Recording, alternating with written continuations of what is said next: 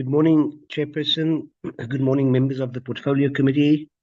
Good morning, Deputy Minister and DG and officials from the department. I also see officials from SACE on the platform. Chairperson, we have currently 5 members on the platform and 2 apologies. I'm not sure if we should just wait for another member to join us. Thank you.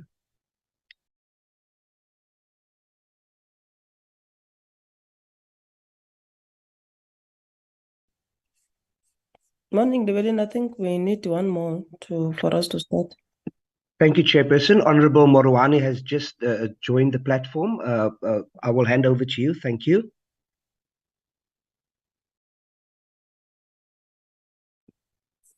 No, thank you very much. Let's greet the DM, the DG, and the officials from DBE. I see that SACE also joined us. Let's greet them too. And welcome everybody to the meeting, which is going to be a day-long meeting. We are, or maybe let me start. Let me ask you to start with the roll call, Llewellyn. Thank you, Chairperson. I have yourself, Honorable Binka Gigaba. I have Honorable Aduins, Honorable Morowane, Honorable Moroasetla. I have Honorable Nodada, Honorable Van Zyl, and Honorable Ngobo on the platform. I have apologies for 2 members, Honorable Yabo and Honorable Etsie. And then also from the Minister's office, Minister is currently in a cabinet meeting, so she won't be able to join us this morning. Thank you, Chairperson. Okay, thank you very much. Thank you very much, Llewellyn.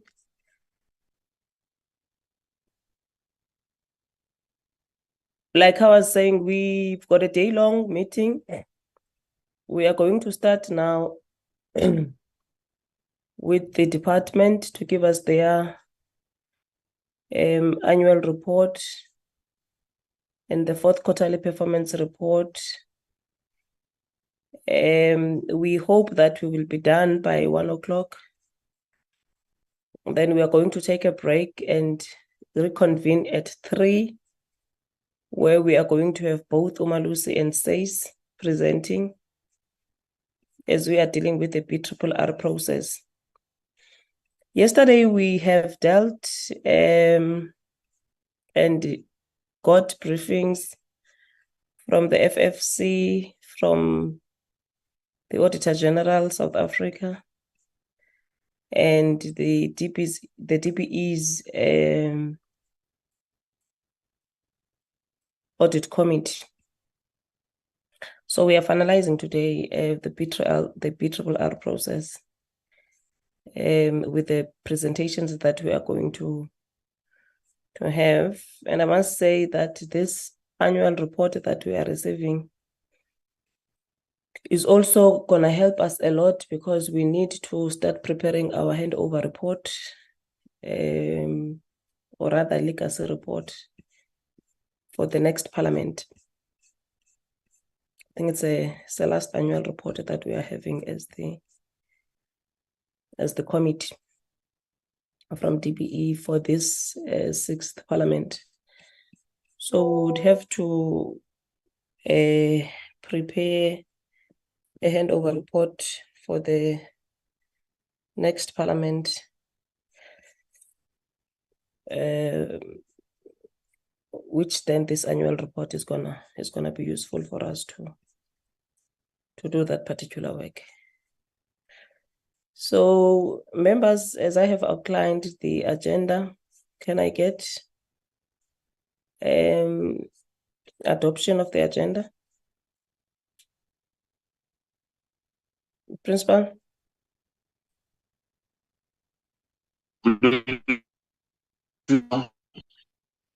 Principal?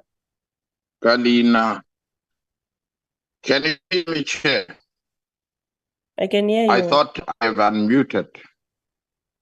Okay, thank you very much. My name is Ronnie, and my father's name is Murat Setlan. Let me start by greeting yourself and my fellow portfolio committee members, honorable members, and also the team basic education as led by the deputy minister herself. Is it me or And we lost the principal? of course, but I thought I'm still alive, Mama. Or can you hear me now? I can hear you, yes. Okay. I was still greeting everybody, concluding by the and DD himself representing the officials. Let me rise there for now. After having said all this to say, I move that this agenda be adopted as is. Thank you very much.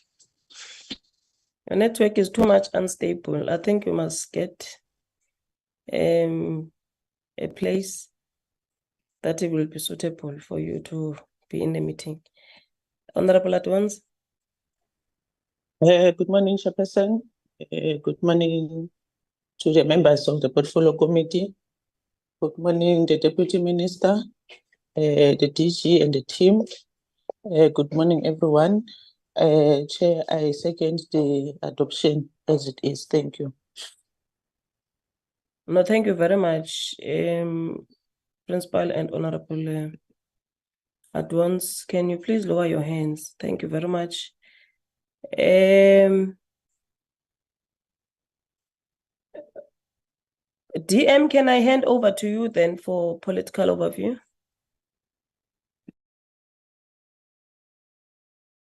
Chair, I'm on the road. I don't know if I'm audible, but I'll reach destination in the minutes. But Chair, greetings to you, greetings to all the members of the Portfolio Committee, greetings to the DG and the entire administrative wing of the Department of Basic Education. Want to thank you, Chair, for inviting us to come and account on the year 2022-23 activities of the department. Chair, what I can say is that we are 11 days away to the final examination, which will commence on the 30th of October. So when you count, today is the 18th. On the 30th, they will be sitting down and writing. Yes, CAT shall have been written at the time, but because it's a small number of learners that are writing CAT, we believe that the state of electricity in the country is not going to affect the writing of the CAT papers. I don't want to take much of your time. Greetings to our SACE officials that have already joined the meeting, and Umalusi if they are also in the meeting.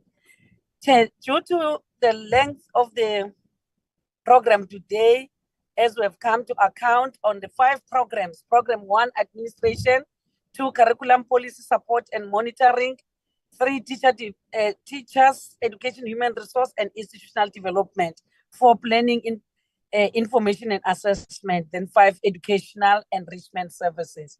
What I can say is that by the end of the 4th quarter, the department had achieved 100% on the 4th quarter.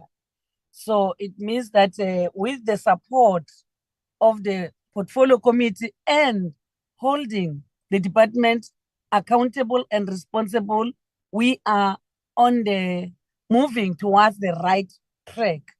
So we appreciate the work done by the Portfolio Committee.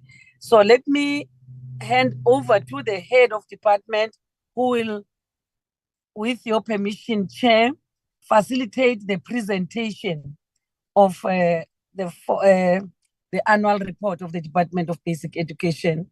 With your permission, can you allow the DG to come in? Thank you, Chair.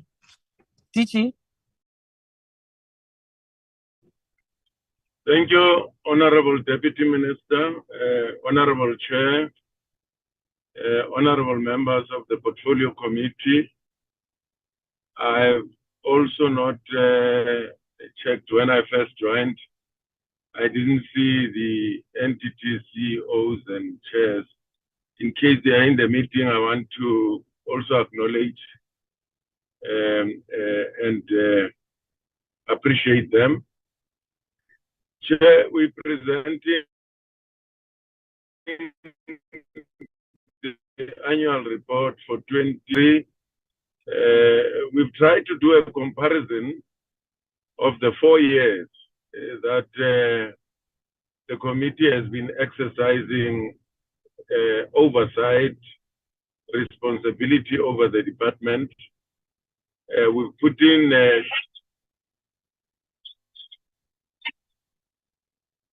in 2019, 2020, and 2020, 2021, and also looked at 2022 and 2023.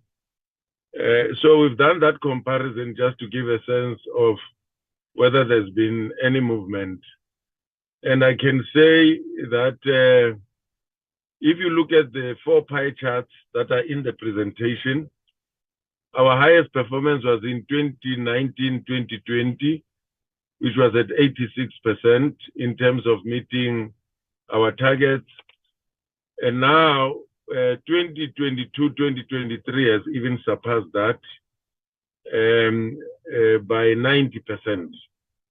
And in fact, in 2020, 2021, we took a dip a little bit, and then we went up from 2021, 2022.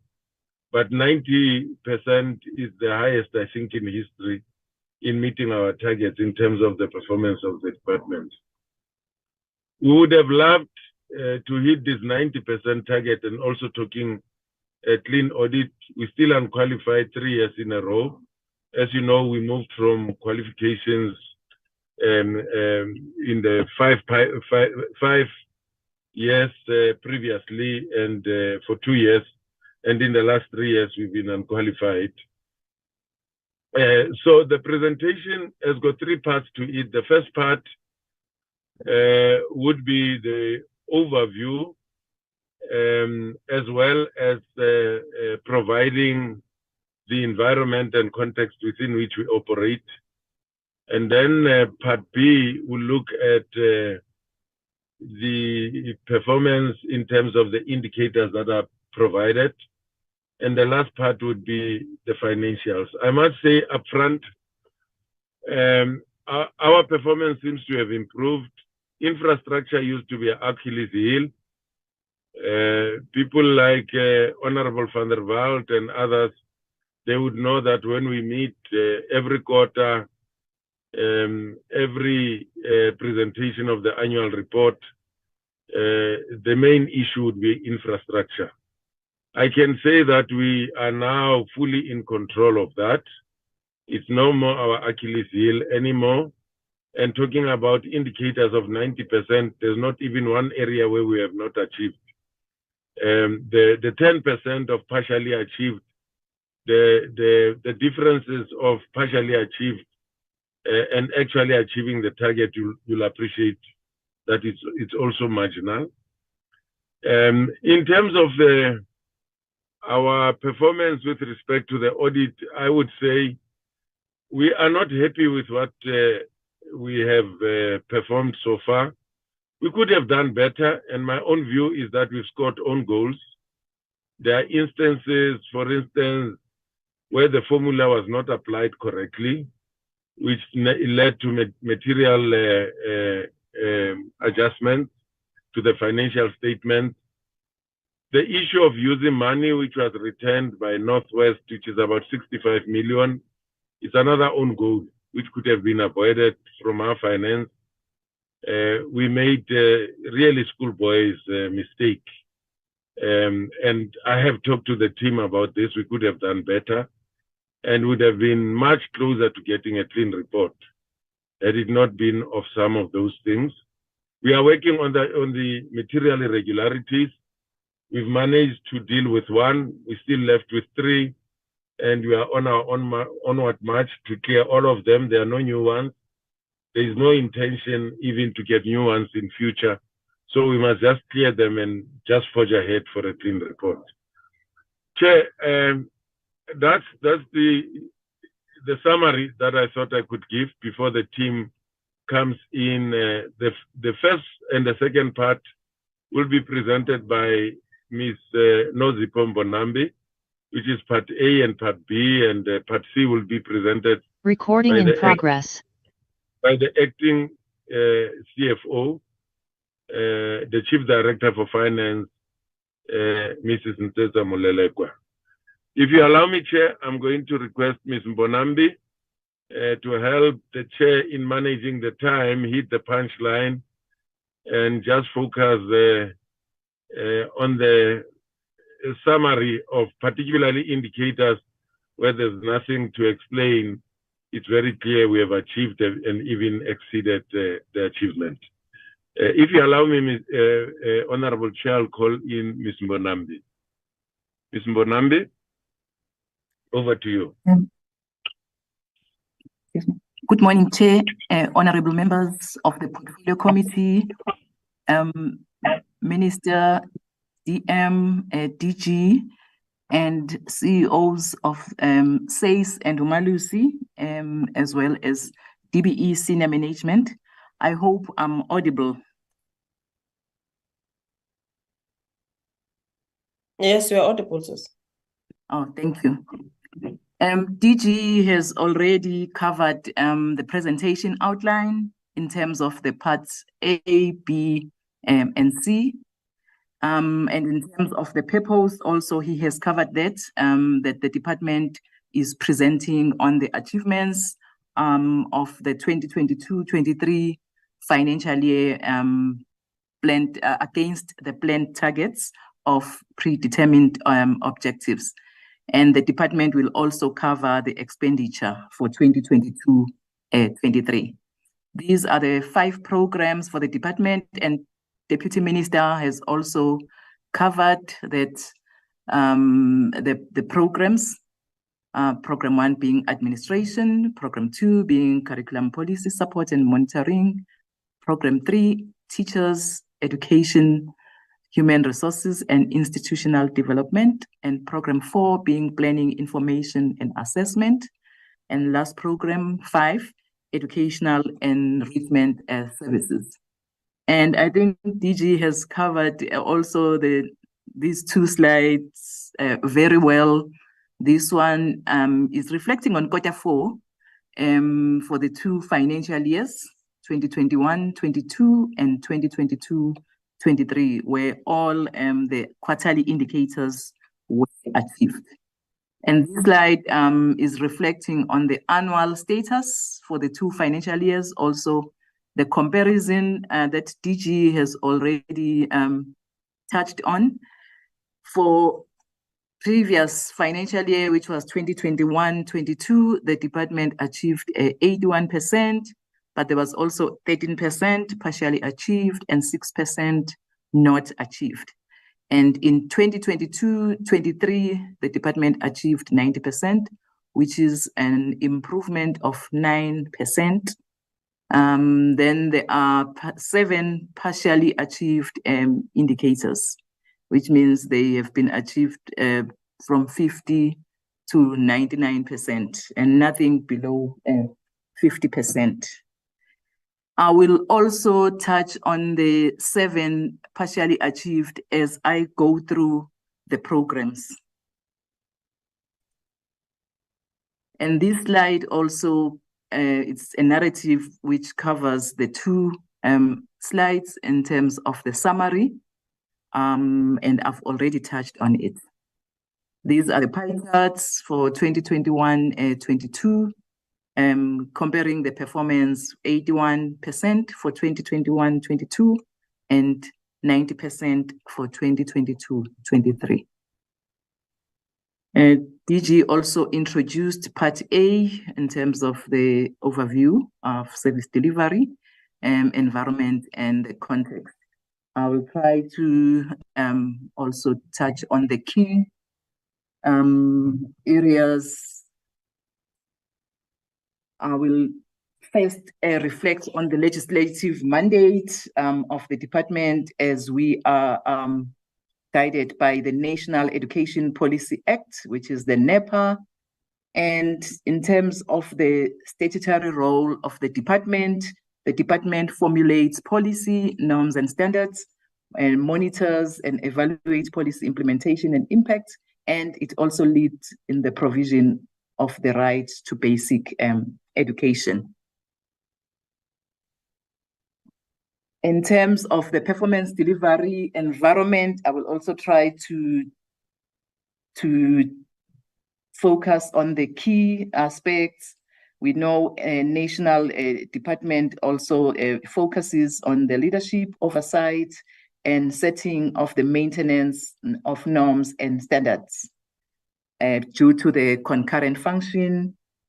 And the second and the last bullets, we are reflecting on the factors that are influencing the planning activities within the department in terms of the government mandates, the National Development Plan, the 2019 to 2024 Medium-Term Strategic Framework, which is MTSF, as well as the Action Plan to 2024 towards the realization of schooling in 2030, which is a sector plan.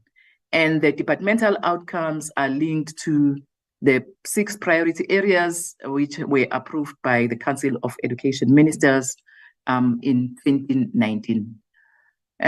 This slide is showing the medium-term strategic framework outcomes for the education sector. There are 5. I don't think I will also go through line by line, but just to reflect on outcome 1, because we've taken over in terms of the ECD from Department of Social Development, it's improved school readiness. And this slide is talking to the action plan to 2024, which is the sector plan. There are 27 goals in total, and goals 1 to 13 reflecting on improved learning outcomes. Then goals 14, 27 are reflecting on how to improve the learning outcomes. What are the interventions? And in the next 3 slides or so, we'll be looking at the highlights, comparing the 2 financial years, 2021-22 and 2022-23, starting with the candidates that wrote the NSC examinations. We can see an improvement in 2022, 752,003 full-time and 168,631 part-time candidates wrote. So as compared to 2021, there's an improvement.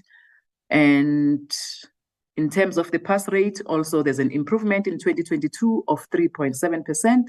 From 2021, the pass rate for 2022-23 is 80.1%. Workbooks, there's 559,775,000 workbooks that were delivered to schools, but we can also see a slight decrease in number, but there's also a slight decrease in terms of the number of schools due to schools closing and measures.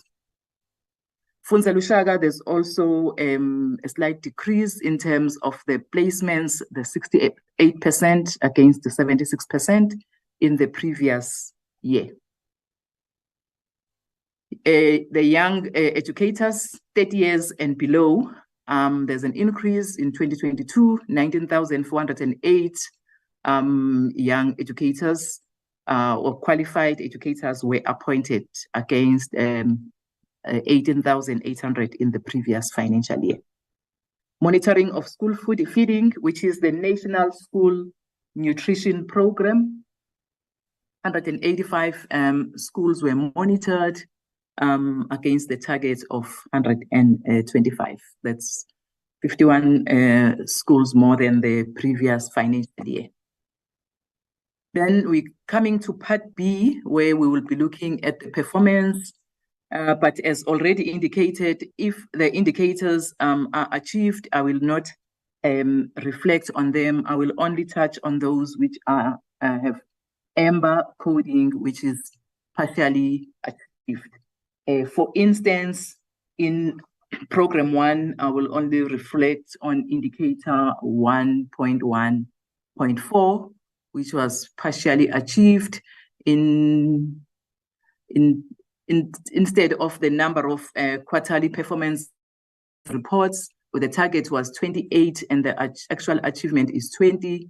And the reason for the deviation is, is due to the fact that the reports were submitted 4 days later than the prescribed 45 days, and also the late submission in terms of the education infrastructure grant and the early childhood development.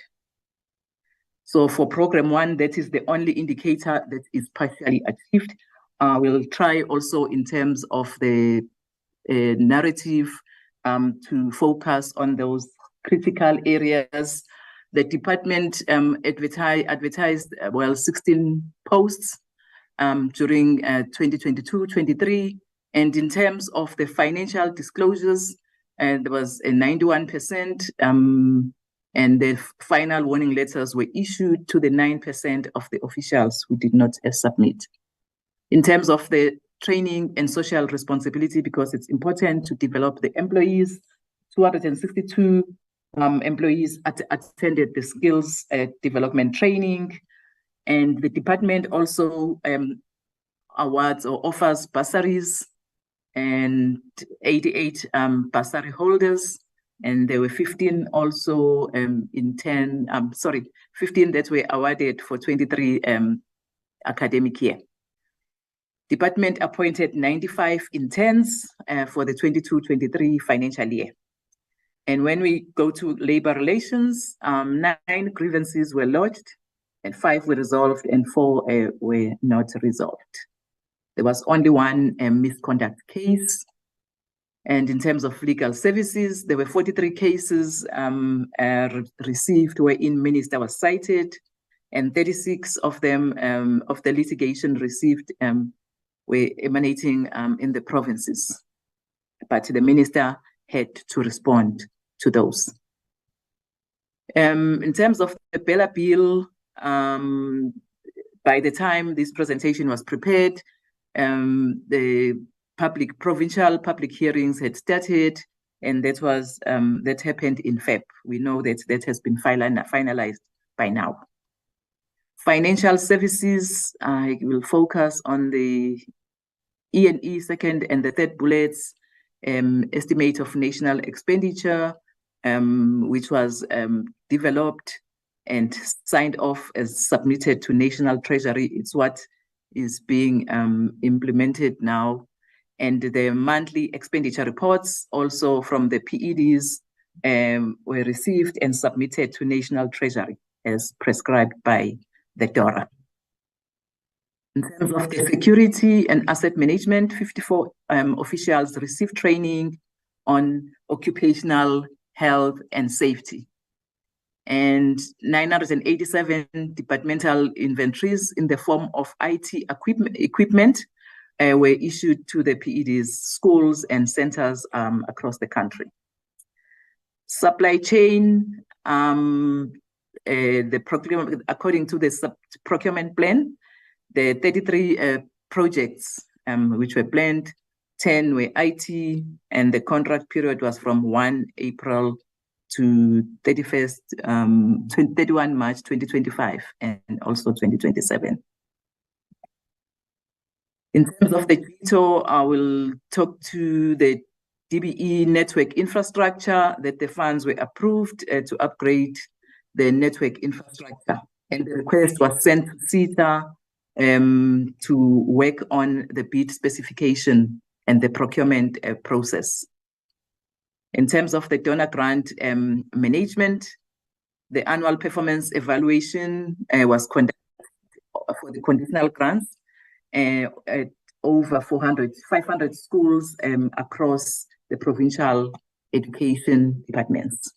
On this slide, I will just summarize in terms of institutional planning and reporting that all reports and plans were submitted and tabled in Parliament accordingly.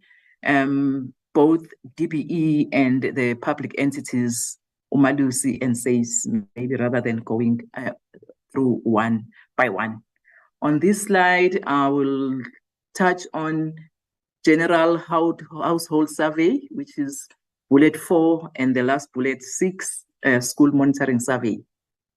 It was the data cleaning for 2021 and 2022 general household survey. We know that it's conducted by Statistics South Africa, Stats SA, but then DBE does its own calculations based on the GHS or General Household Survey. In terms of the school monitoring, it was finalized, and the data analysis and reporting also finalized. What is left is the launch in terms of the school monitoring survey. Program 2, I will quickly go through the AMBER or partially achieved indicators. There are 3 in this program, starting with 2.1.4.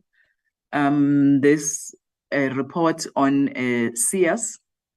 The issue was that the report was approved after the 31st of March, and due to various levels of verification and validation, and therefore the report was not at its final stage because of the date of approval, and therefore it's not fully achieved. That's why it's AMBER. And the next indicator is 2.3.3 workbooks, which was the target was missed by just a small margin. We can see the actual achievement is 99.73%. This was due to the schools that were closed after the orders were placed, so that they could not be counted afterwards. So that's the only reason. Otherwise, it would have been 100%. The last indicator, which is the third one, that is AMBER 2.3.7, the number of special schools with access to electronic devices. The planned target is 70, actual achievement is 49, which means the deviation is 21, And the department relies on the partners for funding for this indicator.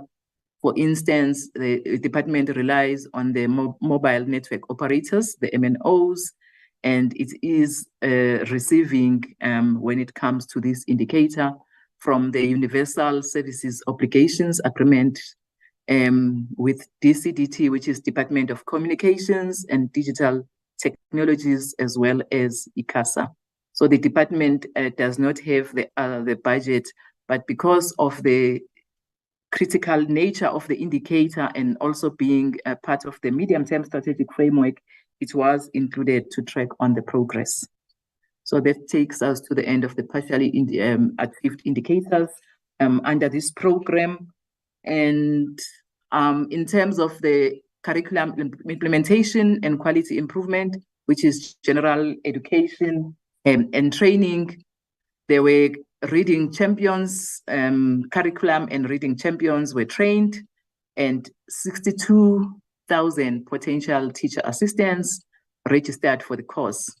And then 78% of users completed and received certificates. 12,979 users started using the project-based learning course.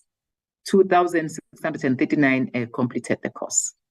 Also, in terms of inclusive education, there are 760 full-service schools, of which 656 have been assessed, and 186 support programs were provided to these schools, and 67 have introduced outreach programs for their neighboring ordinary schools. In terms of SEAS, screening, identification, assessment, and support. 184,623 learners were screened, and 85,000 of which were identified as experiencing barriers to learning. The schools resolved 45,924 cases, 22,826 were referred to the district-based support teams. Further training was provided to 61 teachers on Braille, 305 teachers on South African Sign Language, 855 in autism, and 52,702 in inclusive programs such as your psychosocial support, accommodations and concessions, reading, and strategies for intervention. Under curriculum implementation and quality improvement, FET phase now, which is further education and training, the department monitored the programs in the 7 provinces, 115 schools, and 31.6 of these centers offered more than 10 subjects. Second Chance Matric Program, which assists learners who did not pass their matric. The learners who registered to rewrite in May, June, 460,100, and for October, and 151,000 achieved their subject passes out of the number that wrote. And the department is also offering the face-to-face classes. So through the teacher centers, so there are 4,300 teachers and 230 center managers for this.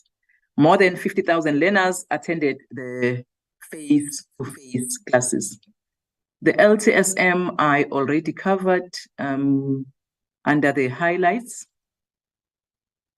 In terms of the MST, Math, Science, and Technology, the Coding and Robotics, DBE in collaboration with the CETA awarded Ozias Devana Secondary School from Limpopo the first prize in the Coding and Robotics Challenge, and they were provided with a STEM laboratory with 1.1 million. And in terms of the focus schools, we introduced the marine sciences in 2019, and with a cohort of 12 NSC candidates from Western Cape. And this has increased to 62 the number of learners or candidates in 2022. And currently the enrollment is 121, which is growing from 12 in 2019. In terms of early childhood development, I already indicated that we took over the function as a department. 11,681 ECD practitioners were trained in implementing the national curriculum framework. And this number includes 247 ECD supervisors.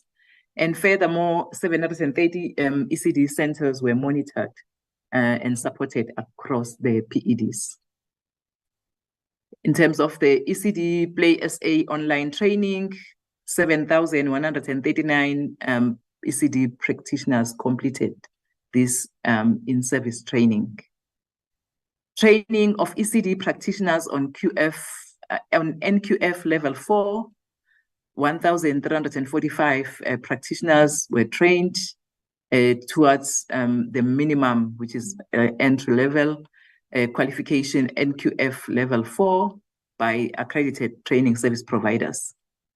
And an estimate of 2,143,904 children are accessing the ECD services. In terms of the reading, storybooks were distributed to 8,842 primary schools in 444 circuits across provinces.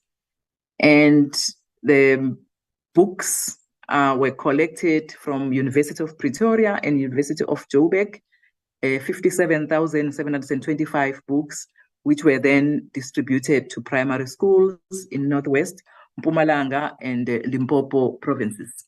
Program 3 will straight to that one indicator, which is partially achieved out of 11, 3.1.5, partially achieved, which is also the issue of the report being approved after the 31st of March.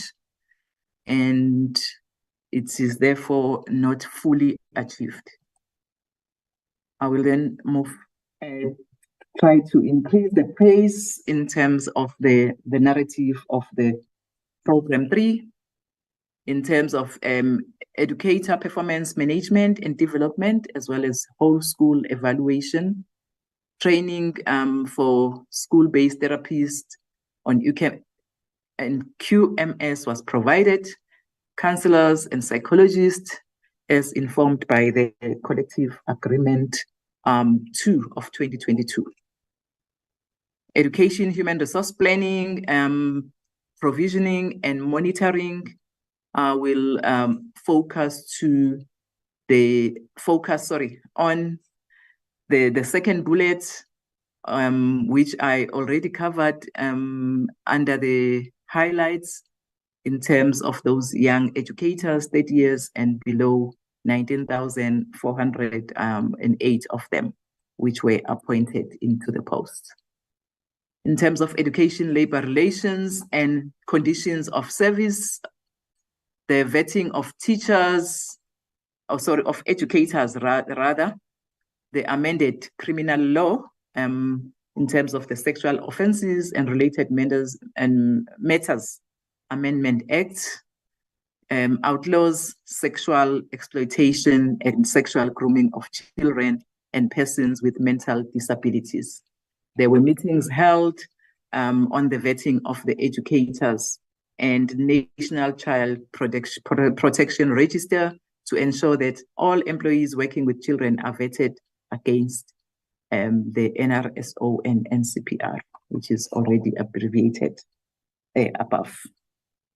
In terms of initial teacher education, this first bullet, 11,971 Funza Lushaka bursaries were awarded to students for initial teacher education. It's also covered under the indicators, though I did not go through those which were achieved. And 511 promissory notes were signed and issued to higher education institutions. In terms of continuing professional teacher development, which is CPTD, the Teacher Union Collaboration, which is TUC, as part of Skills for a Changing World project, trained 23,967 teachers. So that's 107% against the targeted number in coding and robotics, as well as digital skills. And in upgrading of grade R practitioners qualifications to NQF level 6, 7,249 grade R practitioners, which is 37% of 19,502 have at least NQF level 6 and above qualifications. In terms of the teacher development implementation, which is the TDI, we can focus on the second bullet, MST teacher support in collaboration with NECT. The recovery planners and trackers were developed and distributed in Free State, Gauteng, Limpopo, Mpumalanga, and Northwest. The next 3 slides reflecting on the Presidential Youth Employment Initiative. I will not go through the tables. It's providing the allocated job opportunities since the inception of the project, which was phase 1. So it's phase 1 up to phase 4. We can see the numbers of allocated job opportunities against the appointed job opportunities. In phase 3, youth were placed in schools at the end of August 2022, and 2 PEDs extended to end of September. And phase 4, which is the current year, placement in Feb and March 2023 were placed, the department placed, or the sector rather, 115,000. And the additional also 127,000 was added from May 2023, and that works to 242,530 youth that were placed by end of September 2023. This slide summarizes in terms of the training that was accredited training that was provided to the youth, which I will also not go through column by column or row by row.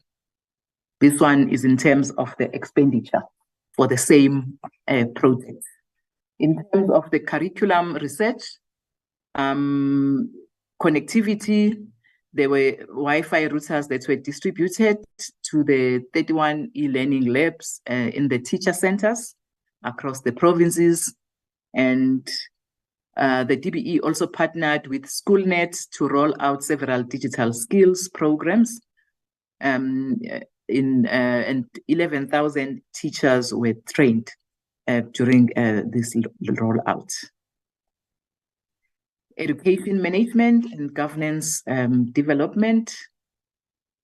In terms of the availability of management documents in schools, the department conducted a survey and the excuse me, and sampled 1,000 schools, but that is also covered under the indicators, and the department the survey showed that 100% was achieved in terms of the management documents in schools. Training of the departmental heads, they were trained in leading curriculum effectively and efficiently. In 2010, SMTs, school management teams, were trained on that. Induction of newly appointed principals, the last but one bullet.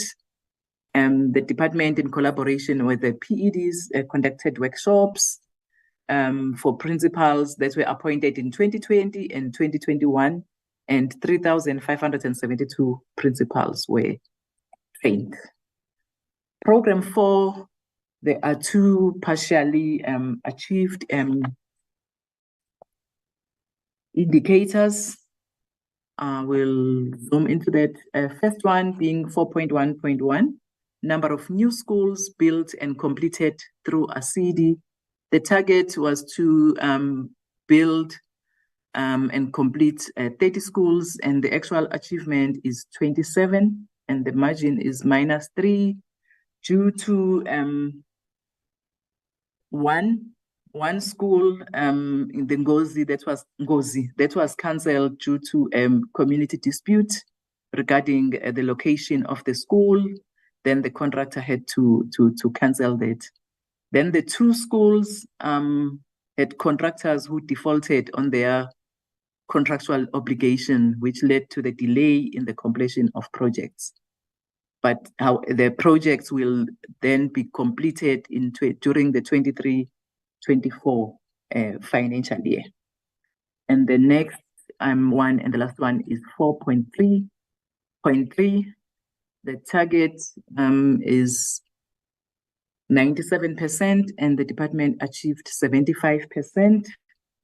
And the reason for deviation is that the appointed official did not attend the competency test timeously due to an administrative error, which is linked to the capacity challenges in the PED's HR unit.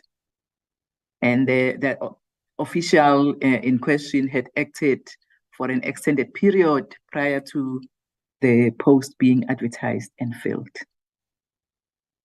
And he was then sent for competency assessment, but after the reporting period. In terms of the exams, this talks to the administration of the exams, which I will not dwell much on, except for the last bullet on certification, turnaround time for combination, where Elena has written maybe few subjects or has not passed matric, and then now writing subjects to improve, and then we'll have to combine the results. The replacement and verification has been reduced to 4 weeks, from 4 weeks, sorry, to a maximum of 2 weeks. In terms of the national assessments, we reflect on early learning national assessment, and the administration report was compiled, and also 76 early learning national assessment assessors were trained. In terms of the systemic evaluation, the primary analysis has been done on the 3,400 sampled schools in grades 3, 6, and 9 in language and mathematics. And this was conducted by Australian Council for Education Research, which is ASA. Diagnostic assessments, 500 test items were developed for also grades 3, 6, and 9, language and mathematics. In terms of the TALIS, which is the Teacher and Learning International Survey, South Africa participated in this pilot study from Feb to March 2023. And the online survey was completed by 500 teachers in the 29 sampled schools. In terms of the PEARLS progress in international literacy study, a national report on the PEARLS 2021 study was completed in March 2023. And the PEARLS also results were communicated. In terms of the teams, the diagnostic reports were compiled and distributed to provincial education departments. Provincial budget and monitoring, the PEDs were provided with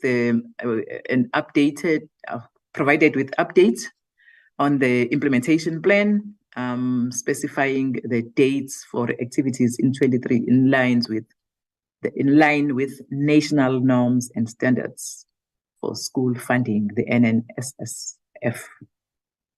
The amendments which were published, and the 2023 also no-fee list was published.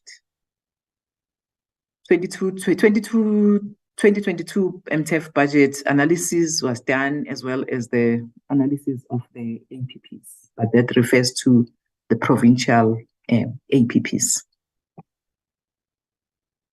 In terms of provincial district planning and implementation support, I will just touch on the mentorship program, where 6 mentors supported the 12 districts in Eastern Cape, Limpopo, and Northern Cape.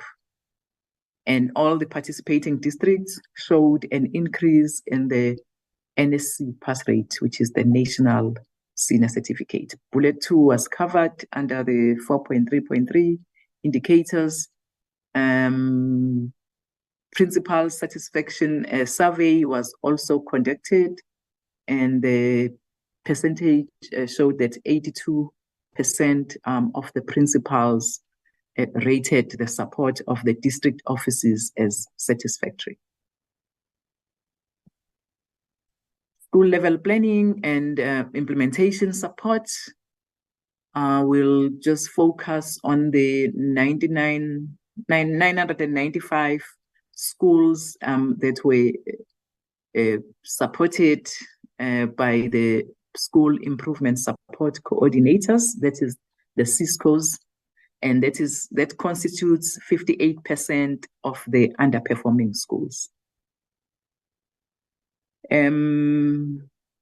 76 of the 91 focus circuits improved their performance in the NSC 2022.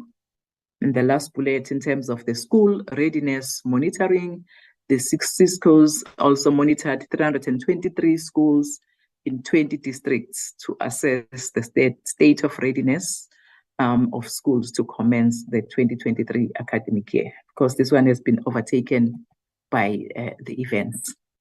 School and district incident management and support. In terms of the presidential hotline, the department received 1,348 cases which were resolved. Were resolved, yes, and only seven outstanding.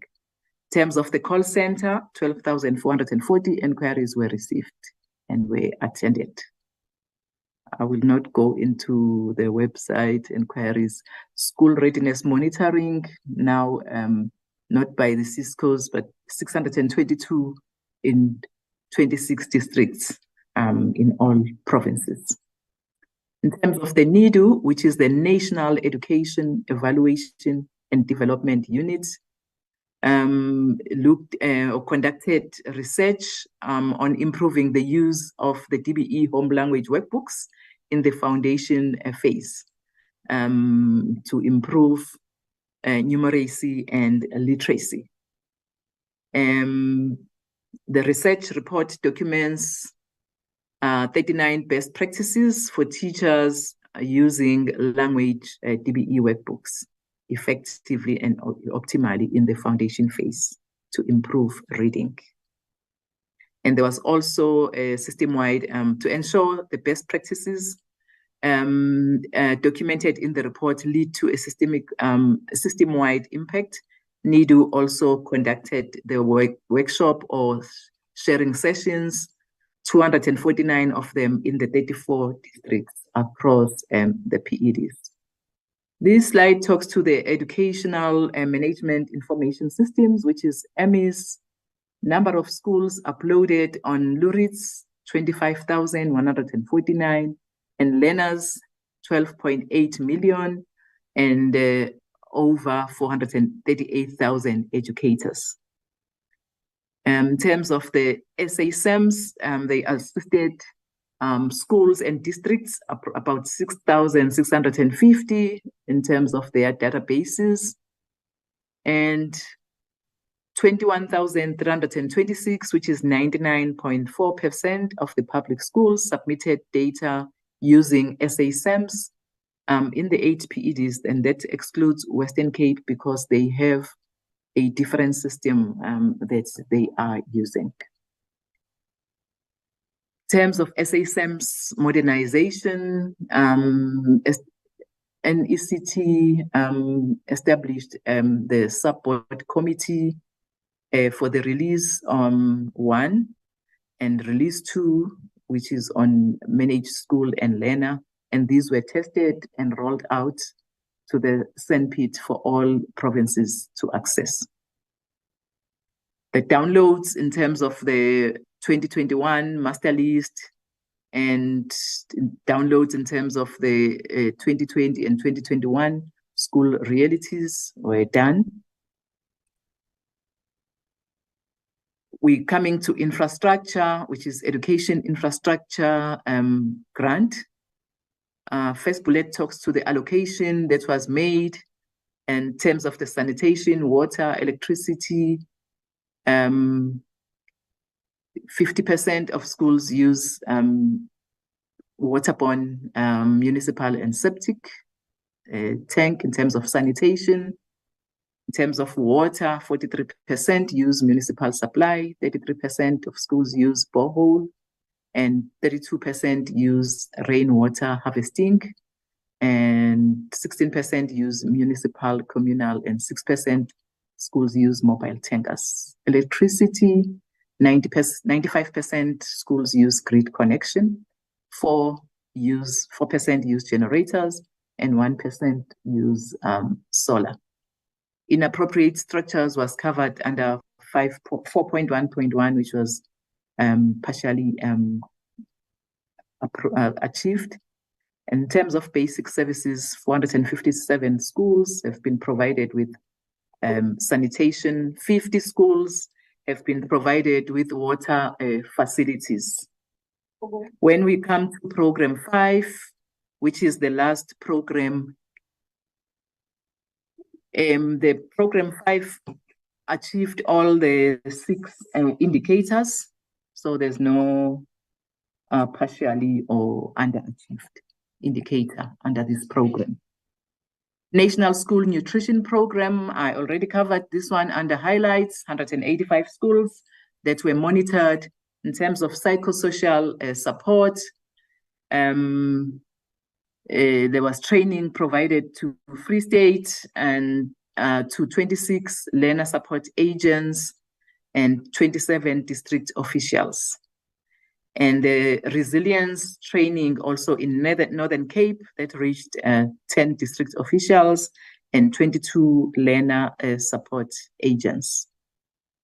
And also the online psychosocial support training course has been developed for care and support agents allocated to schools through the PYEI, which is Presidential Youth Employment Initiative.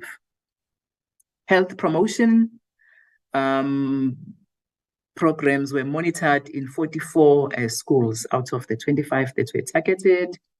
HIV and AIDS life skills conditional grant framework and 9 provincial business plans were approved by the Director General.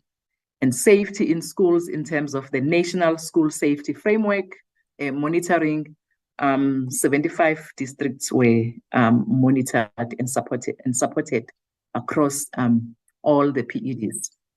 In terms of sports and enrichment, 7,000 learners participated in SACE, that is South African School Choral Eastford in 2022 national championships. And also the SACE professionals were trained, 1,001 of them in preparation for 2023 SACE.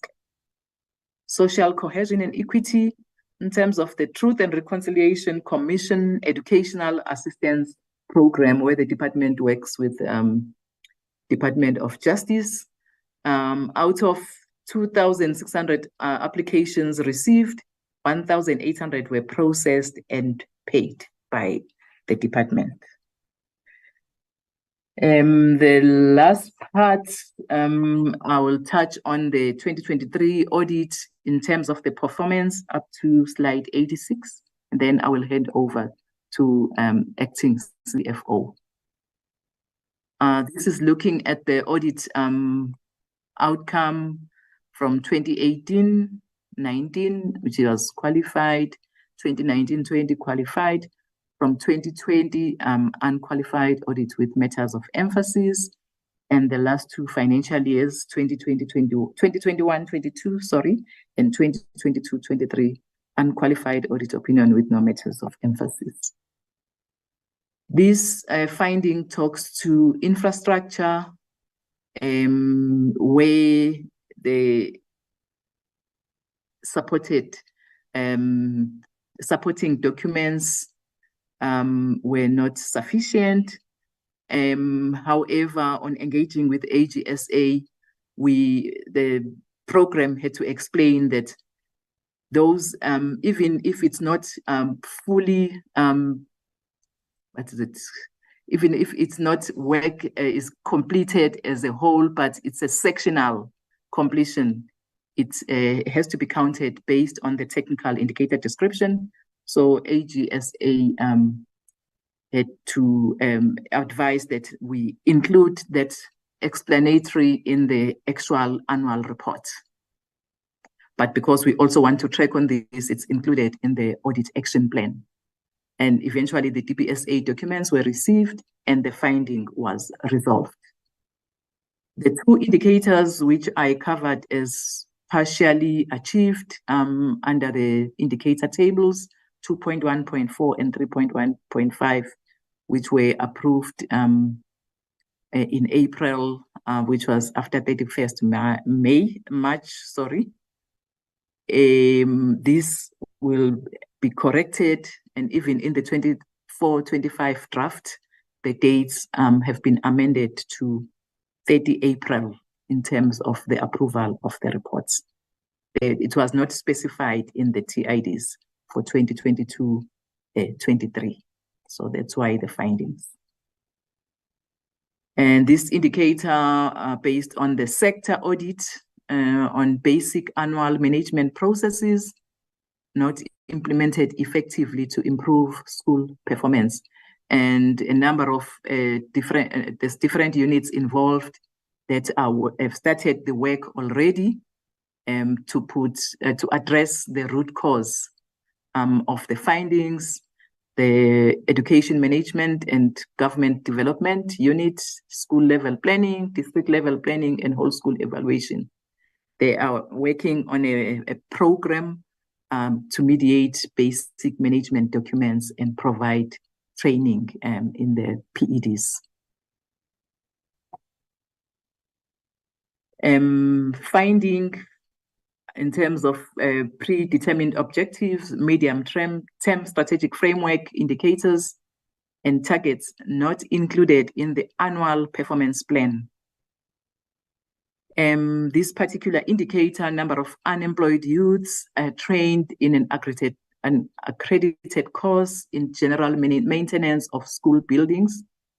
This one is reported on using Presidential Youth Employment Initiative data, because this PYEI is an intervention and it's not a continuous project. We know that the phase lasts for 5 months, and then we wait for the next phase. So the indicator could not be included in the annual performance plan, because for an indicator to be included in the annual performance plan, it has to be reported on continuously for 12 months, which is a year. That's why it's an annual performance plan. However, the department continues to report on the number of youths trained through PYEI in the medium-term strategic framework that is submitted to the Department of Planning, Monitoring and Evaluation, DPME, and the minister also presents the report to the cabinet. So we still account on the indicator even if it's not included in the annual performance plan. Thank you, Chair. I would like to hand over to the acting CFO.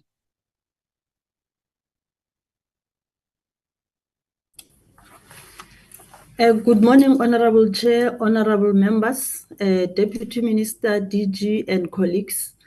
I will start with the irregular expenditure. The finding that was picked up is that the department incorrectly utilized and spent conditional grants amount received from provinces.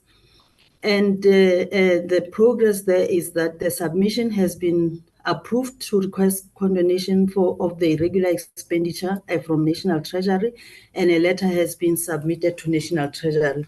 I must also add that this money, at the time that this error occurred, we could not pick up where the money was from, and investigation had to take place. And as soon as it was picked up in June 2023, it was then transferred to National Treasury. Next slide. And there was also non-compliance with the BRRR Act, where the department did not submit the BRRR certificate to the BRRR Commission. And a company that does the certificate was appointed according to the relevant prescripts, and the BRRR certificate has since been issued and submitted to the Commission. Next slide. And then I will then move to material irregularities, and DG touched a bit on the material irregularities in his opening remarks. Interest paid on payments not made within 30 days to TCN Architects.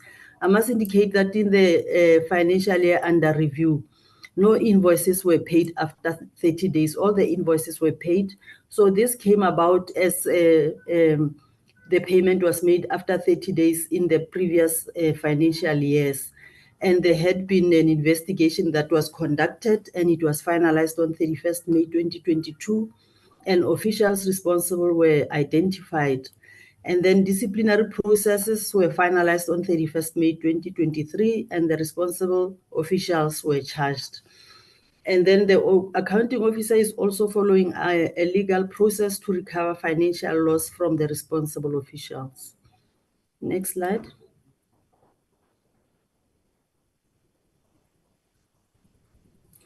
And then material irregularity number 2, feedback on Karigude campaign. Learner materials distributed to learners who did not qualify to be on the Karigude program as controls to verify learners registered for the program were ineffective or inadequate. And the progress as at July 2023, the latest update is that the department received in July 2023 a progress report indicating that the prosecutor feedback that no prospect of success based on evidence. Based on subsequent meeting with the Hawks investigators, they still need to engage the prosecutor on any further areas to be investigated. Next slide. And then material irregularity number 3, prepayment for goods not delivered, bulk purchasing of material. Progress on this one is that the accounting officer recovered the financial loss of 22 million from the implementing agent by 23 March 2023, and effective internal controls were established to prevent prepayments that are not informed by an agreement. Disciplinary processes could not be meted out as the official responsible was no longer employed by the department. The material irregularity has been resolved. The TMT has submitted the bank statement into which the advance paid was deposited and showing interest and for the period, and the interest was paid. Next slide. Material irregularity number 4, Part A, payments not made within 30 days resulting in withdrawal of the contractor from site and cancellation of the contractual arrangement with RICS. There was interest paid. The disciplinary process was completed and consequence management were implemented. The recovery process was facilitated through legal services, and the state attorney opinion was received, and that the debt is extinguished by prescription and a further opinion is being requested. Next slide. And then Part B, payments not made within 30 days resulting in withdrawal of the contractor. RICS has filed their plea and issued a counterclaim in the sum of 17,605,000, alternatively 8.9 million. We filed a reapplication to the defendant's plea and also filed a plea to the counter claim. The dispute has now been resolved, and the particulars of the claim was submitted to the State Attorney Cape Town for services. The summons was served for Cluster C to RICS, and RICS entered a notice to oppose and also filed their plea. Next slide. Now we're going to Part C, which is the financial report. Next slide. This slide shows the expenditure for the department per program. And as we can see, all the programs except curriculum and policy support, they spent over 99%, and curriculum, policy and support spent 97.08%, and the overall expenditure is at 99.10%. Next slide. This one is showing expenditure per economic classification. Only one item, which is transferred and subsidies, reached 100%, but all the other economic classifications are above 90%. The one that is a bit lower is goods and services, which is at 93.47%. And the reason for under expenditure on goods and services is that for the workbooks program, the invoices were received very late in the financial year, and we could not process the payment. And the other one that is also low is payments of capital assets at 94.77%. There as well, the invoices were received late, so payments could not be processed on time. And for both those items where there was underspending, application for rollover was submitted to National Treasury. Next slide.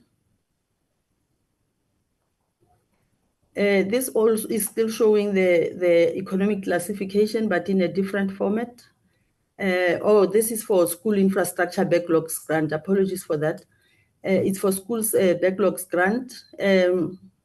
Compensation of employees overspent there by 134.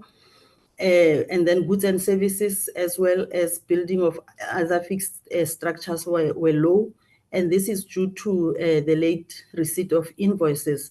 But overall, for the school infrastructure grant, the expenditure is 92.52%. So the SBIG spending has not been exceeded.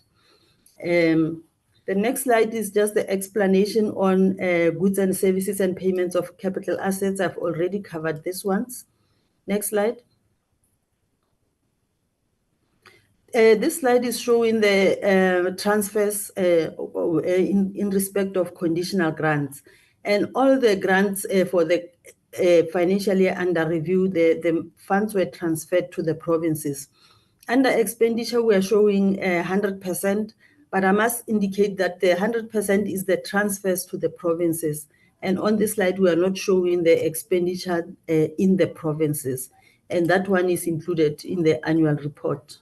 Next slide. Oh, thank you. That is the last slide. Thank you, Chair.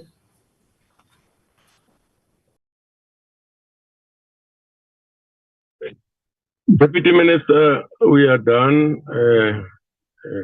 Chair and members of the committee, thank you. Chair, we are done. Thank you so much, DG and the team. Back to you, Chair. Thank you so much. Thank you very much, DM, DG, and your team for the presentation of the annual report. Members, I'm going to start taking questions or clarity or comments. There's a hand of Honorable Van Zyl, Honorable Nodada, Honorable Moerane, in that order. Thank you, Chairperson. Honorable Good morning to everyone on the platform this morning, the Deputy Minister, the department and the staff, also honourable members and yourself, Chair. Chairperson, I'm going to ask some of the same questions as I did yesterday as it went through the cracks, and I think it actually belongs to the department. So I'm going to start with Funza Lushaka. We all know the crisis that's looming with 49% of educators retiring within the next 10 years.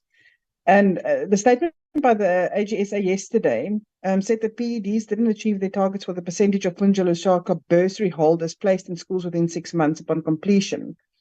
So why were only 68%, which is 2,954, 4,348 of Funza Lushaka graduates eligible for placement, and why the decrease in placements? Then we still do sit with an infrastructure crisis and issues, even though Mr. Mweli said that in his opening remarks that it's not an issue. In KZN, where this committee did oversight, it was stated in one school that there was up to 80 children in one classroom. Classrooms and new infrastructure is definitely an issue and needs to be addressed. Then at a school in Mpumalanga, which I visited, the Lula Melani Secondary School, the school suffered vandalism where most of the school was burnt down due to protests. That was 5 years ago. Children now there goes to school under a tree in classrooms without roofs, and educators also suffer under those circumstances. That happened 5 years ago. No assistance has been given to that school 5 years ago. So there's definitely an infrastructure crisis. Then on page 59 and 60 of the actual report, not the slideshow presentations, I don't know if that can be drawn up for some clarity, but if not, then I will talk to it. It talks to the, let me just go there quickly. It talks to the standardized outputs and output indicators for sectors with concurrent functions. And there's 7 from 101 to 705. It talks there about the number of schools with water, the number of this with that. But the last 3 ones talks about the percentage of grade 12 learners achieving 60% and above in mathematics, Also for physical sciences and the national certificate at the end of the year. Targets are set per province. I'm going to use one example, which is the Eastern Cape. The Eastern Cape, for instance, has a target for maths at 20%, and only 8.5 was achieved. And so it goes on, and you'll see that most of these targets that are set is very low. And the Free State here, for instance, doesn't even have targets set. So my one question is, aren't our targets then too low? What are we doing to uplift these, especially these STEM subjects? And why does the Free State not have targets to achieve? Then what interventions, if any, were from the DBE side regarding the various learner transport failures that we've seen? We know that hundreds of thousands of children actually walk to school that do qualify. Was there any consequence management for the misuse of NSNP funds? If so, what were they? Then the AGSA yesterday noted that DBE failed in its target on one of the number of special schools with access to electronic devices. What are the reasons for these failures? And how many, the percentage, if it can be given, of grade R teachers' qualifications have been assessed? What is the DBE doing regarding underqualified or unqualified teachers? Thank you, Chair, for now. Thank you. Nodada. Thank you so much, Chair, and thank you to the team from DBE for a thorough presentation. I do think that some of the questions that I'd initially prepared, based on the reports, have been indirectly answered in terms of the presentation. So, as you may be aware, colleagues from DBE, we received presentations from the FFC, the Auditor General, as well as your own internal audit department, in terms of your annual report on performance, based on the targets and financially. So I just want to dive in straight to some of the questions, and they will relate to some of the information received from those three presentations prior, and some of the things that we may have picked up in the reports in itself. The first one is just to check, because you are obviously the custodians of making sure that provinces also do what they are required to do, even though it's a decentralized function. So I wanted to check whether the Department of Basic Education at a national level has engaged with KwaZulu-Natal and Mpumalanga regarding them funding quantiles below the national threshold. And if there has been an engagement on this, what has been the outcomes of those engagements? And how is DBE supporting them in ensuring that they fund schools within the required thresholds in terms of the quantiles? That's the first question, Chair. The second one is regarding the failure to meet the deadlines to provide libraries, sporting facilities, and labs. I may have raised this earlier on this year, and I remember, I don't know which doctor it was from the department that said, well, where do we get this percentage that schools don't have libraries? In fact, schools do have libraries, even if they're minimal libraries and so on. But we get a presentation yesterday that indicates that the vast majority of schools, percentage-wise, actually do not have access to these facilities, libraries, sporting facilities, and labs. And we know that these contribute to us having these low literacy levels in our schools. So I just wanted to check whether the DB has, any plan in addressing the failure to meet this particular target, considering that National Treasury is now implementing budget cuts, and how will these budget cuts affect the Safe in a City program in the eradication of pit toilets and making sure that our schools actually have infrastructure that is required, inclusive of the above that I've mentioned, of libraries, labs, and sporting facilities. The third question, Chair, is that school maintenance seems to be a growing problem. I did raise this yesterday again when I indicated that even the school in which Langalam Viki has been found to be dead in a pit toilet, that dry sanitation facility was installed in that school, called the VIP toilets. And you find that in many instances, the schools that we visited earlier this year, and a report that I've sent to your office, DG, I'm sure you will get it at some point, of the 164 schools that we visited earlier this year on sanitation, you'll find that the dry sanitation solution may be implemented or toilets may be replaced, but seems to be no maintenance budgetary plans behind them. And ultimately, when these things get dilapidated, for example, a school that I visited in Pumalanga, you've built in flushing toilets because there's a reliable water supply, but because of the security and safety issues in that school, all of those things are stripped, and then those particular children are then forced back to pit toilets or using the old pit toilet. So I just wanted to check whether is there, based on this report that you've given us, a strategy around school maintenance of whatever's being replaced, whether it's toilets, whether it's the actual building of school, that is being budgeted for, and how is DB ensuring that maintenance budgets are responsibly spent by the provinces and not wasted on delayed or inflated projects? And then linked with that is that we got a report around the building of schools through the ASIDI program. The target was only 27 was achieved, and explanation has been given. I see that the target has been dropped from 50 to 30 in the previous financial years for that particular program. I just wanted to check with the ones that have not been completed, is the responsibility within the implementing agents or the project managers that may have stifled funds? What is the actual reason as to those three and not being achieved? And the second question linked to that is that have you engaged the Western Cape Education Department on their Rapid Build School program, which has alternative methods of building a school within 65 days or 2 months, considering that we've got contracts that run up until 27 months just to build a school or even install toilets, so that we can try and utilize the funds that are made available much more efficiently to achieve more in schools, and quicker to build schools, rather than the challenges that exist within the market in terms of pricing and so on. So I just wanted to check whether there has been an engagement in terms of that. Then, has the department considered merging the EIG and SIBG as the FFC has suggested? And if so, what is the process being followed in consideration of that?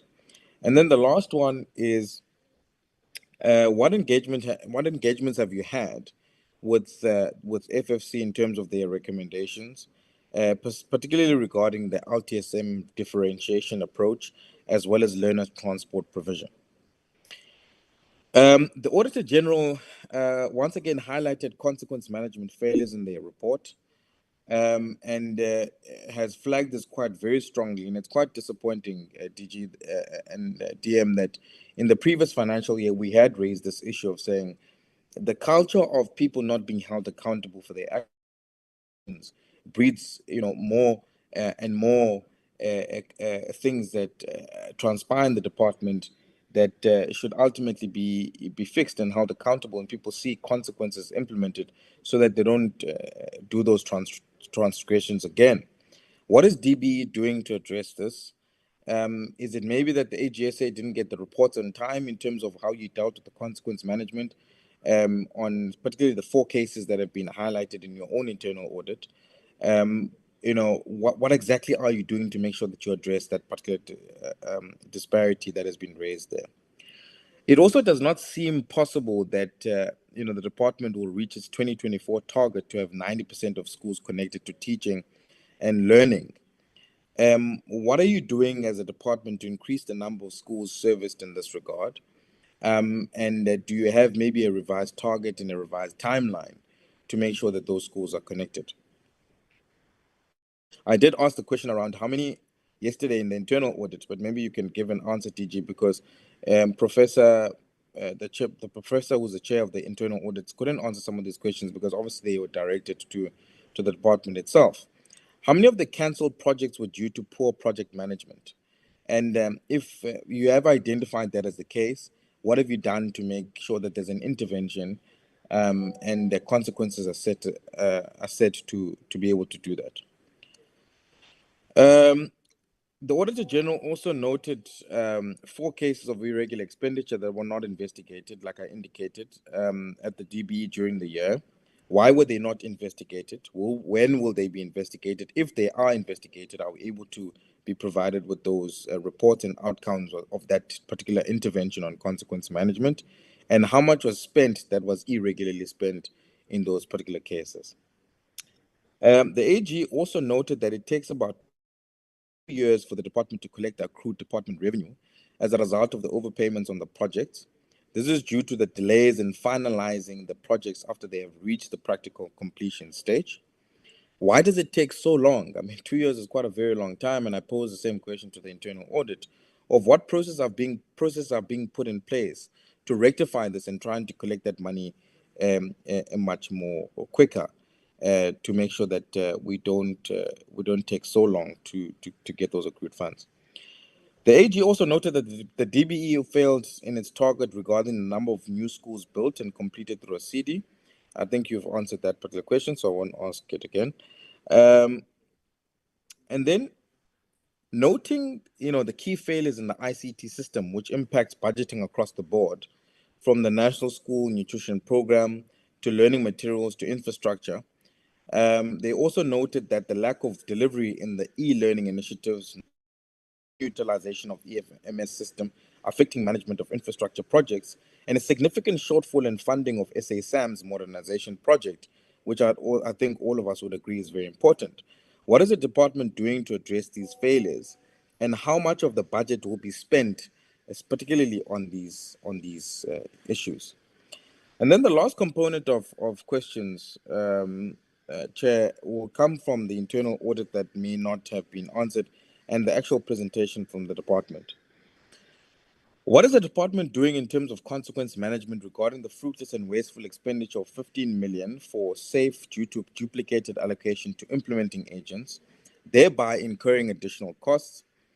Has any measures been put in place to rectify this and maybe get some of the misspent money back?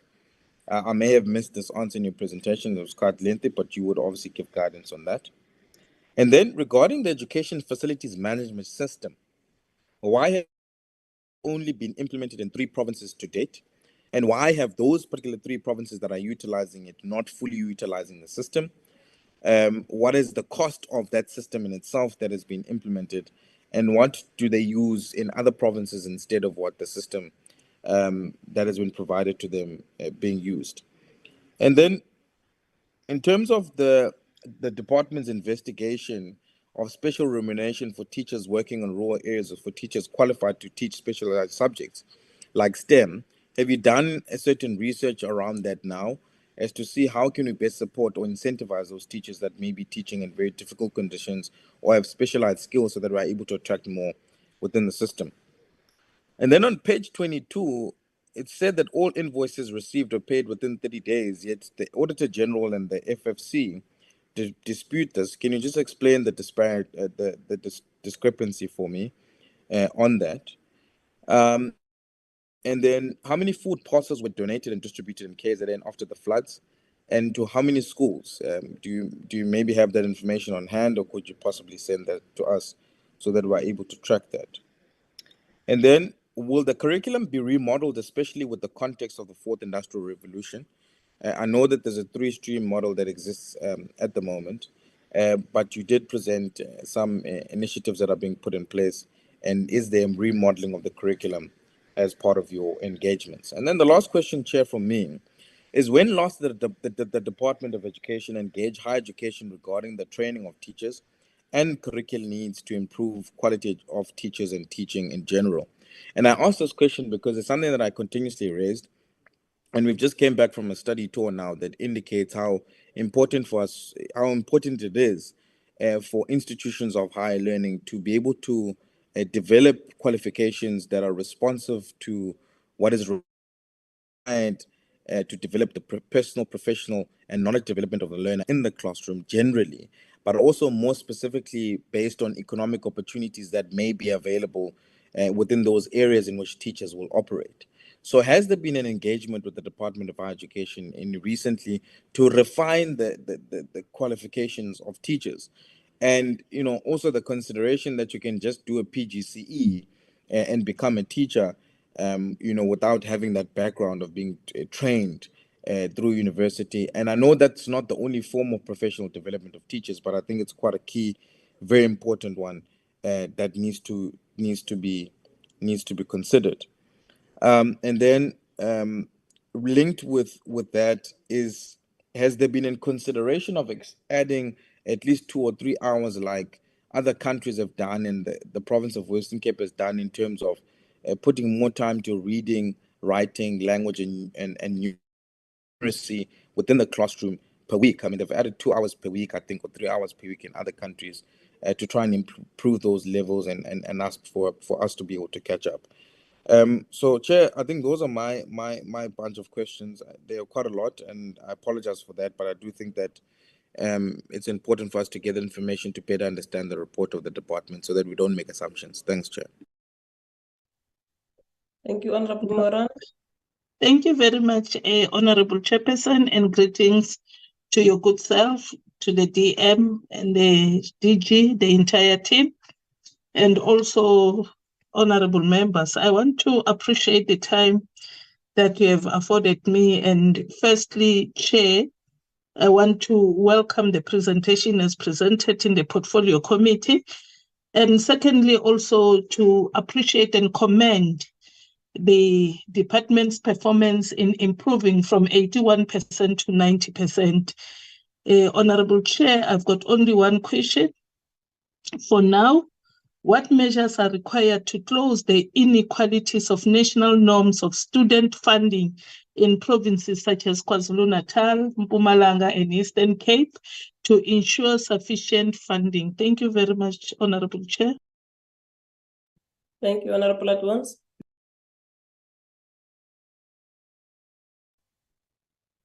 No, thank you very much, Honorable Chairperson. As I've stated earlier, Chair, let me also appreciate and welcome the presentation by the DBE, and also acknowledge what the AG has also commended the department for performing beyond 81% to 90% as from the previous financial year. However, Chair, the AG also has noted that there are still major financial management issues within the department and its provinces, which really needs to be strengthened and need to be improved. The non-compliance with legislations remain high, more especially in supply chain management prescripts that are not being followed. This has also resulted in an increase in irregular expenditure of 5.12 billion rand for the current year in the sector. Now, Chair, my question will be, what measures are required to ensure consequence management at the provincial level, and what measures have the ministry and the national department made to ensure improved project management? As also the FFC has, in their research, seen that the national department performs far much better than provincial departments. In relation to infrastructure, the minimum norms and standards for school infrastructure, which specifies the basic level of infrastructure that every school must meet in order to function properly, the time frames within which school infrastructure backlog must be met. This target has not been attained because infrastructure needs are constantly evolving, and the recent census 2022 report indicates the rapid growth in the population at 62 million. Remember, just 10 years ago, we were at around 50 or 54, which exceeds the NDP projections of 58.5 by 2030. This has an implication for planning, in particular infrastructure development. From the observation of the department, how has the population increase impact on the provision of infrastructure in the sector? And what implications does this have on the attainment of the minimum norms and standards targets? The next question is, what does the department propose as a mechanism to finance the infrastructure backlog? And on pit latrines, having declined from 16% in 2019 to 3.2% in the current year, which is significant, recognizing the growing population. When the new demands arise, and does the department project their eradication in the short to medium term? The next question, did the department receive funding from the from the infrastructure fund to also cover some of the backlogs that we see it's rising and is going to rise as we see the population has grown?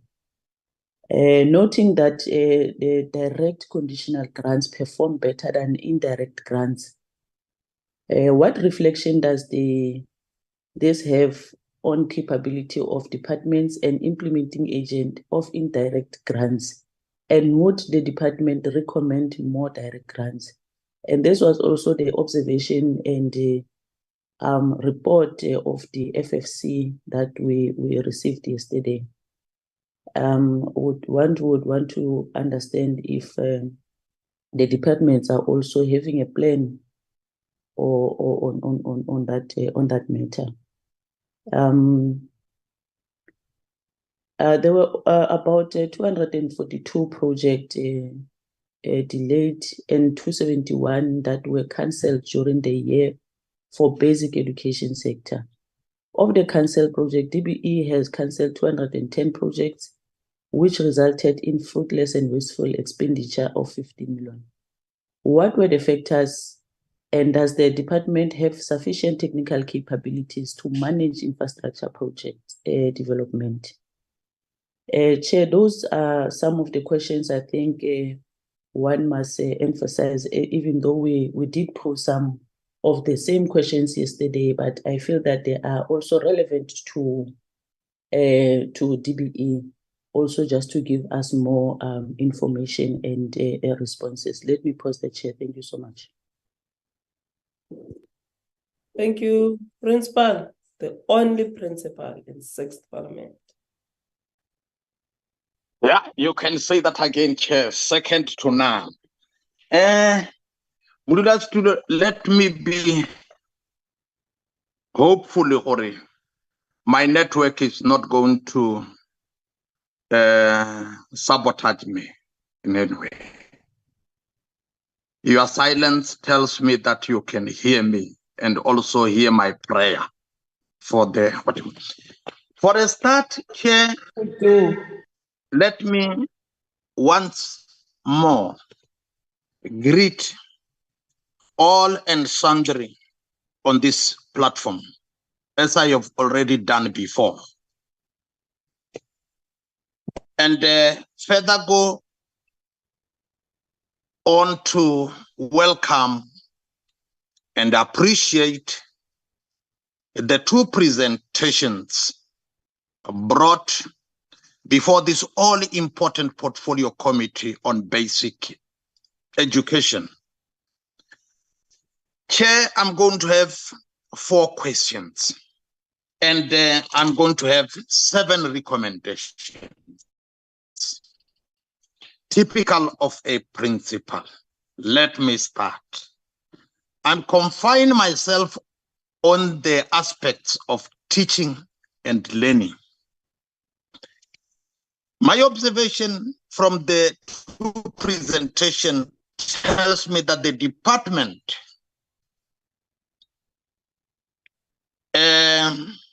enrolled 752,003 full-time candidates for the academic year 2022 and 162,631 part-time candidates, all of which wrote the NSC, National Senior Certificate. The overall pass rate for 2022 was 81.1. I'm saying this deliberately because my questions and the recommendations surely will have to reflect on this improved performance. When you do your mathematics, you and I will agree that there was an improvement of 3.7% from 2021 metric results. Another good story to tell is that the department was able to offer 11,971 learners with the Funza Lushaka bursaries.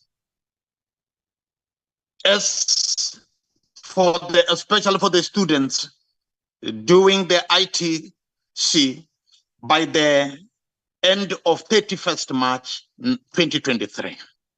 Of course, of great concern is an observation.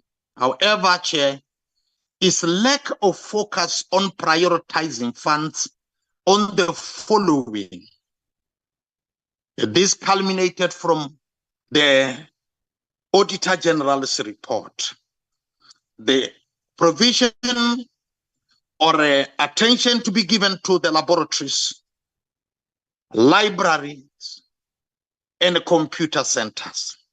Yesterday, I raised a question and I said to you, Chairperson, allow me to be personal. When the report showed that more than 90% of schools in Limpopo are without laboratories. I don't want to go into libraries and computer, but I believe my recommendation will talk to say. Now let me come with this background, come to the questions at my disposal. What is the extent of access to ICT services in our schools? Number two, what is the experience acquired on the piloting of robotics and coding? Where we are standing, all of us in this portfolio committee know that we are at the piloting stage. Hence, my question is, what is the experience acquired to this far? And are we ready for the expanding or expansion of SACE to the education sector as a whole? Number three, what is the progress on the planning of improving the provision of ECD? The function shift happened on the 1st of April 2022. And my question therefore seeks to address with regard to improving the provision of SACE to date. Number four, what lessons has the department learned from the provision of ECD and what opportunities exist? The following are my recommendations. The department to develop a comprehensive ICT strategy for the sector and its funding model to address inequalities in the system. Number two, the department to implement all the recommendations of AG and update the portfolio committee on such implementation were possible on quarterly basis.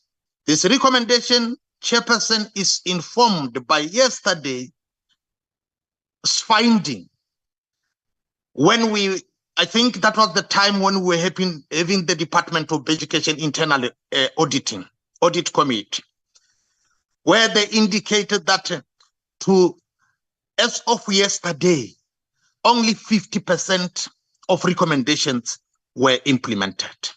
It's a grave concern. You see, unless the recommendations are implemented, there will never be an improvement or a forward movement. Hence, I'm proposing that such implementation be favored to the portfolio committee, where possible on quarterly basis. It will to us spell that there is a movement, and a movement in the right direction. Number 3, the department should prioritize the non-infrastructure grants if we have to move in the right direction. Number 4, the department to develop a plan to expand coding and robotics for the 7th administration. We cannot forever be in a piloting mode. Hence, something must be done looking forward to the 7th administration. Number 5, prioritize implementation of implementable MTSF targets for the remainder of the 6th administration. Implementation of implementable MTSF. Number 6, the last but one recommendation, the National Treasury should significantly increase funding for both ECD and ICT developments. I think we both know why. And finally, to prioritize ECD and the primary schooling as foundation phase is of great and critical importance. I rest my case, my worship. Thank you very much. No, thank you very much, Principal, the only principal.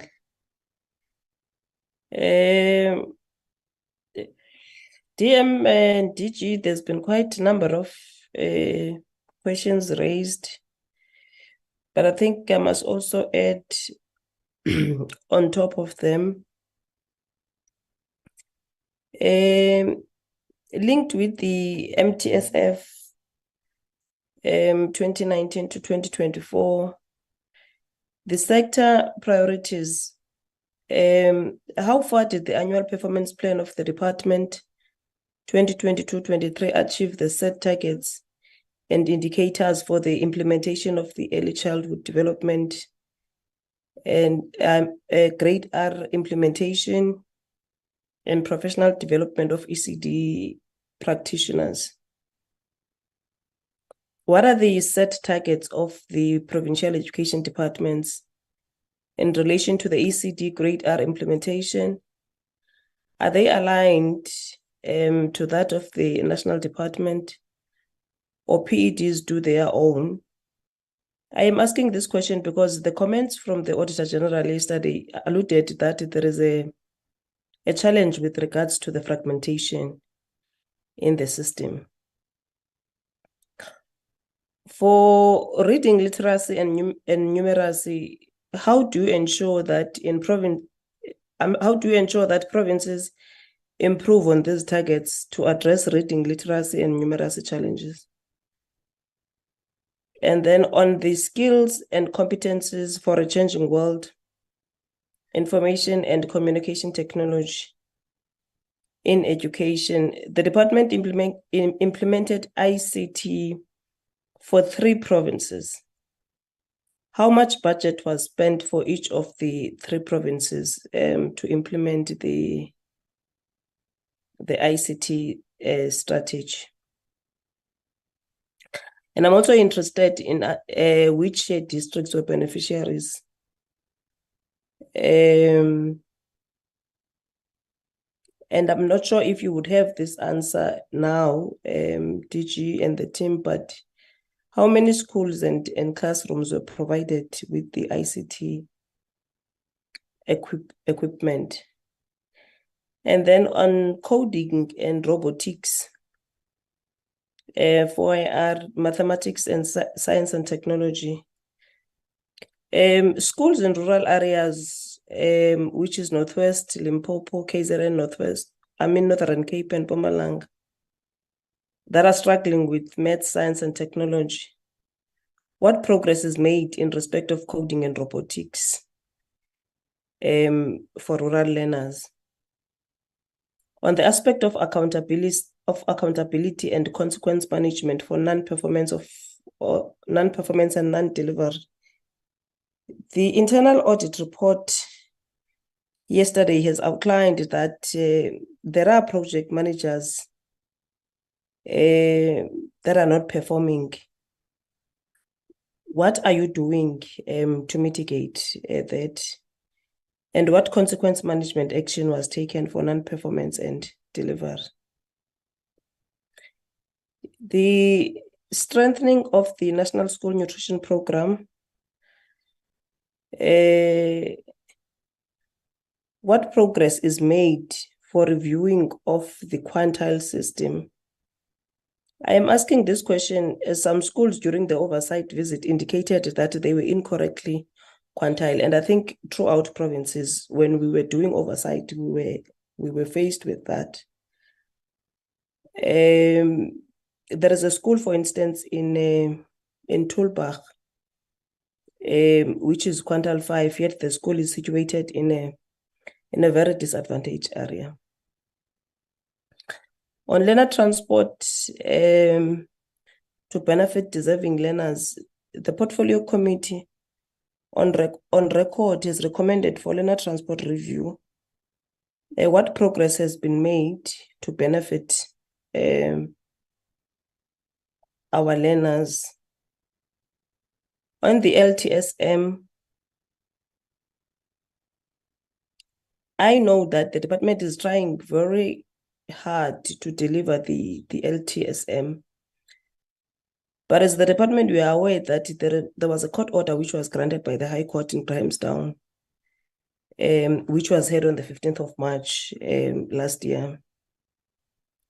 The matter was brought about by Kula Community Development Project regarding the issue of government failure to deliver textbook and stationery to learners for the academic year. Now, our concern as the committee is that failure to provide stationery and textbook, we all know that is unconstitutional. How did the department and the province, which is Eastern Cape, mitigate to ensure that the court order is complied to and that learners received the textbooks and stationery? I am asking this question because the issue of LTSM quality and quantity were also raised by the teachers' union, in particular SATU. It is not for the first time in this particular province that there are issues related to LTSM. And I think all of us, we want to see progress. That is the reason we are raising this issue on the LTSM. There is a concern that the irregular expenditure has shown up, in particular on the infrastructure. What are the plans of the department to ensure that this is avoided in the future? How far is the department finalizing the investigations on financial irregularities and to address the recommendations of the Auditor General? But other than that, I think from my side, DM and DG, we congratulate you for reaching the targets. And I think we were briefed also yesterday by the AG that you have managed to submit your financial statements on time for the time of audit. And I think we must commend you for doing that as well. Why are you not getting the clean audit? It's a question that probably you should tell us now when you are responding. Otherwise, those are the questions from my side, and I'm handing over to the DM then to lead the responses. Thank you. Thank you so much, Chair. I was trying to count the questions. Yo, a special note that those questions, oh, there are so many, and I was talking very fast. I believe that the team, they were able to capture the questions, though he was speaking very fast. But we want to thank the Portfolio Committee for the questions and the recommendations, because the recommendations help to build the system to be much better. Let me allow the DG and the team to respond. I will come in the end.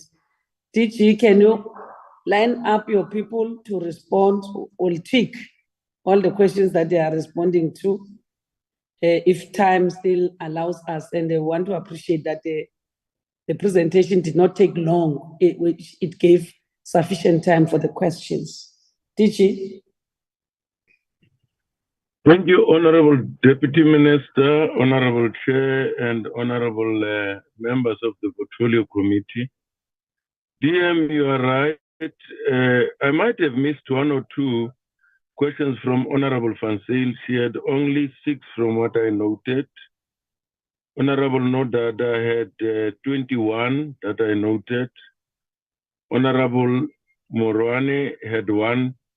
Honorable Aduns had 8. Honorable Muratsetla, together with recommendations, I think I've noted 8. And Honorable Chair had 12. So that's what we'll try and address. If we miss anything, we'll come back in our written responses. Let me start with the Honorable Chair's question. Chair, I thought in my opening remarks, I did indicate our disappointment of not moving much closer to a clean audit. I said we have committed silly mistakes, maybe like the Proteas scoring own goals. And the presentation confirmed that. For instance, we used money which came from the Northwest, which at first we didn't know where it came from until we did an investigation. And Treasury says using money that you don't know where it comes from, it's one of the most dangerous things. They've sent us their response. By the way, acting CFO yesterday, which I've shared with the CFO and the finance line function. They take serious umbrage on that. We've also used a formula wrongly, which caused material adjustments to the financial statements. Those are silly mistakes. You know, people who have been in finance for as long as our team has been shouldn't be making such mistakes. And there are consequences for that, I must say, Chair. It's just that I don't like discussing details of consequence management of officials and managers in the public. I don't want to get into details. I can provide you information on that. We are meeting consequences out to people who have cost us some of these things. So that's the reason why we don't get to you know, a so-called clean report, unqualified, without findings, without matters of emphasis, and anything related to that. Irregular expenditure, well, over the years, I don't think our irregular expenditure is increasing. In fact, the figure that Honorable Aduns pointed out of 5 point something, I think it's a combination of accumulated irregular expenditure, which happens with implementing agents. And part of it is the issue of local content, not adhering to local content. No money has been stolen. Goods and services have been delivered. It's just that we have not complied. One can say, well, you've then denied locals the opportunity, you know, to benefit from procuring local content, which is granted. Those are some of the things that are attributable to irregular expenditure that you have. But it has not shot up. And I'm sure we can do the analysis. The figures are indicating that compared to previous years, there's been a decline in irregular expenditure. The court order in the Eastern Cape on LTSM delivery, we are concerned. I know that the Eastern Cape is appealing the court decision. And part of what the BRRR bill is attempting to do is to address this matter as well. And we know, we have explained why some school principals are insisting that they procure LTSM themselves. It doesn't benefit the system on economies of scale, and some school principals get certain benefits from publishers by procuring from them. And again, we'll have to chase school principals for getting money, which they do not deserve. But the Eastern Cape is appealing the court decision because we are concerned about that court decision that wants to reverse the gains that we have made to locate procurement of LTSM to schools, which will not bring the maximum benefit on the economies of scale like we do now. But I agree with you that, but Eastern Cape experienced that, I think in 2022, for 2023, that was not experienced in terms of delivering LTSM. And the reason is because National Treasury did not release the money at the time it was required to do so. Unfortunately, when we are held to account, these role players do not come in. The hands of the HOD of the Eastern Cape then were tied because the provincial treasury did not release the money at the time that they were expected to do so because they don't know what it means maybe to deliver LTSM on time. Consequences for non-performance, the report indicated the actions that we have taken, the money that we have recovered from implementing agents. We can provide more details on that. And we are also in the process of applying consequence management to the officials who caused us some of these findings. So we are in the process of that, doing that. So where the AG indicated that there's been no consequence, it's because the investigation had not been carried out. And the reason for that is because of the capacity within our internal audit. Irregular expenditure, fruitless and wasteful expenditure, cases were just too many, and the internal audit could not cope. We had to source extra capacity for internal audit to be able to attend to these cases. But the report then said, even yesterday, that these cases were subsequently investigated. We got audit firms to come and help our internal audit to do an investigation on these cases. You cannot carry out consequence management where investigation has not been carried out. We are from Scopa yesterday. They said the same thing. They requested us to go and investigate one matter, which was not investigated because we could not proceed with consequence management. So the AG, what the AG doesn't tell the committee, unfortunately, is that consequence management could not be carried out because investigations were not concluded. And because of the capacity that we don't have in the internal audit. Over time, funds permitting, we have to increase the capacity of our internal audit. So that's the reason for that, Honorable Chair and Honorable Members.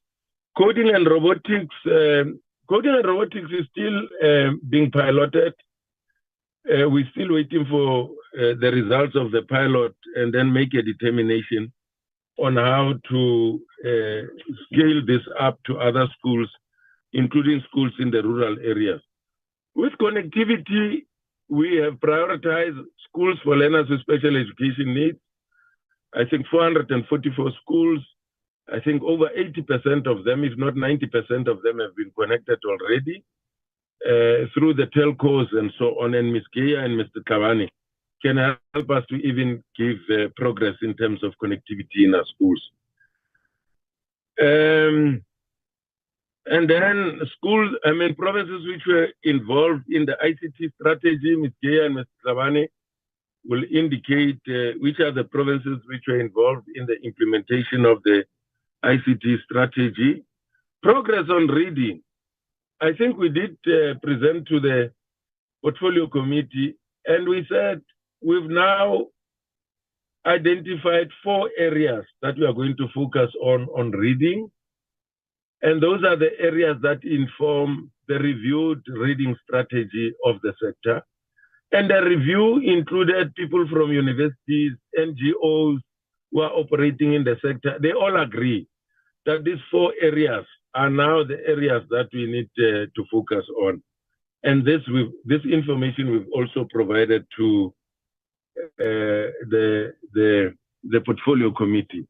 Among other things, it's about the quality of teachers that need to ensure that we realize our objectives in terms of reading, the appropriate LTSM age, culturally relevant and appropriate LTSM. I've forgotten the other 2 points, and Ms. Gaya can just add to that. The 4 pillars of the new strategy of the sector in terms of reading. Challenges with fragmentation, there's a misunderstanding. Maybe the AG didn't explain this well. There are what we call MTSF targets, or indicators rather. Provinces are reluctant to take these MTSF indicators because they are going to cause them audit queries. We've had several engagements with provinces. We've narrowed the agreement to about 7 provinces. We are left with 2. I think it was Western Cape and Limpopo who had to come back to us.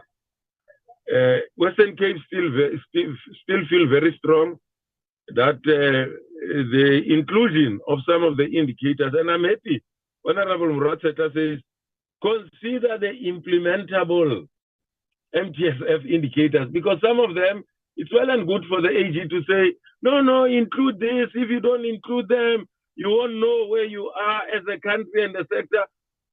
They are pushing for the inclusion of them in some cases so that they qualify provinces even more. So provinces are saying, no, we are not going to include them if we do not have the capacity to implement them, if they are going to cause us audit queries. That's the reason.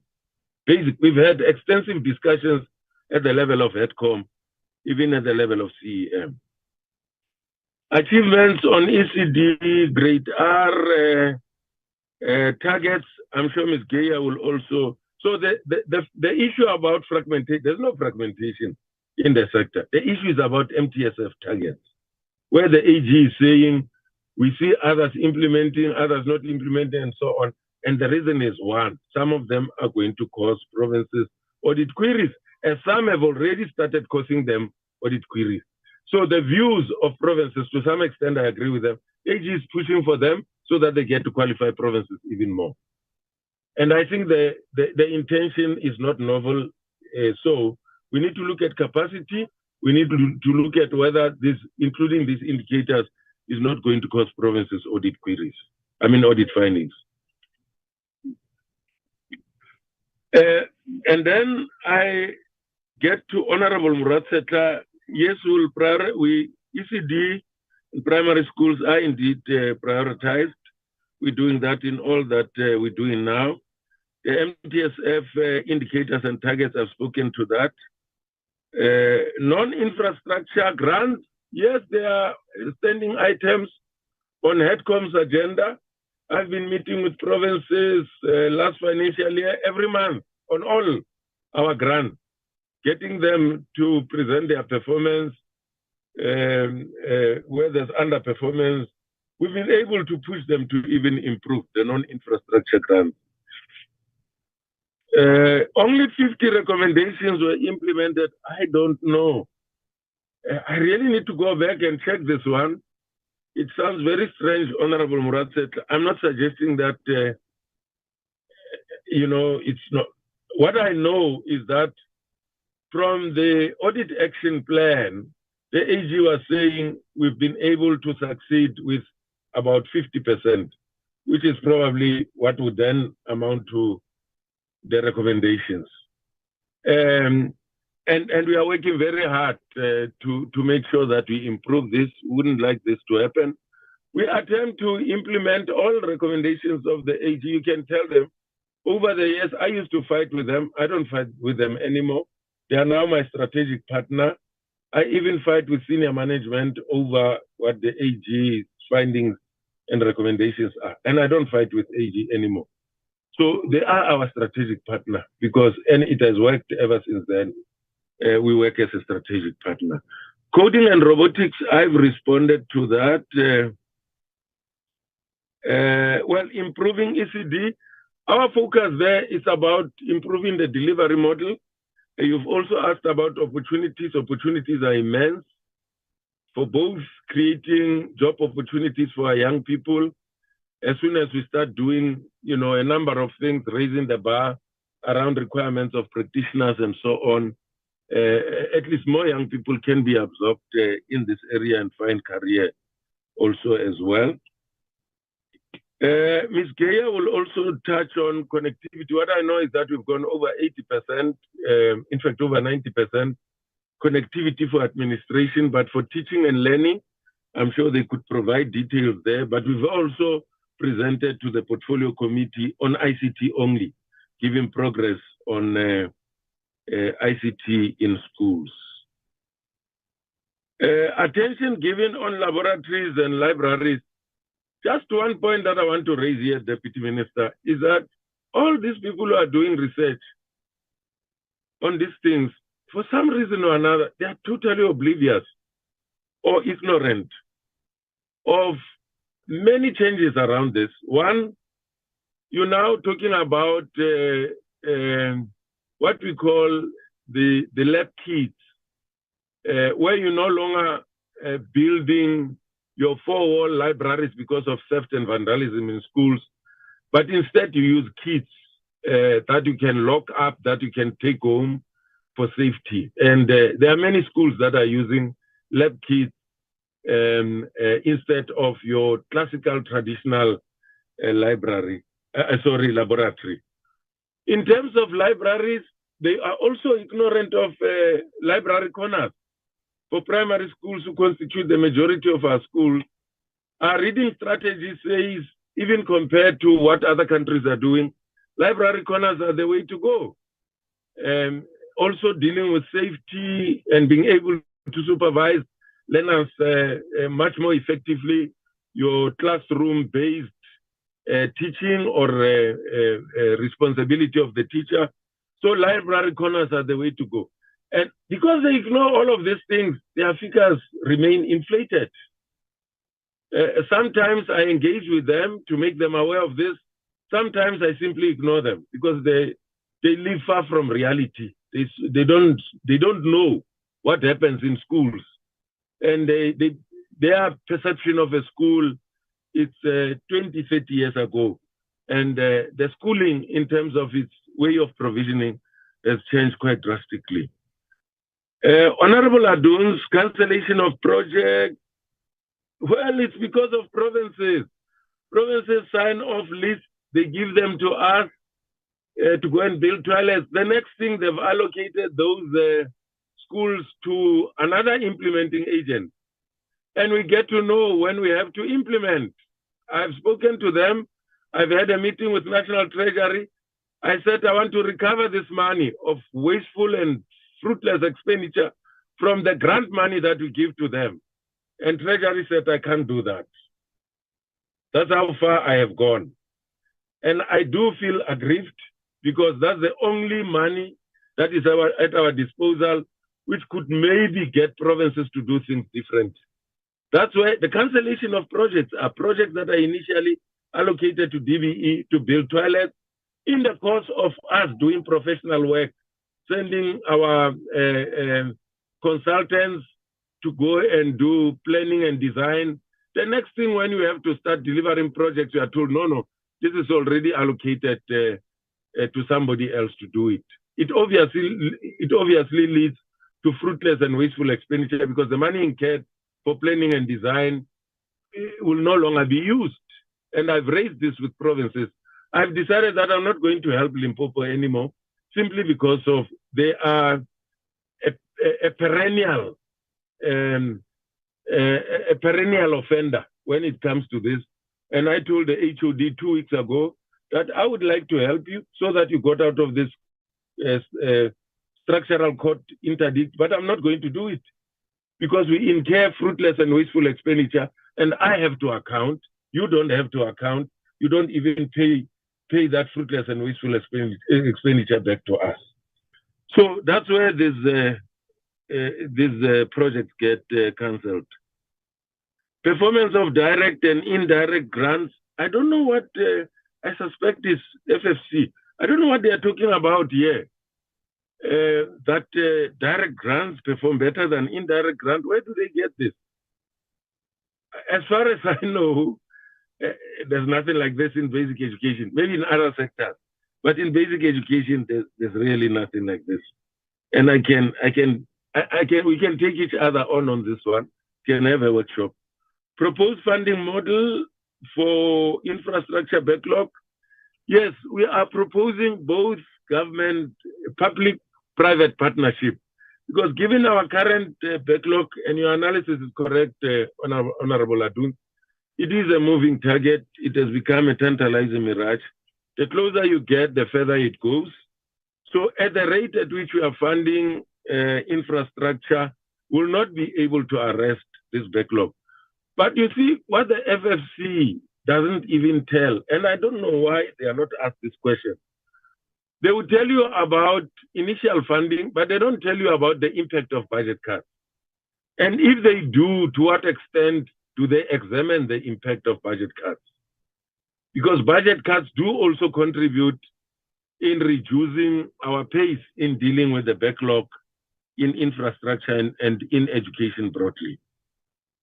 The same applies to norms and standards for infrastructure, which we have not achieved. It's because the rate at which funding happens, well, by design, this enables us to be able to meet norms and standards as expected. I've spoken to irregular expenditure. Well, Honorable Mwerani, what we do, we write to provinces if their funding does not meet the norms that we have set, which we've done in terms of KZN. And KZN has been battling for quite some time now. I think Limpopo was part of them. I'm not sure whether they've managed to meet the norms now. And Mpumalanga, we do write to them and bring this to the attention of the HODs. We do have discussions with them, but they also tell us that because of the knife that is getting deeper and deeper in terms of budget cuts, they don't have money to fund schools at the required norm. And I fully agree with them. A province like KZN is at its knees. If it runs out of its cash very soon, I wouldn't be surprised.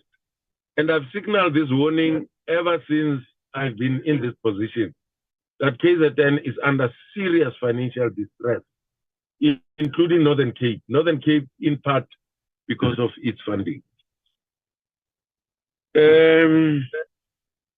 Honorable Nodada, we've not as yet considered additional hours for catching up. You know, my own view around catching up is that catch up is what every teacher is trained for. Honorable Muratsetla will tell you that at teacher training college, you are told that when learners come to each and every grade, they are at different levels of progression and competency. And therefore, every teacher must develop measures to bring them on board.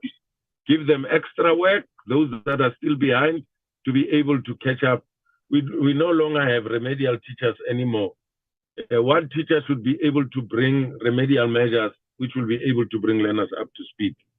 But we have been in discussions, even up to the level of the ELRC, looking at focusing on numeracy and literacy, giving more time to those as fundamentals for teaching and learning, but also looking at whether we could consider increasing the number of hours for teaching. Engagement with DHET, we do engage with DHET. There's a meeting due very soon, if not next week, it would be week after next, discussing on, the training of teachers. But we also have what we call a Dean's Forum. A Dean's Forum sits in the Dean's Forum. DBE also is a member of the Dean's Forum. We raise issues of mutual interest between the parties that are involved, including our 23 to 25 universities in the country. Skills and competencies for a changing world. We are working on a concept note on strengthening, the required skills that all education systems need to focus on. The Brookings Institute did an evaluation of our curriculum, and they said the skills that are required are embedded in the curriculum. They said we've got a world-class curriculum.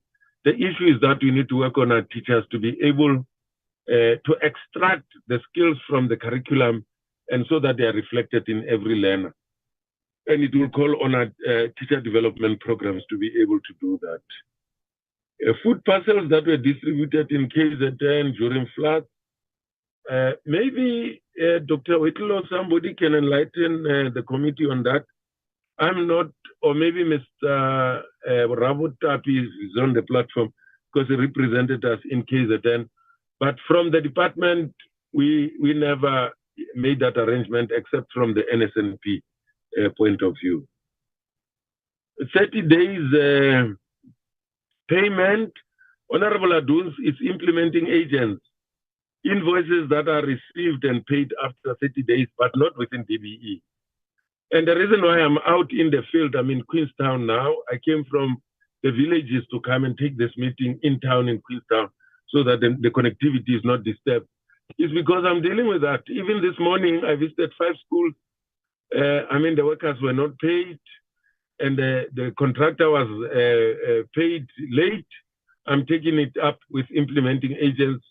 We are punishing them. I think it's you or somebody who said we talked about imposing penalties. We are also imposing penalties on them for failure to do some of these things. I think what you refer to is EFMS, why it's implemented in some provinces and in others not implemented. I saw Ms. Diale in the meeting. She'll be able to explain that, or Mr. Mafu. Fruitless and wasteful expenditure is because of what I have explained. These schools that are allocated to us, the next thing they are allocated to somebody else by provinces. Funding information systems. Yes, we've gotten provinces to help us fund the modernization of SACE. And I think I'm going to have a meeting with the NECT. There are some challenges around finalizing the modernization of SACEMs so that we deal with that. And I'm told that part of the problem is funding. EFMS, I'm not aware of any problems regarding funding there. And other, our GTO, the CFO managed to get some funding to make available for even information systems in terms of the administration. 2 years to collect accrued funds. Yes, it's because of, the chair of the portfolio committee told you that people would say to them, you owe us this much, and say, no, we don't think you owe us. We owe you that much. We think you owe us this much. It's back and forth, until we reach some point of agreement as to what amount should be paid, and only then would the payment begin. And the nature of the public service is that we can't take each other to court. The Intergovernmental Relations Act doesn't allow us to take each other to court. We have to use mediation to resolve our issues as different layers or entities of government. That's what really causes the delay. But I'm happy that we've been able to recover money to some of the implementing agents. Others we're still pursuing to recover money that they owe to us. Cases not investigated because of the capacity that I referred to our internal audit. In fact, our internal audit, ideally, given the scope of work that they have done.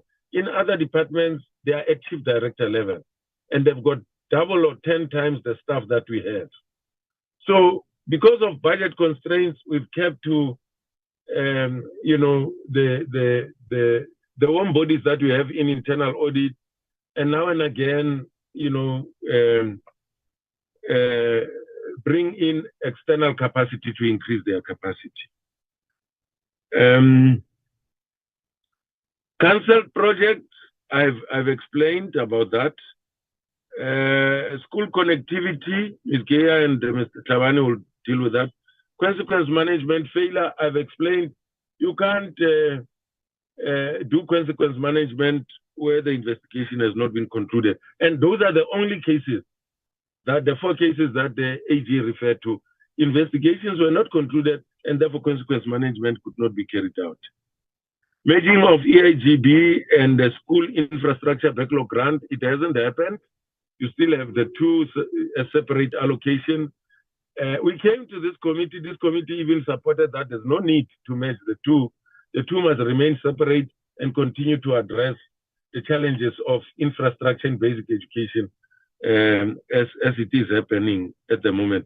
And that intervention of the minister with the Minister of Finance helped to stop this from happening. Otherwise, they would have been meshed. In fact, I now know that the FFC was also behind pushing that the 2 must be meshed. And had it not been the intervention of the minister, that would have happened. Engagement with the Western Cape, we do.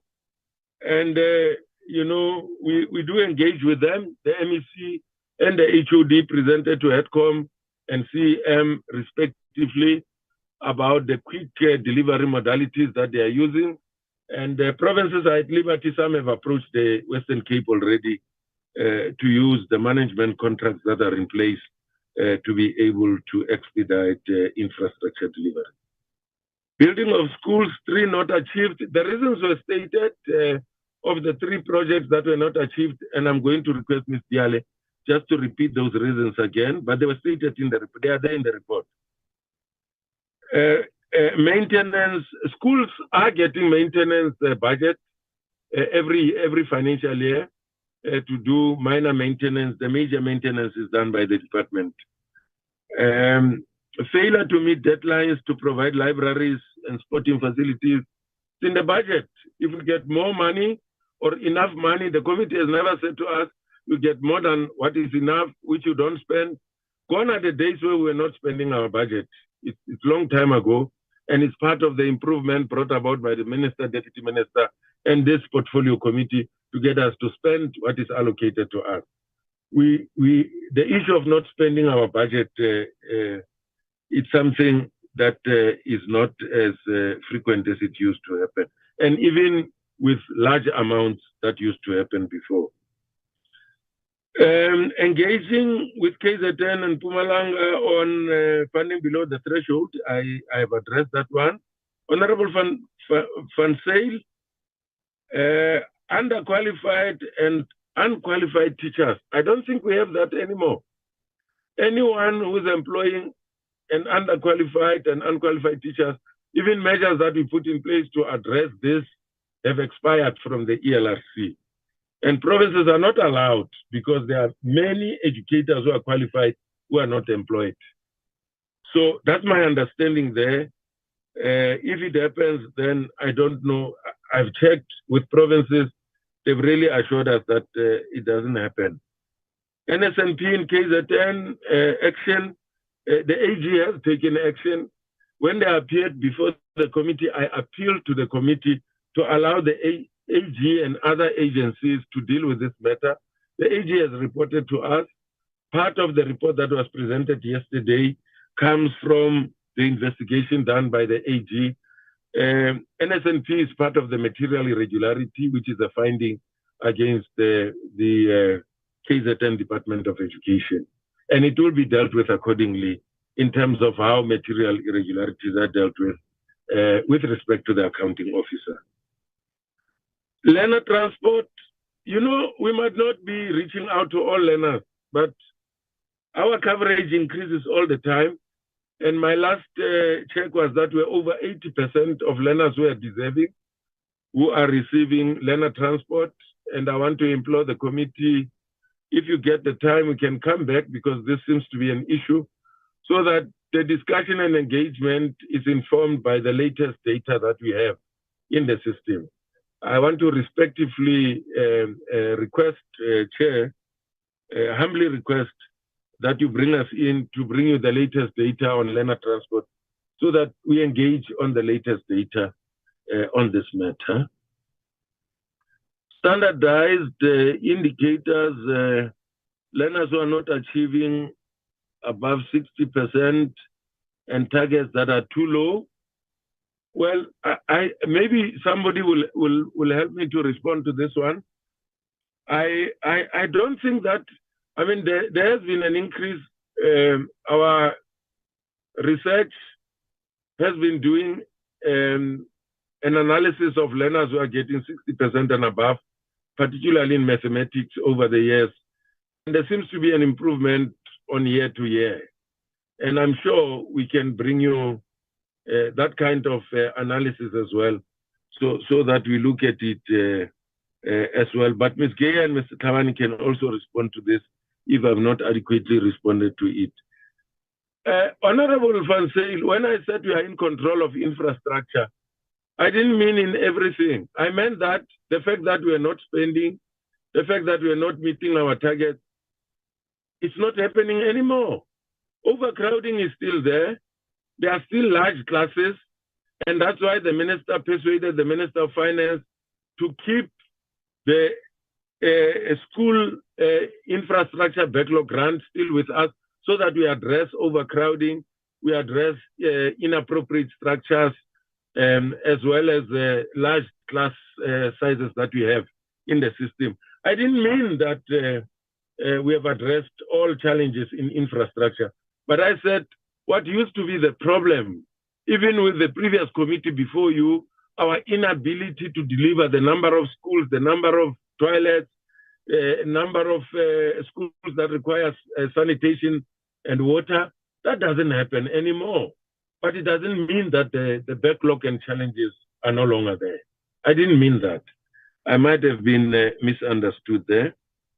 Well, educators who are retiring, I think that must also be seen in the context of the number of 30 years and younger educators who are getting into the system. And the good news is that KZN is one of the provinces that are leading with the largest number of educators being able to absorb younger teachers into the profession. And I've even raised this with people who are saying our teaching cohort is aging quite fast. There's a looming crisis. I don't think so. I don't think we have a looming crisis. I think we're managing the demand and supply very well, but I take the caution that they are giving to us so that we don't relax, but we keep making sure that Funza Lushaka continue to fit into the system and we absorb as many of these educators as possible. I do accept that we do not place the Funza Lushaka educators as quickly and as many as would like them to be placed. But again, budget constraints are an impediment in this regard when I take these matters up with provinces. DM, I've tried. I'll request colleagues to help me. I don't want to be accused of being honke. I've just tried. Colleagues can come in and then help me cover. Ms. Gaya in particular, and maybe other colleagues who might want to cover some of the areas that I didn't cover. Thank you, Honorable Deputy Minister. Ms. Gaya? Thank you very much, DG, and good afternoon. And Ms. Gaya, before you continue, Chair, with your permission, is that we are requesting that all officials, we take note, as I was doing here, as DG is responding, I tick what the DG has covered so that we see what is remaining and we are able to cover. And those that DG has referred to some officials, let's be ready so that we cover almost everything because time still allows us to can do that. DG Gaya. Thank you, DM, and thank you, honourable members, for the opportunity to respond. I would like to just talk to the ECD matters which DG asked me and the reading matters. And I have Mr. Klabani here who will speak to the ICT matters. So on the ECD, I think since the function has come over to DBE last year on 1 April, there were two important reports that we had received and that provided the basis for planning going forward in terms of what we want to achieve with ECD in DBE. In DSD, the focus was on care and support. In DBE, we have to give them access to learning programs while still supporting all those aspects which they had benefit of in DSD in terms of care and support, and also to work in an integrated approach with other departments like health and home affairs and so on. So the two reports we refer to is the census report of last year that we received and the Thrive by 5 report. These reports gave us very critical information that we never had available in DSD, and so it gives us a profile of what is happening in ECD and helps us to do planning. The census report tells us that there are 42,000 ECD centers, but only gives access to 1.6 million learners. It also tells us that there are about between 5 and 7 million learners who are outside the ECD space at homes, and that we need to provide access to those learners. So our challenge is how do we maintain that which we receive from DSD, and how do we increase access to those who do not have access at all. And so we have devised a service delivery model, and that model looks at a hybrid model that can be provided to give access to ECD programs to those who do not have access, as well as maintain what we currently took over from DSD. And so the hybrid model includes ECD centers, playgroups, and home care. More importantly, in our planning, under access, we show in our service delivery model how we are going to progressively prioritize 60% of the poorest children in giving them access, and they sit within the schooling quintile system. If you take what we have in education, quintiles 1 to 3. So the service delivery model then has identified various areas that we need to focus on to increase access, but also to put in place mechanisms that would help us to understand how we are going to proceed. It includes legislation and policy matters which relate to the Children's Act, which the process of amendments have already started, but we need to update policy, and we need to ensure that we conclude on the amendment of the Children's Act. It includes infrastructure and how we wish to proceed there to extend access, not only in new built structures, but how do we extend access through mobile access by taking opportunities out into the hybrid system that we propose. It's about looking at parental support programs. The curriculum is already there, but how do we extend that to those who do not have access? It's about looking at finance and what is required over a period of the NTEF cycle so that we can provide adequate funding. And it is about data and information and monitoring that we need to put in place. That then culminates in our strategy, which is looking towards where we want to be in a strategy and in our vision to 2030, and it spells out a roadmap towards this, which gives access to the poorest of the poor and those who do not sit in the ECD space currently through flexible packages and age-appropriate programs. It's about enabling government systems so that we can run the ECD programs effectively. It's about suitable funding and where we're going to get that from through government funding, but also looking at other partners that can assist us. It's about a capable and efficient workforce that we need to build, and it's about providing quality programs. And that, in essence, is the detail of what we are doing in ECD. On the reading programs, I just wanted to give those pillars that DG asked us to speak to. So the pillars that DG gave 2 of them, but I'll just repeat it. So it's about an explicit and enabling policy environment.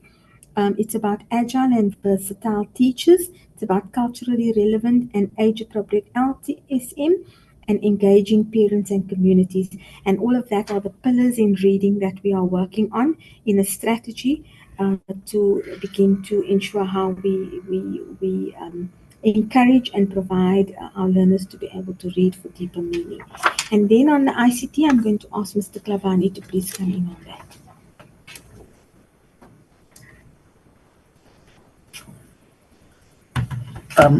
Thank you, Honorable Chairperson, Honorable Deputy Minister, Honorable Members and DG. Honorable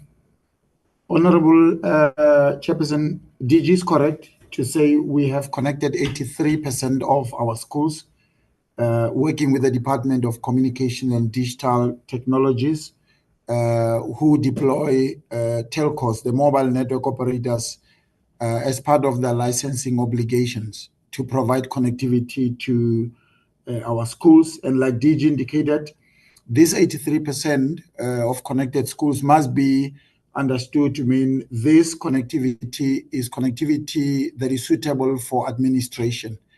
However, in terms of suitability for teaching and learning, our percentage is standing at between 10% and 15% of schools in the country that have got the type of speeds that allow them to deliver lessons to learners. But we are working with the Department of Communications and Digital Technologies through the recently approved implementation plan to connect 18,000 schools at a little bit of improved speeds of 10 megabytes per second. But we'd like to inform honorable members that these speeds would still not be at the levels that we desire to deliver education within the 4IR. However, DCDT is adamant to say, we will give you this 10 megabits per second, prove to us that you can use all of it. So it will be up to the basic education to demonstrate that what has been given to us is insufficient. So we are cooperating with the Department of Communications and Digital Technologies. However, we're working with other partners to bring improved speeds. Like, for instance, we're working with Telkom through their entity OpenServe to bring connectivity to 1,500 schools at much improved speeds of at 500 megabytes per second. This is proper broadband, and these are the type of speeds that we would eventually like to bring into our schools. And in terms of implementing the ICT strategy and the expenditures, DG indicated and reported that expenditure on ICT has improved, and it is working with all 9 provinces at the directive of the minister and the DM. DG has managed to get all HODs to allocate dedicated budgets towards implementation of ICTs.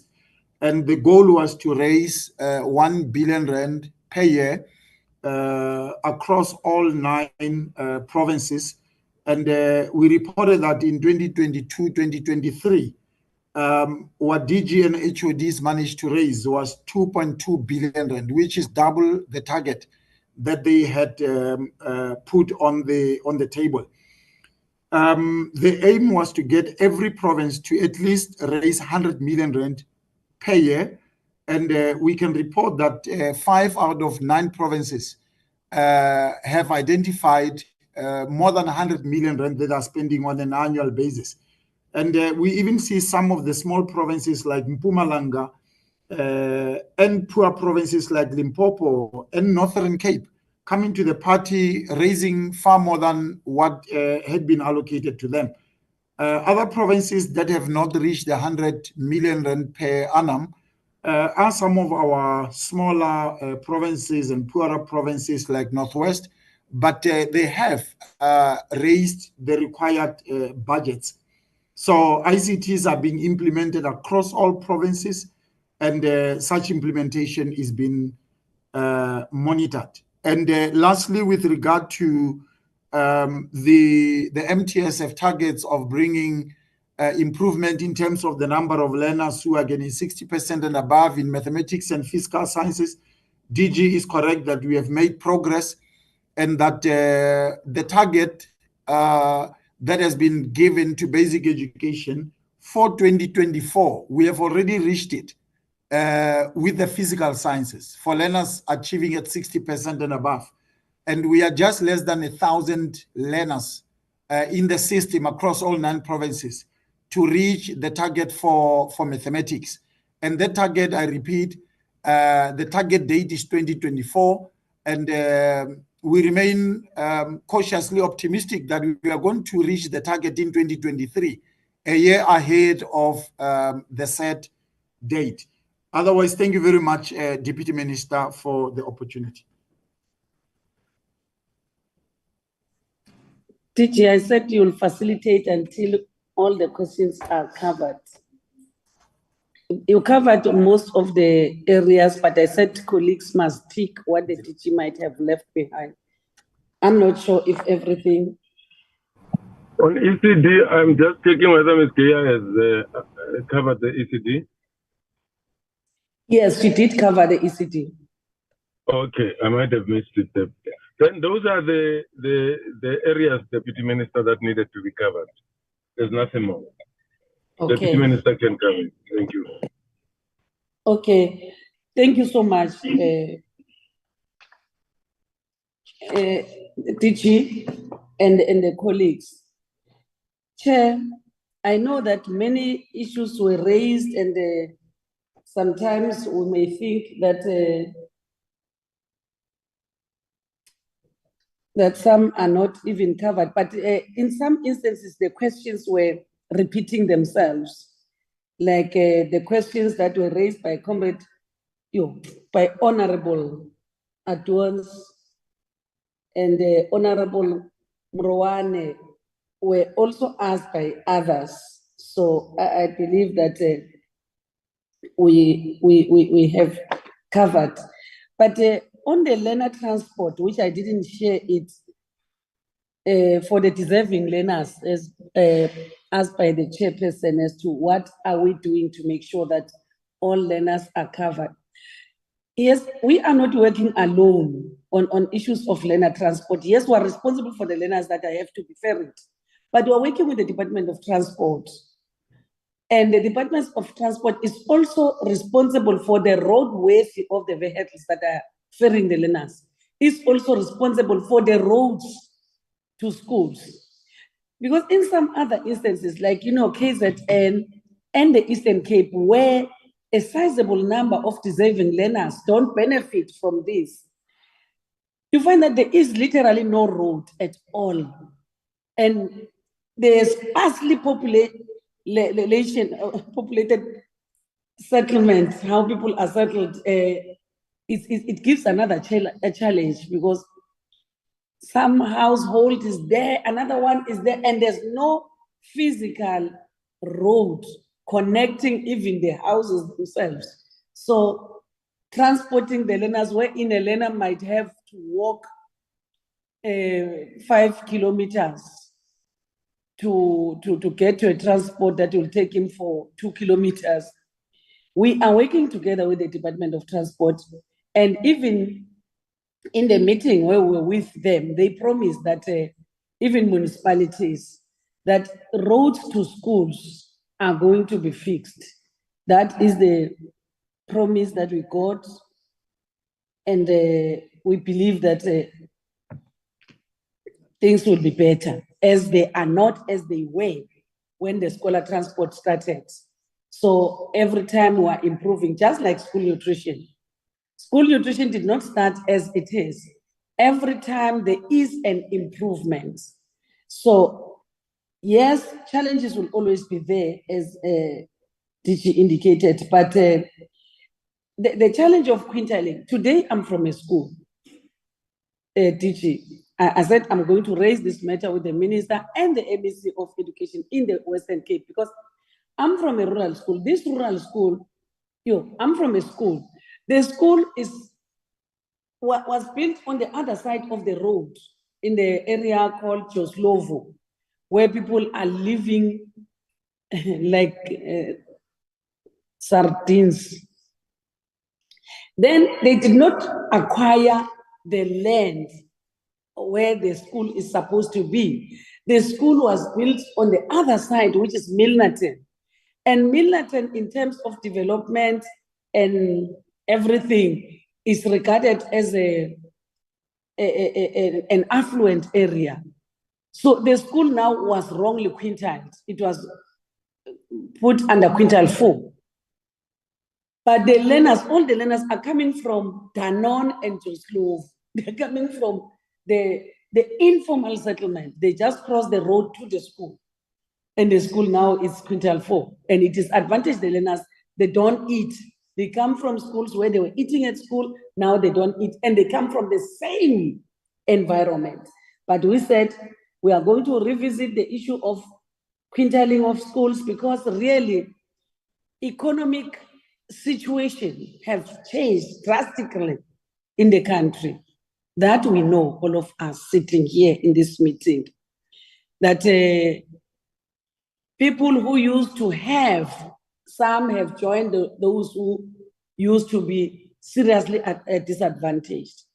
So, but what we can say, quintile 1, 2, 3, we've fused them. It's just 1 quintile, it's no fee school.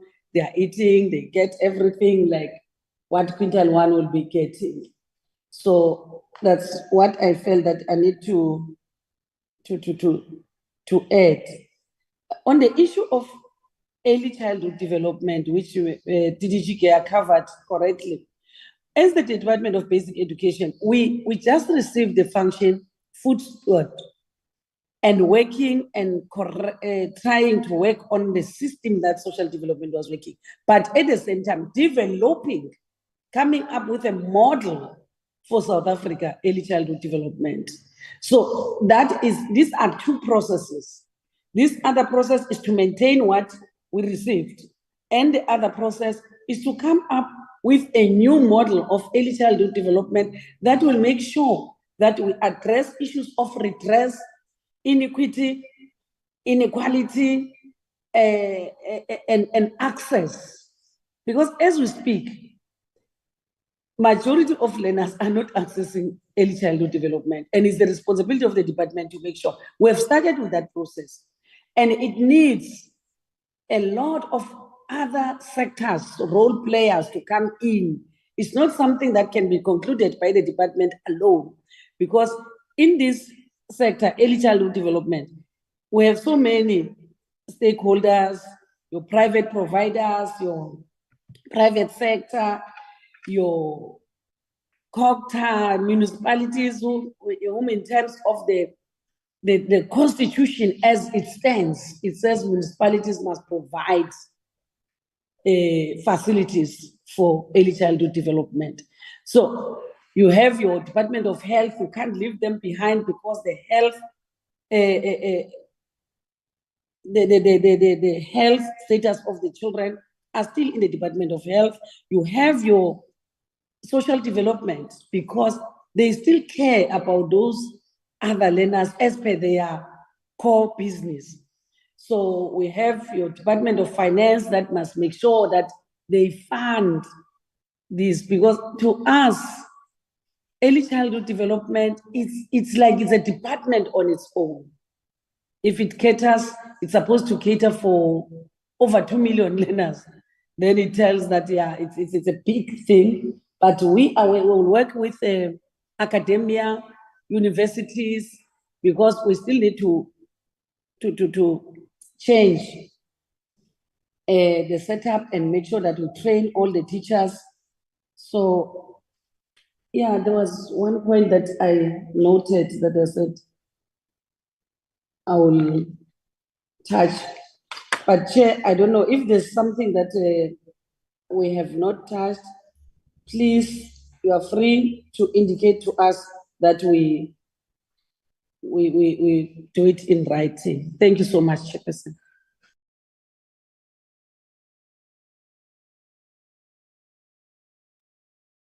No, thank you very much, DM and your team. Can I check with members if there are any follow-ups? Or Risiami? I saw Nodada has agreed that we are fine on the chat. Now, in the absence of follow-ups, in the absence of the follow-ups, then we should probably thank the department for the presentation of the annual report and to say that we are continuing with this process this afternoon. At 3, we are going to take a break now. Actually, we are earlier than we thought. We are 30 minutes earlier than what we had planned. So we are going to take 30 minutes, a break from now, and we are going to reconvene at 3 o'clock. 3 members, not 4. Afternoon today, where we are going to be meeting SACE and Umalusi, both entities of the department. For now, we can call it a day till we meet at 3. Thank you very much, members. Thank you very much, DM, DG, and your team. Thank you, Chair, and goodbye. Chair, does it mean we become more efficient in our presentation? Yeah, I think you are getting Mambo Nabi right now, DG. You can't blame it on Mambo Nabi. We'll use the same link. Oh, if we come, we'll Recording use the same stopped. link. Okay. Yes, it's the same link, DM. It's the Okay, same thank link. you. No, All right, the thank more you. you achieve your target, the less you'd have to explain. Yeah. And then everything becomes obvious. That's correct. And you spinning. It's fine, DG. Thank you very much. I don't know how to spin. I don't know how to spin. That's my weakest. I don't really know how to spin, to be quite honest. Thank you, Chair. Thank you, DM. No, Thank you, honorable thank you. members. Thank you, DG Sharp. Thank you.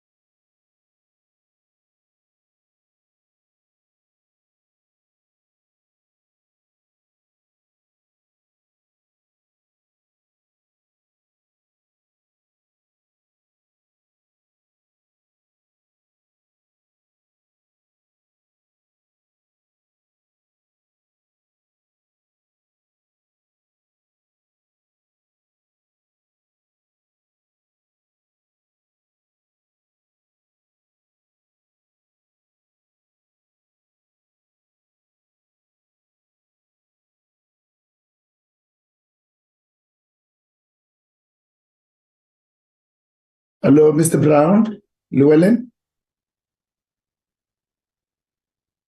Mr. Brown, are you in the meeting?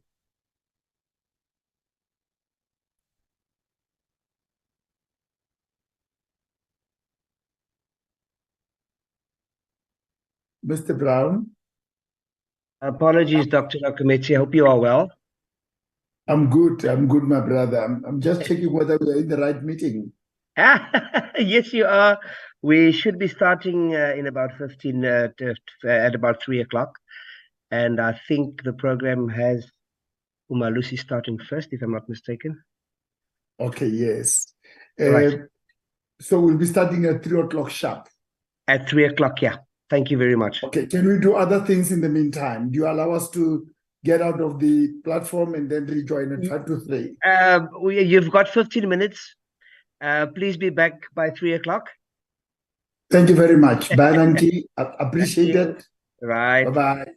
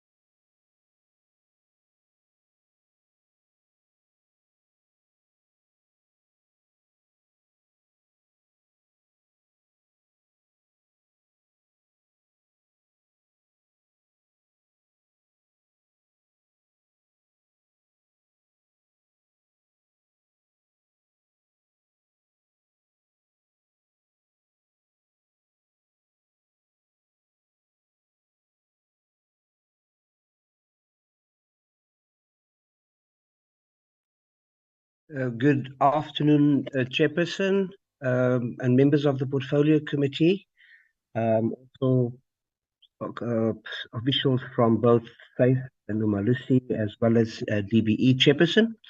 I will hand over to you. We do have a quorum. I think we may start. Thank you very much.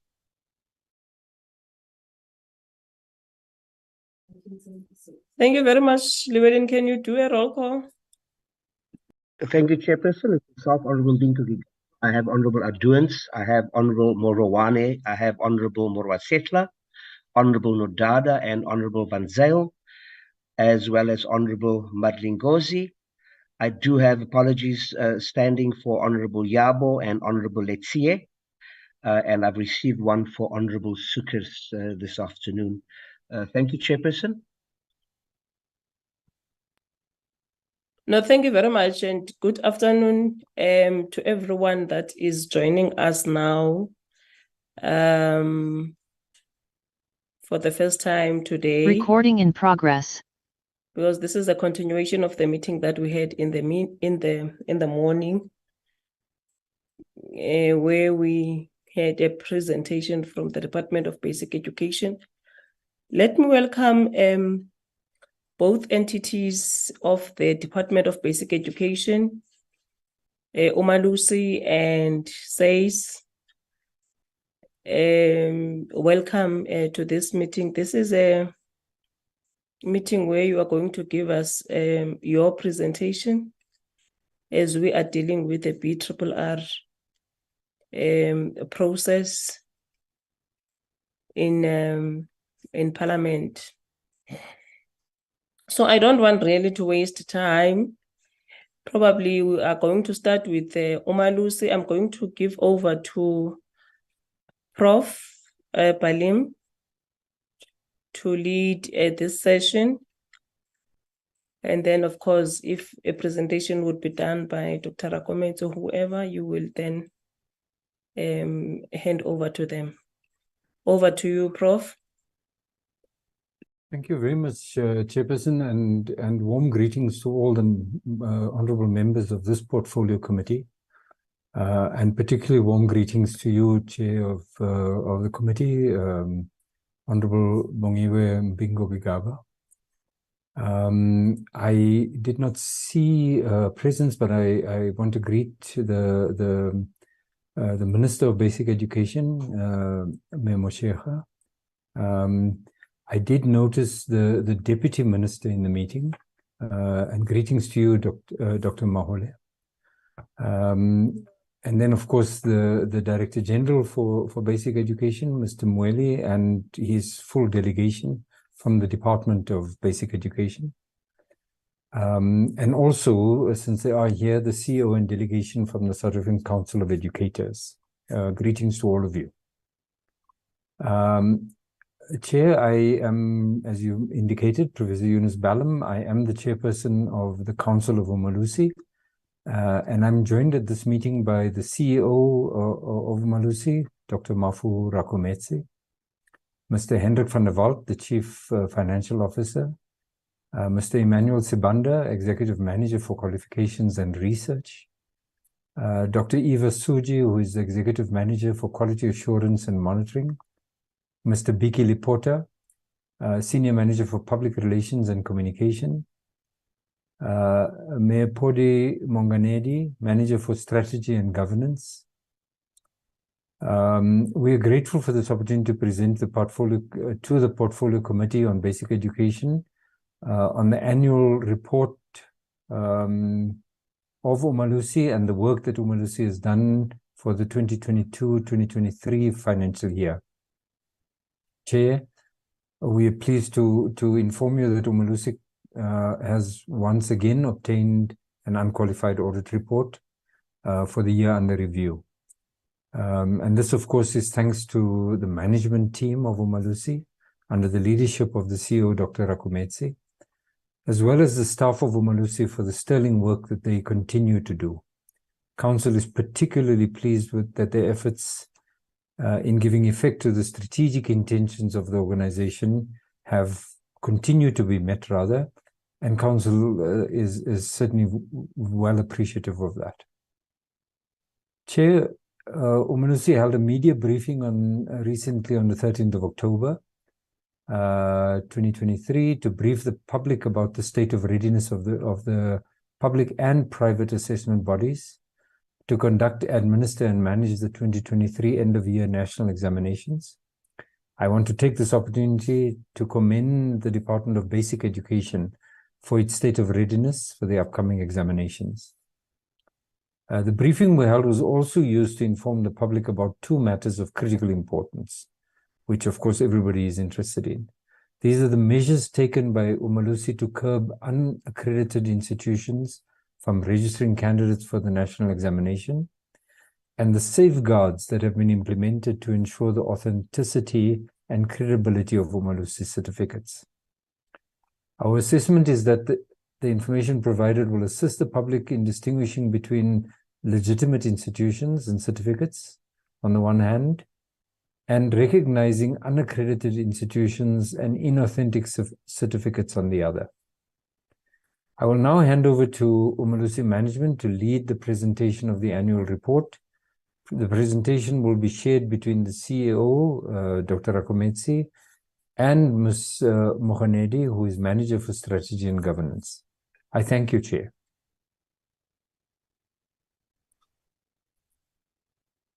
Thank you very much, Professor Balim. With your permission, Chair, I'm going to proceed. Honorable Chairperson of the Portfolio Committee on Basic Education, Membingo Gigaba, honorable members of the Portfolio Committee on Basic Education, Honorable Deputy Minister, and Chairperson of Umalusi Council, Professor Eunice Balim. The DG, if he's in the meeting, I've not seen him. Colleagues from the Department of Basic Education, SACE and Umalusi. We appreciate the opportunity to present to the Honorable Portfolio Committee on Basic Education our annual report for 2022-2023 financial year. Mr. Father Wald, will you please fly the presentation? Are you ready? Yes, I will do, Chairperson. CEO, thank you. In the interest of time, Chairperson, I'm going to proceed and say the presentation outline is going to focus on the mandate, priorities, and audit report of Umalusi, which I'll do, and then the performance information, as Prof. Balim has already indicated, will be done by Mepodi Mohanedi, and the human resource oversight report will be done by the CFO, Chief Financial Officer, Mr. Hendrik van der Walt. He'll also do the financial report. Next slide, can you put it in the presentation mode, Mr. van der Walt, if possible? It will be easy for the members to read. From the current slide, please. Hendrik? Okay. I'm trying, Chairperson. Is it fine? Not yet on my side, but you can proceed. In terms of our mandate, where we derive our mandate from, we derive our mandate from the Constitution. Chapter 2 of the Constitution says everyone has a right to education. We also derived our mandate from the National Qualifications Framework Act. We are on slide number 3, Mr. van der Walt. NQF Act, which establishes Umalusi as a quality council. And then we've got the GenFedCo Act, General and Further Education and Training Quality Assurance Act, which assigns Umalusi the responsibility for quality assurance of general and further education and training. Unfortunately, the what you call is not moving on my side, Mr. van der Walt, but I'll proceed until maybe the chairperson rules otherwise.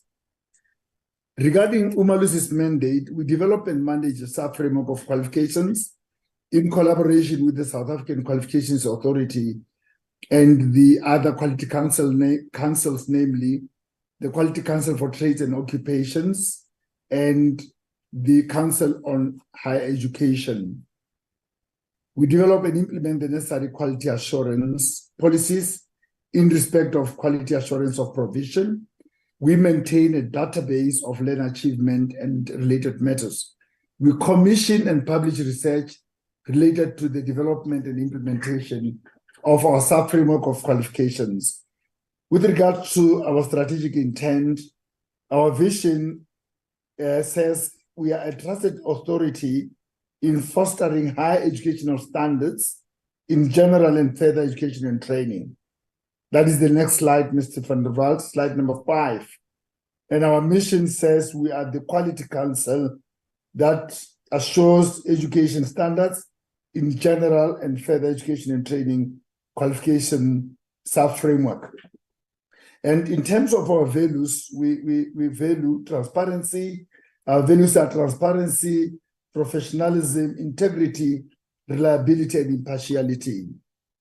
Now, we are now on slide number 6, Mr. van der Walt. There could be a delay on your side because of the bandwidth, but I'm proceeding. Reflecting on the year, the financial year 2022 to 2023, during the year, we celebrated 20 years of our existence as a quality council. That is quite an achievement. We also developed and implemented an online system for certificate replacement.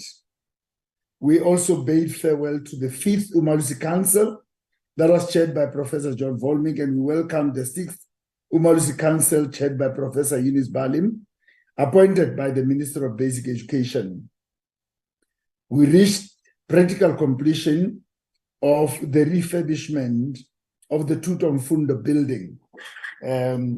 So reflecting on 2022-23 continued.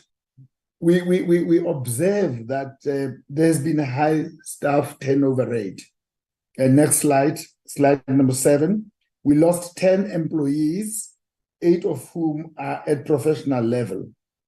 And we also experienced a delay with regards to the development of an alternative funding model. And also we experienced a delay with the implementation of enterprise resource planning ERP solution. That is an IT solution. Regarding the reflection on strategic priorities, we're able to review the quality assurance of assessment approach by reviewing the directives for quality assurance of curriculum directives, which were sent to the different assessment bodies. The IEB, Independent Examinations Board, subject assessment guidelines for marine sciences were appraised and directives were given to strengthen them before approval. Regarding the reviewing, evaluating, and appraisal of qualifications, we reviewed the general education certificate curricula and gave feedback to the Department of Basic Education. Umalusi gave the Department of Basic Education comments regarding the finalization of the curricular statement, policy statement for grade R to 9 coding and robotics curriculum. We continue with the reflection of strategic priorities, slide number 9. We provided continuous feedback on the input on the National Qualification Framework Act amendment processes. So we've been providing that feedback, and we intensified research on educational developments with a study that benchmarked the National Senior Certificate qualification against 5 other international qualifications.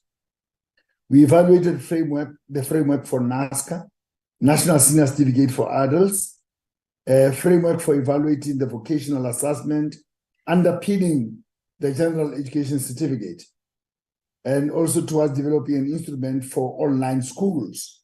We've been providing feedback to the Department of Basic Education on online schools with regards to the framework that they've developed that will lead to a policy pronouncements by the minister. We have intensified during the year under review our advocacy. We visited 9 provincial education departments to share Umalusi's legislative mandate with reference to the standardization of examinations results. And we held 3 exhibitions and we also held 8 webinars on various topical issues that affect our sub-framework of qualifications. Regarding our audit report, we were audited by the external auditor, Rain Chartered Accountant Incorporated, with the approval of the Auditor General of South Africa. And pages 82 to 86 of the annual report will contain the final audit opinion obtained. We have achieved an unqualified audit opinion. Chairperson, I want to pause and hand over to Mepodi Mokhanedi to proceed with the presentation. Thank you very much, Chairperson. Thank you, CEO. Let me start by passing my greetings to the Honorable Chairperson, honorable members of the committee, the Minister of Basic Education, if she's part of the meeting, Deputy Minister, the Deputy Director Generals present in the meeting, SACE team, our Council Chairperson, as well as Umalusi team. In terms of performance information for the 2022-23 financial year, I'll be focusing on the summary of performance and then go into performance per program. We'll be looking at the program 1, program 2, as well as program 3 performance. The next slide shows annual performance for 2022-23 financial year. We had 15 indicators in the financial year, and we have managed to achieve 14 out of the 15, which gives us the 93% achievement, and then a non-achievement of 7%. On slide 13, we're looking at the achievement per program. So both program 1 and program 2 were all achieved at 100%. And in terms of program 3, we had 7 indicators and 1 target out of the 7 was not achieved. We'll get into detail of the non-achievement when we get to the outputs, performance. On the next slide, we're looking at performance over the past 8 years. And in this slide, you can see that performance has been increasing from 2015-16 to 2019-20. And then we had a slight drop of performance from 2019-20, from 100% to 94% in 2020-21. In 2021-22, we increased to 100%, and the financial year in discussion has dropped to 93%. When it comes to program 1, program 1 consists of 5 sub-programs. The first sub-program being strategy and governance, focused on corporate governance, providing support to council, managing the office of the CEO, performance information, and facilitating and developing the organizational strategic documents. So we also have public relations and communication focusing on communicating the organizational mandate, the strategy and services of the organization to stakeholders. So we are doing this through the webinars, the media briefings, as well as interviews through several platforms. And then we also have information and communication technology, which manages, support, and maintain Umalusi ICT resources and provides support to the business units. And then we have human capital management. The purpose of this sub-program is to attract talent, ensure transparent performance management, offer attractive rewards and benefits, and ensure intellectual property is retained in the organization. So we have finance and supply chain management, which ensures transparent accountability and sound financial management, as well as to maintain a procurement system that is fair, equitable, transparent, competitive, as well as cost effective. In terms of key achievements, for Program 1, we have inducted our 6th Umalusi Council, and then we also held our media briefings for state of readiness and approval of results. And then we conducted advocacies through roadshows, webinars, exhibitions, as well as media briefings. The organization developed the online certification system, which is currently operational. And then we have also obtained approval of the information security strategy. We upgraded the bandwidth to accelerate data migration and the full benefit of the envisaged cloud implementation. Reviewed the organogram of the organization. So we had a staff complement of 138. So the organization created 12 new positions, which moved us from 138 to a staff complement of 150. We successfully refurbished the Tutom Fundo building and obtained approval from the National Treasury to open an investment account in the 2022-23 financial year. So this account is for the post-retirement medical aid liability that the organization has. And in terms of Program 1 outputs, all the targets planned for this program were achieved. As you can see in the presentation here, the webinars that were planned for 2022-23 financial year were achieved as planned. In terms of health score maintained, we managed to maintain our health score at 97%, and then our vacancy rate was maintained at average of 8%, and the organization was also able to pay its service creditors and suppliers at 7 days average. When we move to the next slide, this is Program 2, Qualifications and Research. Our Program 2 consists of 2 sub-programs. We're looking at qualifications, curriculum, and certification. This program's purpose is to manage qualifications in the sub-framework. And in terms of the second sub-program, Statistical Information and Research, we are looking at conducting research to inform the work of Umalusi, maintenance of learner databases to inform the Council's professional work and organizational strategy. Next slide. In terms of key achievements for the program, we managed to conduct a gap analysis for all qualifications on the sub-framework. The organization conducted the research on the accreditation of adult education and training centers to inform the quality assurance of the IED sector. And then we have done post-examination analysis for selected subjects in 2022, developed the online application system for replacement of certificates, a policy for the certification of candidates' records on the sub-framework was also gazetted, and we published a special issue with the Southern African Linguistic and Applied Languages. This issue was also guest edited by the organization. When it comes to the Program 2 outputs, all targets were achieved as planned. We have managed to produce 1 report on management of qualifications in the sub-framework.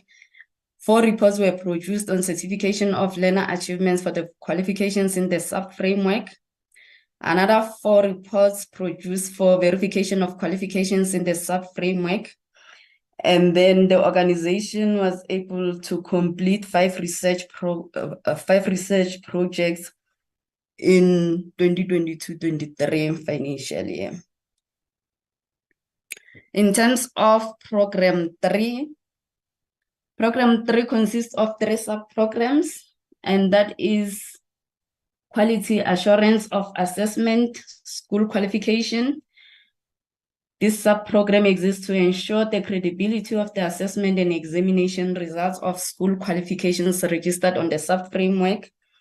And then we have Quality Assurance of Assessment, Post-School Qualifications, which exists to ensure the credibility of the assessment and examination results of the post-school qualifications registered on the sub-framework.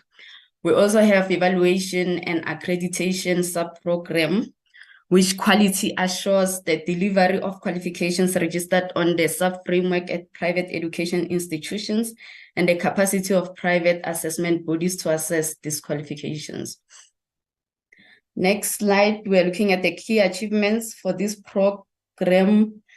And then we have managed to moderate all received question papers for all from all assessment bodies. And then we moderated school-based assessments, monitored the conduct and administration of exams. We standardized marking guidelines and verified marking to ensure accuracy and credibility. In terms of accreditation, 95 independent schools, 1 adult education and training, and 4 further education and training private colleges were accredited.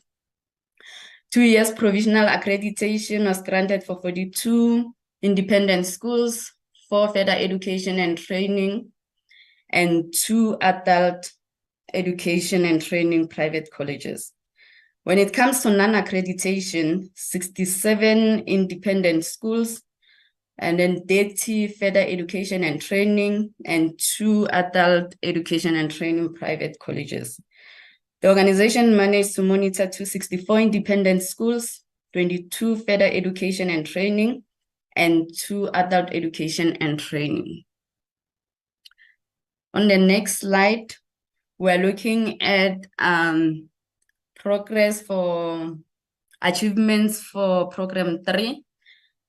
In this program, we had 7 indicators, and out of the 7, we have managed to achieve 6 of these indicators.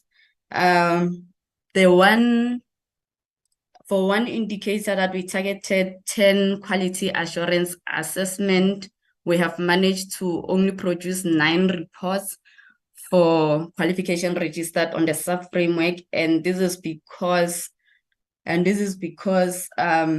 one report that was supposed to be produced in Q2 for the April examinations was cancelled by the Department of Higher Education, so the organization could not produce this report. We have managed to moderate 100% of question papers, so we approved 100% of question papers that we received.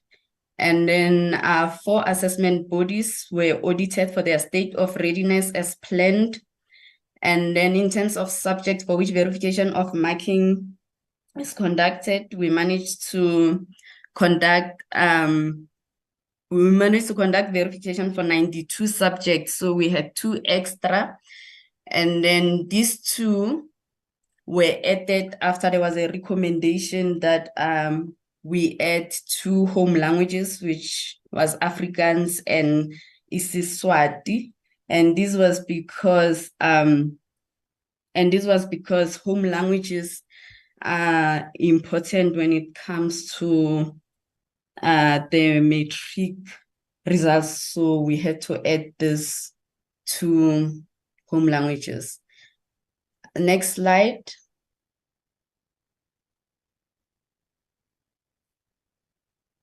When it comes to subjects for which moderation of internal assessment is conducted, we managed to moderate 190 subjects.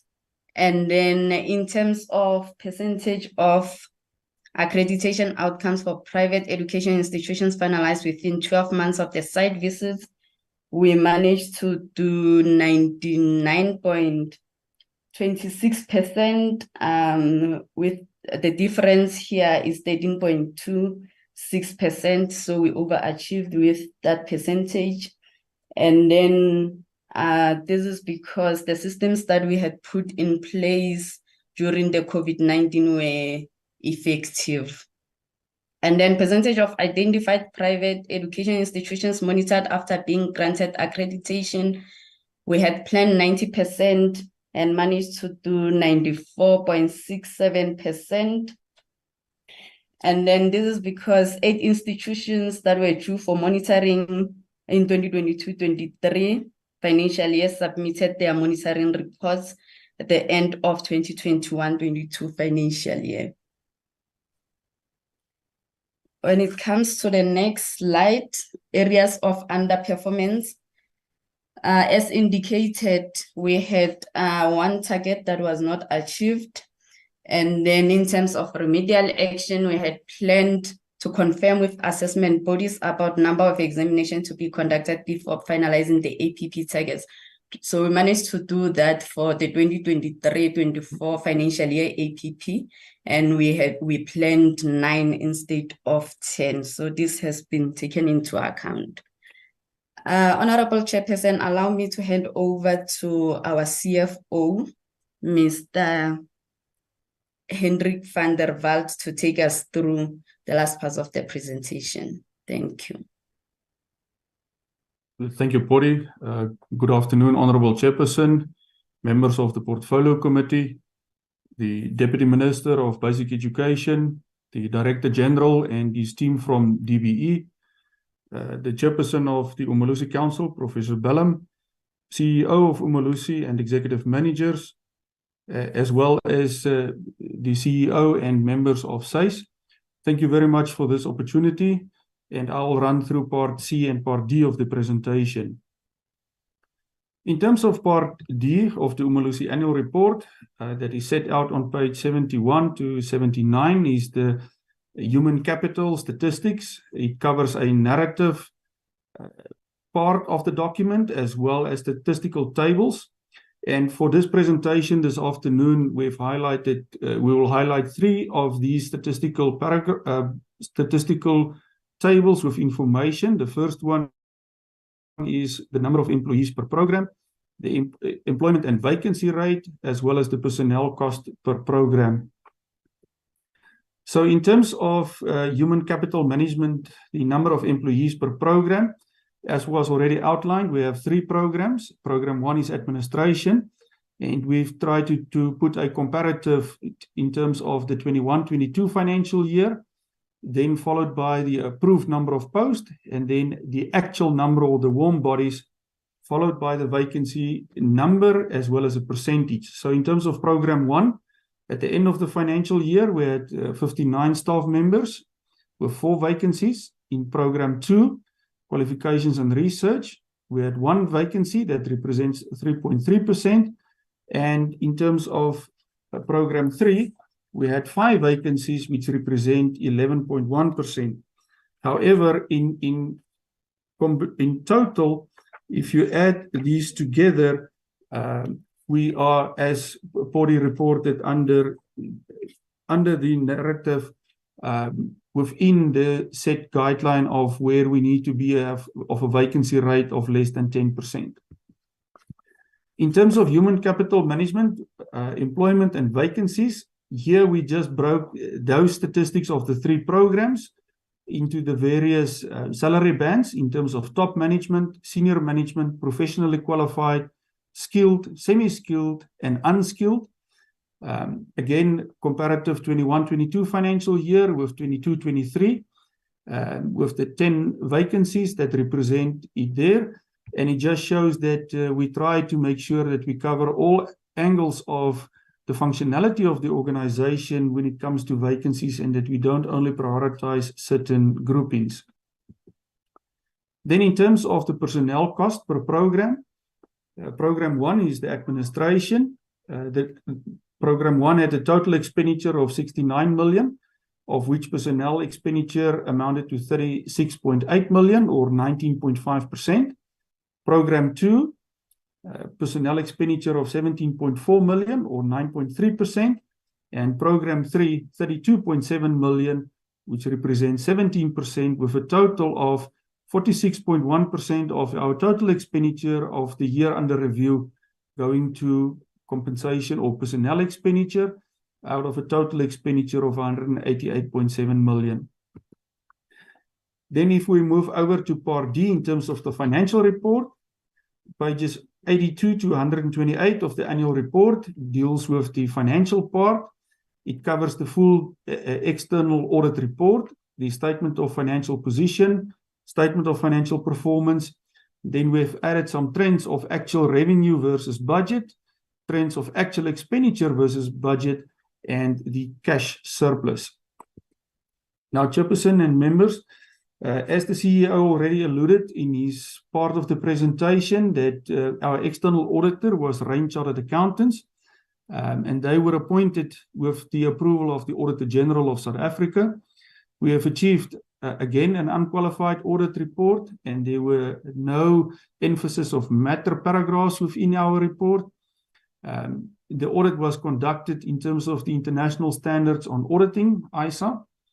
The financial statements were compiled in terms of the generally recognized accounting practice, or the so-called GRAP, and the requirements of the Public Finance Management Act, and present fairly in all material aspects the financial position of Umalusi as at the end of March 2023.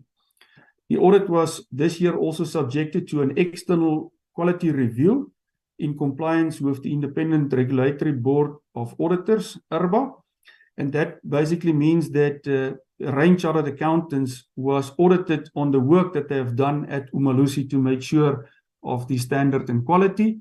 And this is a standard practice where private audit firms always gets, or on a frequent basis get assessed, but it also places an additional layer of quality review in terms of the work being done. The overall financial position of Umalusi remains in a good state. Then if we move to the statement of financial position as at the end of March, in comparison the 22-23 year with the 21-22 year, we had total assets of 123.7 million. We had total liabilities of 41.8 million, which gives us net assets of just over 81.9 million. And I need to mention that based on the GRAP requirements in terms of reporting, we had to effect a few restatements of the 22 amounts where it was required. So in terms of the assets, we have two main contributors. Number one, cash and cash equivalents, as outlined in the annual financial statement notes, number 5, of 44 million, which is in the main the short-term deposits. And B, property, plant and equipment, outlined in the note 6 of the financial statements, with 70.8 million. In terms of the liabilities, we also have two main contributors. A, payables from exchange transactions, note 8 of the financial statements, with 26.7 million. And B, employee benefit obligations, note 11, to the value of 9.5 million.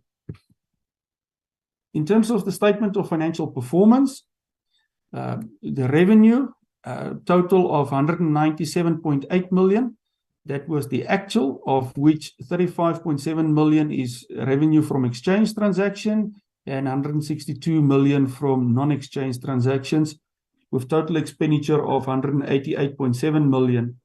The revenue comprises of two items, 35.7 million, which is own revenue on fees that we are charged, as well as the subsidy that we receive from the Department of Basic Education to the amount of 162 million. In terms of the expenditure, three main categories: the employee-related cost of 87 million, as outlined in note 19 of the financial statements, general expenses of 49.7 million, as per note 20 of the financial statements, and then moderator and verifying cost of 44.3 million are the main items in terms of our expenditure. Then in terms of the trends of actual revenue versus budget, we provide here some historical information dating back prior to COVID, 2017-18 to date. And Honorable Chairperson and members, you would see that there used to be quite a big difference between the budget and the actual. But over the last 3 financial years, from 2020-21 up to the year under review, now 22-23, we've tried to close that gap so that the actual revenue versus what we project as a budget gets much closer together. We've compiled a similar trend graph in terms of the expenditure versus the budget. We obviously budget expenditure equal to our projected income, and a similar trend can be seen in the last 3 financial years, with 22-23 be the first year that we actually were able to increase our expenditure as a result of our higher income than what we have budgeted for. In terms of the cash surplus, Umalusi applied to the National Treasury after the finalization of the external audit in terms of Section 53.3 of the Public Finance Management Act, as well as Treasury Instruction number 12 of 2020-21 to retain the cash surplus of 18.6 million from the 22-23 financial year. The National Treasury granted approval on the 12th of September 2023 to retain the surplus. And in the main, this surplus will be committed in the following 3 areas. Although we've completed the Tutu Mfundo refurbishment project, during the current 23-24 financial year, we had final payments of 5.6 million that we have to pay. We also, with the approval that was mentioned by Pori, that we've created with the approval from National Treasury and investment account to cover our post-retirement medical aid liability. So we will transfer 3 million into that investment account to generate income to offset that liability in the future, as well as we need funding for ICT, and specifically as the CEO referred to the ERP solution, and that is how we will utilize the cash surplus retention that was approved by the National Treasury. Honorable Chairperson and members, this is the part where I conclude and I hand back over to the CEO.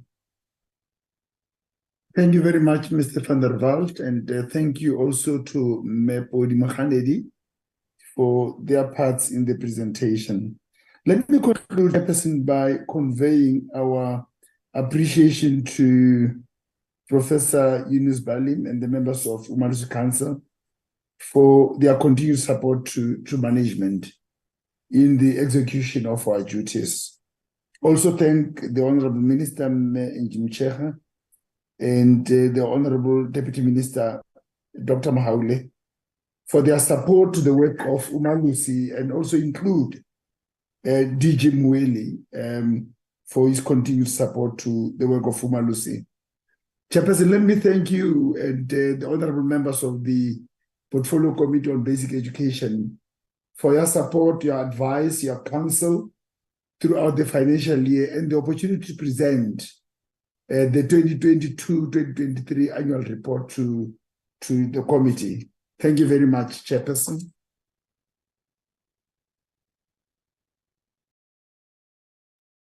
No, thank you very much, CEO, Dr. Rakometi.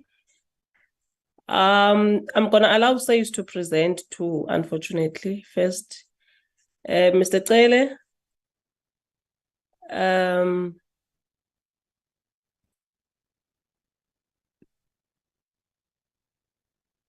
Mr. Cele, is he in the meeting?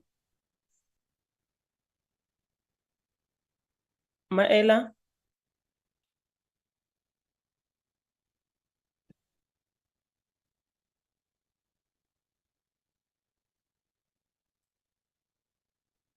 Am I audible, people of South Africa? Yes, you are. We can hear you. Alone. Where is SACE? Or are they expecting us to start with them at 5, maybe? Chairperson, I think that may be the case, that some of the SACE delegation may only join us before 5. All right. If that's the case, then let's allow members to interact with Umalusi. There is a hand of Member Van Zyl, Member Morwatsehla. In that order. Thank you, Chairperson. Again, greetings to the newcomers for the day. We've been here since this morning. I'm not going to greet the others. And I want to thank Umalusi for their presentation, the various presenters that was presenting. Chairperson, mine's only very short. I've got 2 questions. In his opening remarks, Prof. Palim said that he hopes that people will be able to distinguish fake certificates from authentic certificates. In an interview with Carte Blanche not too long ago, it was exposed and found that these fraudulent certificates is issued from within the department. So it will have all the features, bells and whistles of an authentic certificate. What has been done to put a stop to these fraudulent issuing of certificates, and what investigations has been done from within to address this, and has consequence management since been applied? And then just a very short last one is what has been done with the educators and learners that was involved in the question papers being leaked last year? And has that been stopped for this year, or what has been put in place to make sure that it doesn't happen again this year? Thank you, Chairperson.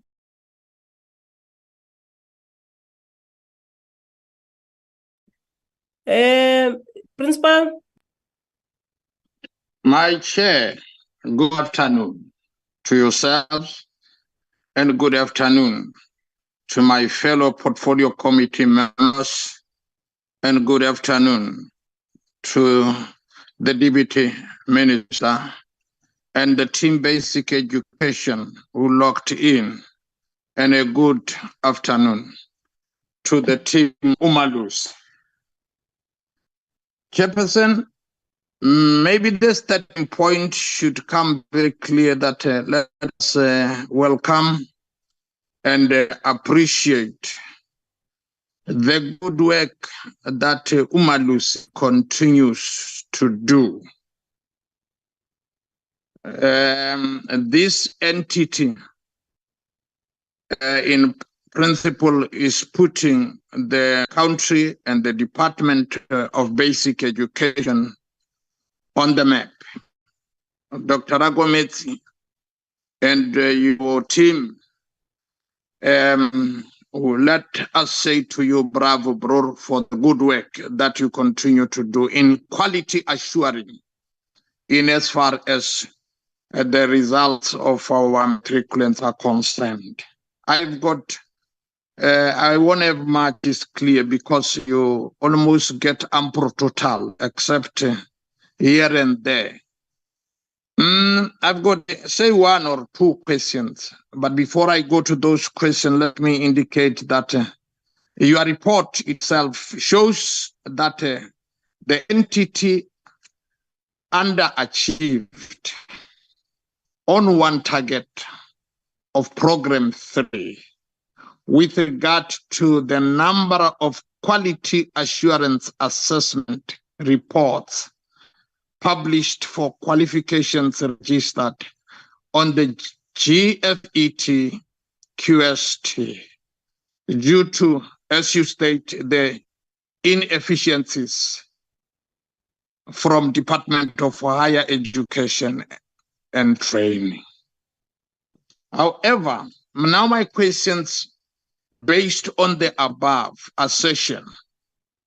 Number one question, what could be the causal factors for the cancellation of the National Accredited Technical Education Diploma, and how is this likely to affect learning opportunities from your own assessment?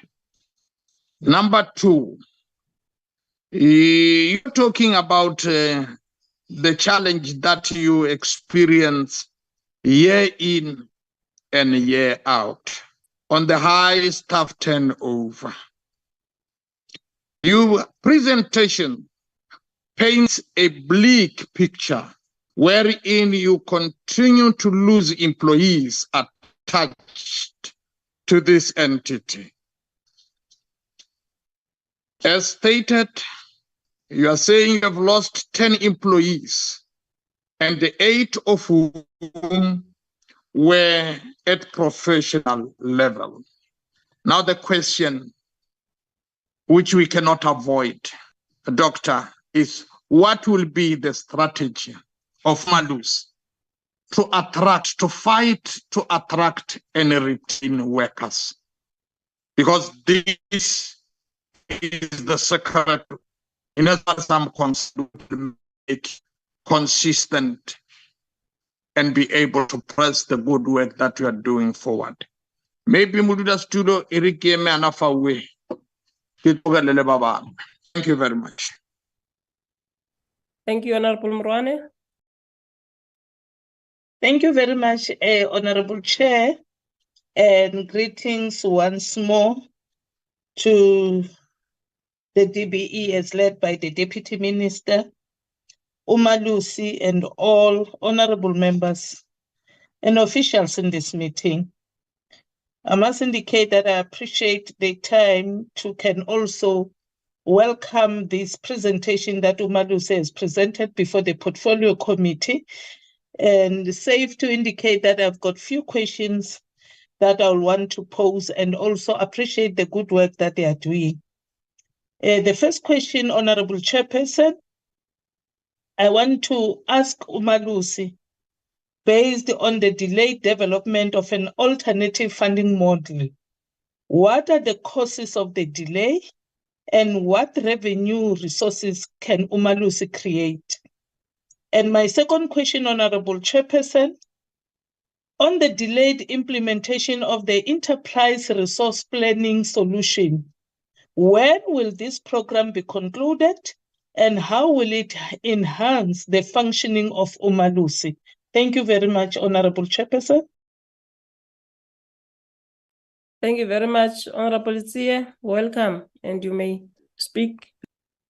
No, thank you very much, Chairperson. Good day to yourself. Good day to all honorable members on the platform, the department officials, DM, and Madusi.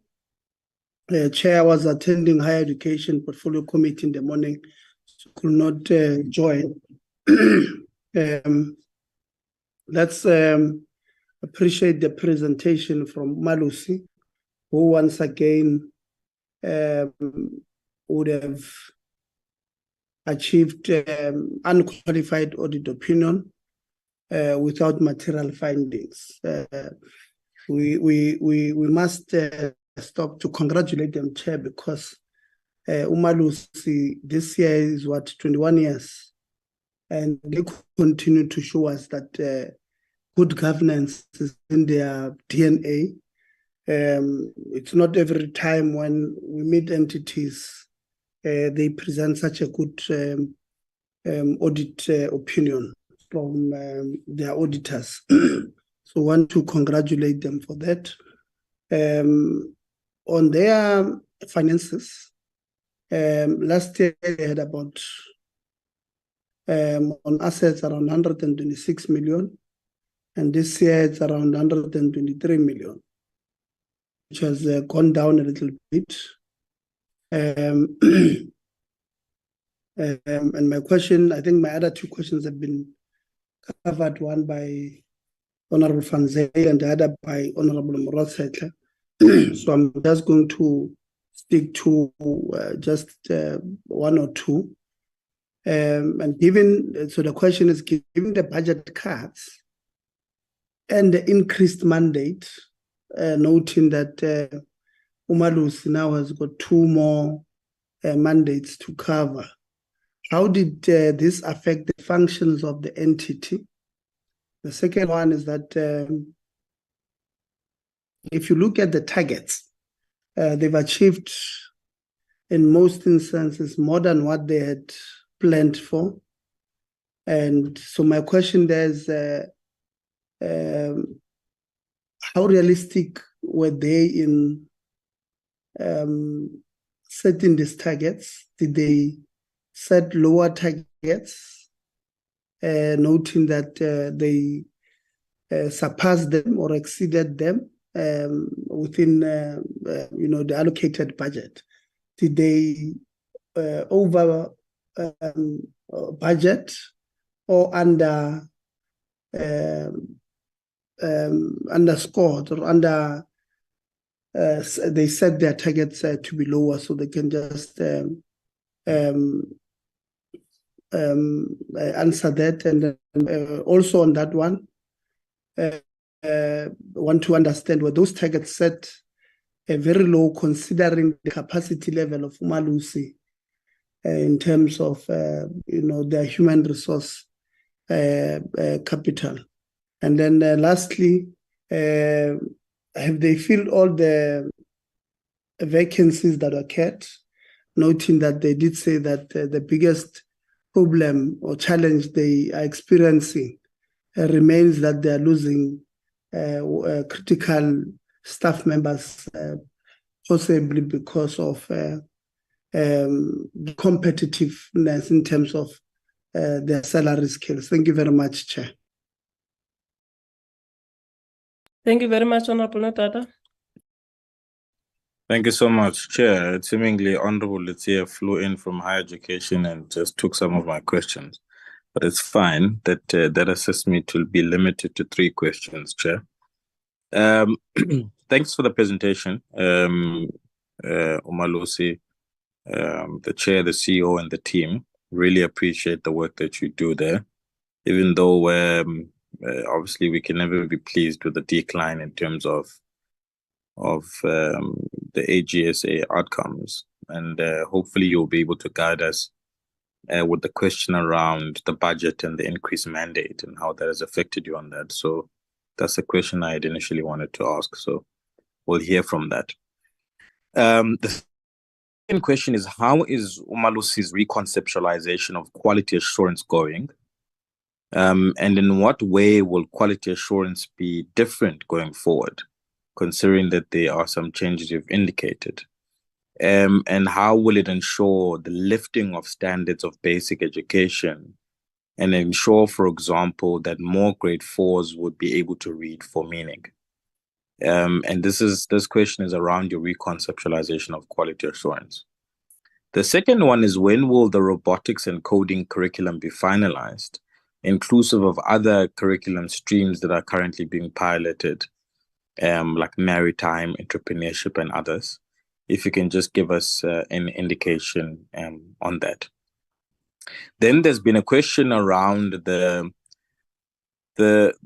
LSEN learners that go through these school of skills. I know that there are some in Western Cape, some in the Eastern Cape. I don't know what they are called in other provinces. You will find that at the end of the tunnel, when they've completed those courses, either in your engineering spaces, or them, food and hospitality, they don't necessarily have a qualification that they can use to be able to access those industries. Yet these school of skills exists, and I know there's been a development of the general education certificates of an exit in grade 9, but these are not included. These school of skills are not included in that concept. So what is Umalusi currently doing to make sure that the recognition of those qualifications or those streams in education exist and those children can be certificated? Then the last one from me is that I've now visited the 18th country that has a motto that says, focus on learning rather than testing. Therefore, our method for children in basic education is continuous assessment, systemic tests, and the only exam that exists within the system is a matric examination. In South Africa, it's a completely opposite of that, where I feel like we focus on testing and less on learning.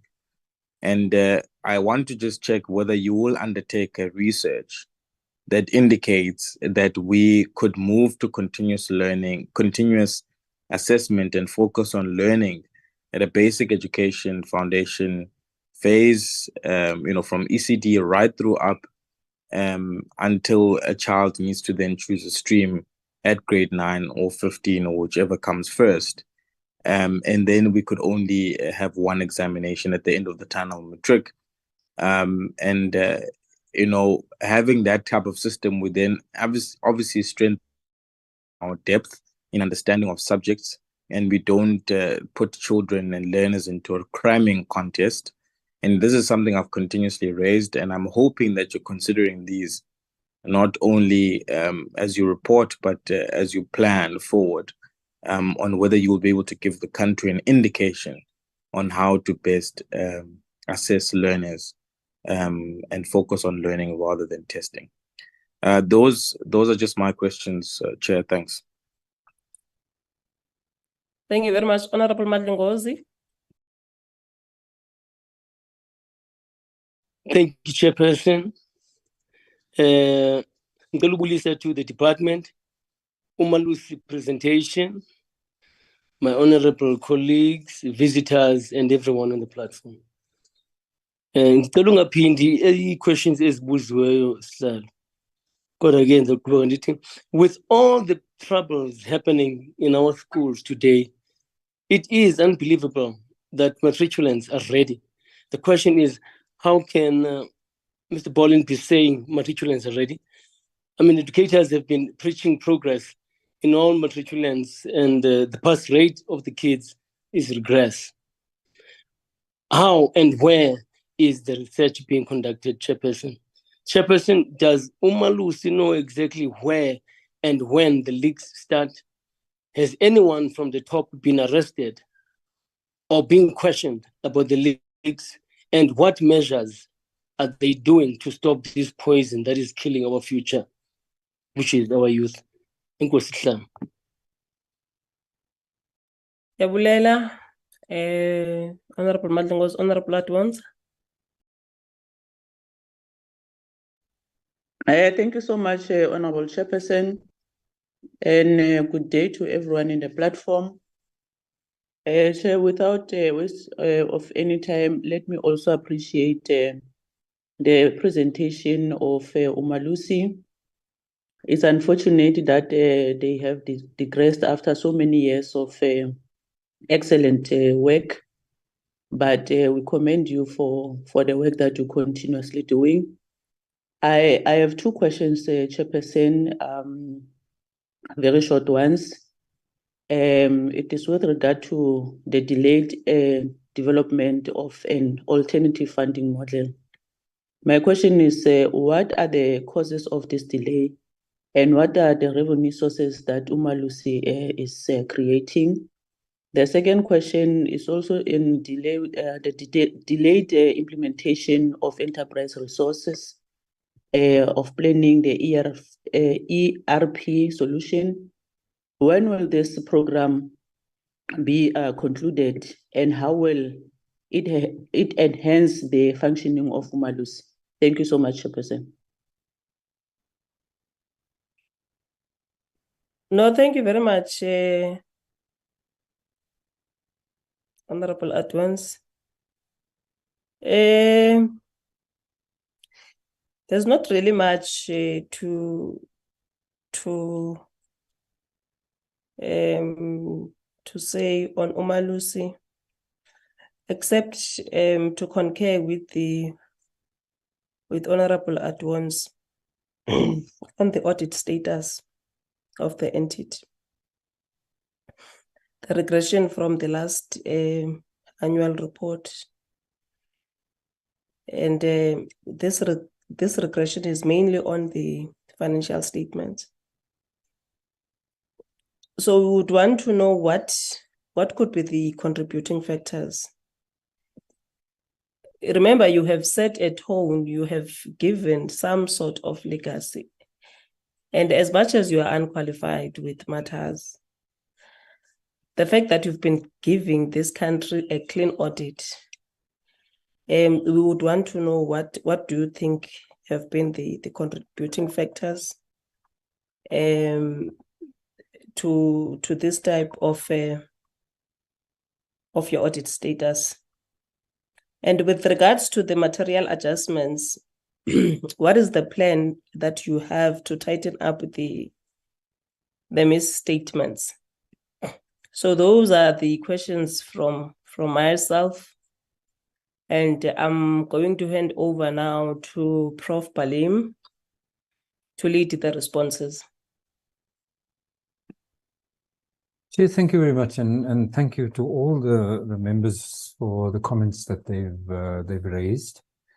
Much of the questions are to be responded to by management, and I'll try to give a more high-level response. Let me first acknowledge and thank the members for the kind words that they have expressed in regard to the fact that Umalusi again gets an unqualified audit.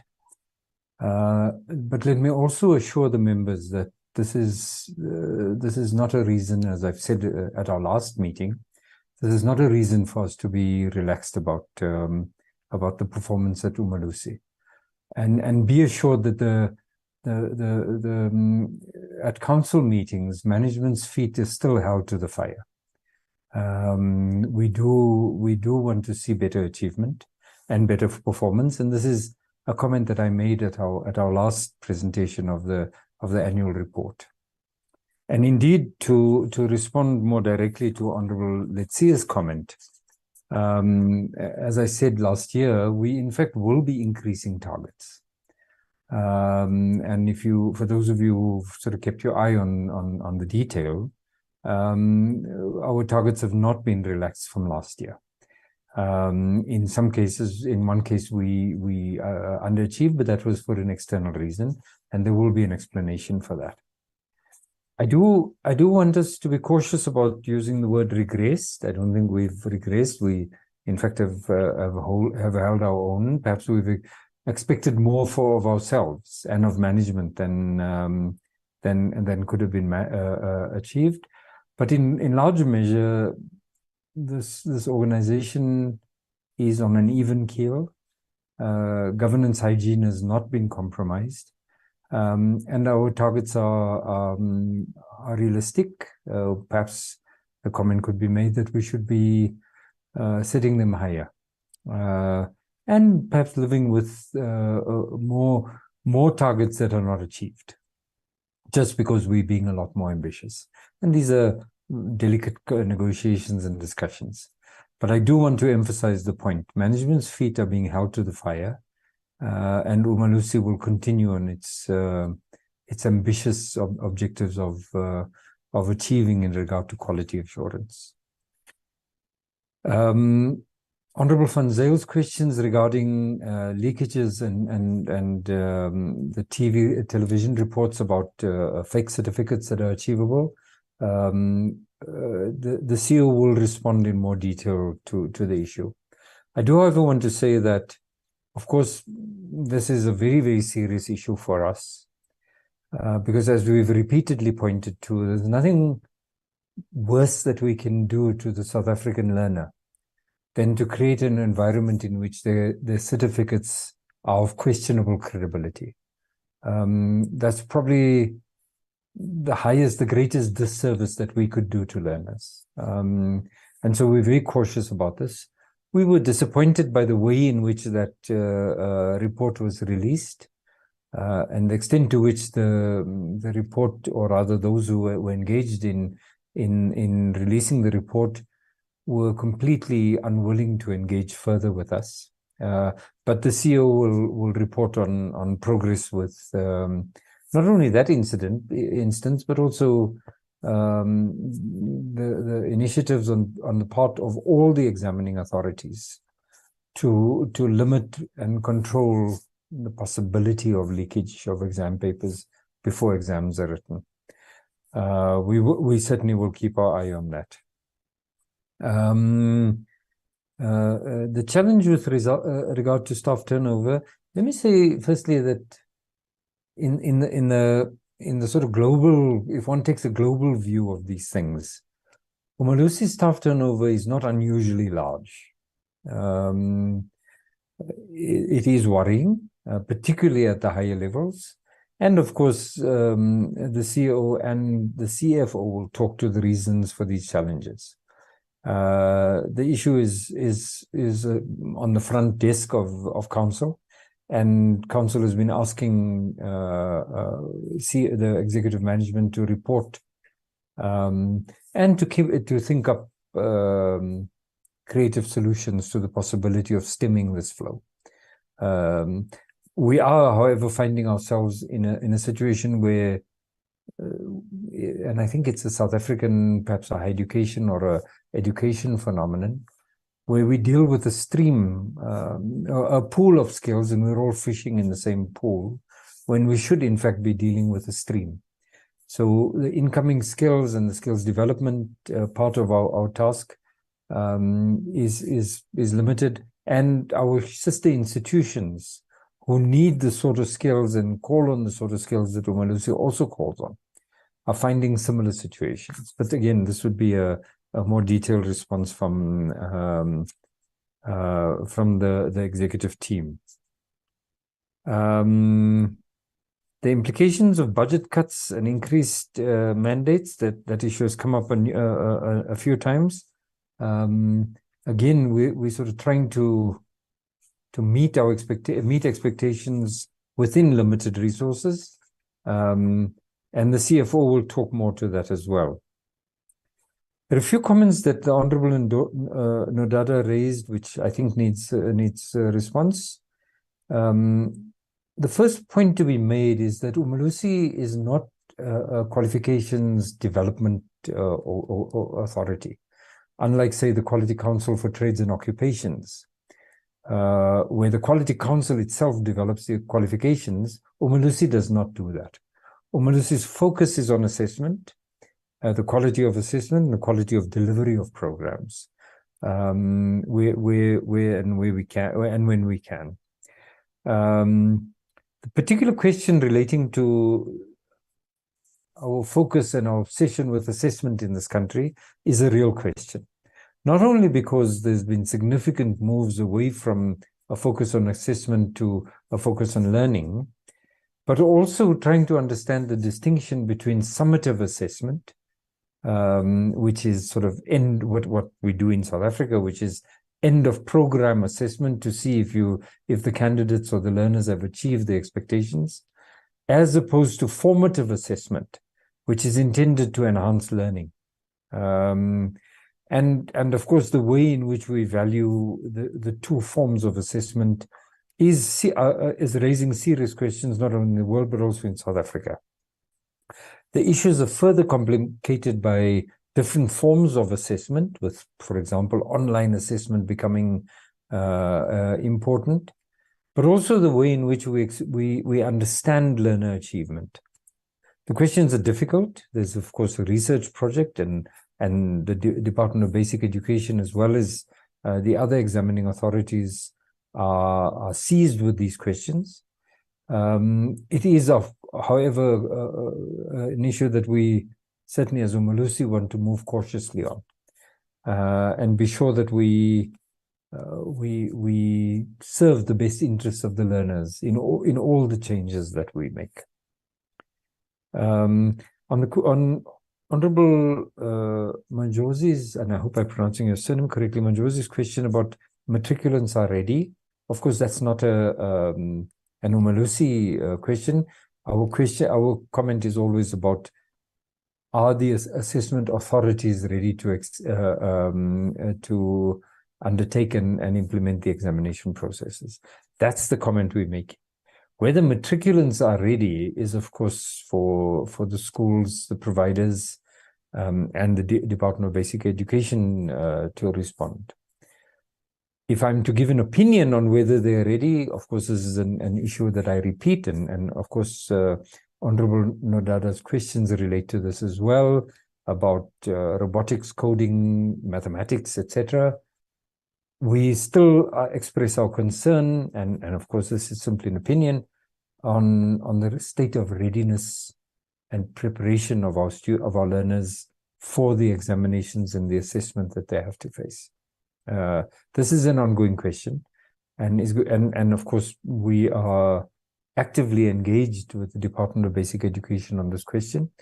Be assured that there's arm wrestling and fairly stern talking to each other, because the issue, we're not where we would like to be. The answers are not entirely in Umalusi's purview, but Umalusi has a seat at the table of the conversation and expresses his opinion quite strongly on these matters. Honorable Aduans, your questions about the delay, alternative funding model and the enterprise resource program delays will be responded to by my colleagues in the senior executive team of Umalusi. Chair, with that, I'd like to hand over to Dr. Rakometsi, who will provide more detailed responses to the questions that have been raised. Thank you. Thank you very much, Chairperson, Professor Balim, and the Chairperson of the Portfolio Committee, for the opportunity to respond. First of all, the ENCA documentary was very much unfortunate in that the slant it took was that the officials of Umalusi and the DBE are the ones who are producing fraudulent certificates. When that documentary was flagged, I said, this investigation cannot be done by us. And I spoke to the DG Mueli about this, and he facilitated that I speak to General Sibia for him to send people to investigate. And General Sibia graciously agreed to deploy SAPS detection and forensic service to conduct internal and external investigations into the sale of fake certificates. The outcome, I'll speak to it later on, of that investigation of the SAPS. However, the documentary itself worried a lot of South Africans. This is evidenced by the fact that I've lost count of the number of video clips from that ENCA documentary I've received on WhatsApp from individuals who are concerned, high-profile people, ordinary people in the country, outside the country, South Africans as far away as America have raised concerns about it. Say, CO, what are you doing with this situation? It gives us comfort to know that the SAPS detection and forensic service has cleared the Umalusi and the DBE officials on this matter. The SAPS detection and forensic service has interviewed the Umalusi staff that deals with certificates, and they've looked at our systems. Based on that, they've found no evidence to prove that Umalusi and DBE officials are involved in any way in the alleged production and selling of fake or fraudulent certificates. That is their conclusion. They have come to the conclusion that the people who are selling these certificates are scammers, who ultimately lure people into paying money and then they disappear, or where they honor their part of the bargain, they give these people certificates that are fake and that have no currency, certificates that don't even appear on the database of Umalusi, of certificates that have been awarded. So South Africans have been warned at our media briefing last week, Friday, that people who choose to go that route should know that they are buying certificates that have got no currency. The president has signed the NQF Amendment Act into law last week. That NQF Amendment Act says anybody who has a fraudulent certificate will be arrested and will serve a jail term. What we do as employers and higher education institutions send data for verification whether Mr. A, Mr. B, Mrs. C has got our certificates, is that when we identify fraud, we are obliged, according to the NQF Amendment Act, to report that fraud to the South African Qualifications Authority and also to the South African Police Service. And people are going to serve jail terms. Chairperson, we are constrained by the fact that we are online, and I'm not sure whether I'm going to be able to prove the point that I'm making, that the people who buy those fraudulent certificates will not get the quality of certificate that I have in my hand in terms of the weight of the paper, so that if we're in a physical meeting, I'll be able to give you the certificates to feel the weight of the certificate and to look at the foil, that this foil cannot be reproduced at a corner internet cafe somewhere in Johannesburg, Bloemfontein, Cape Town, or Pretoria. And also using the UV light. What you see through this paper, you see things that cannot be reproduced by anybody at a corner cafe anywhere in the country.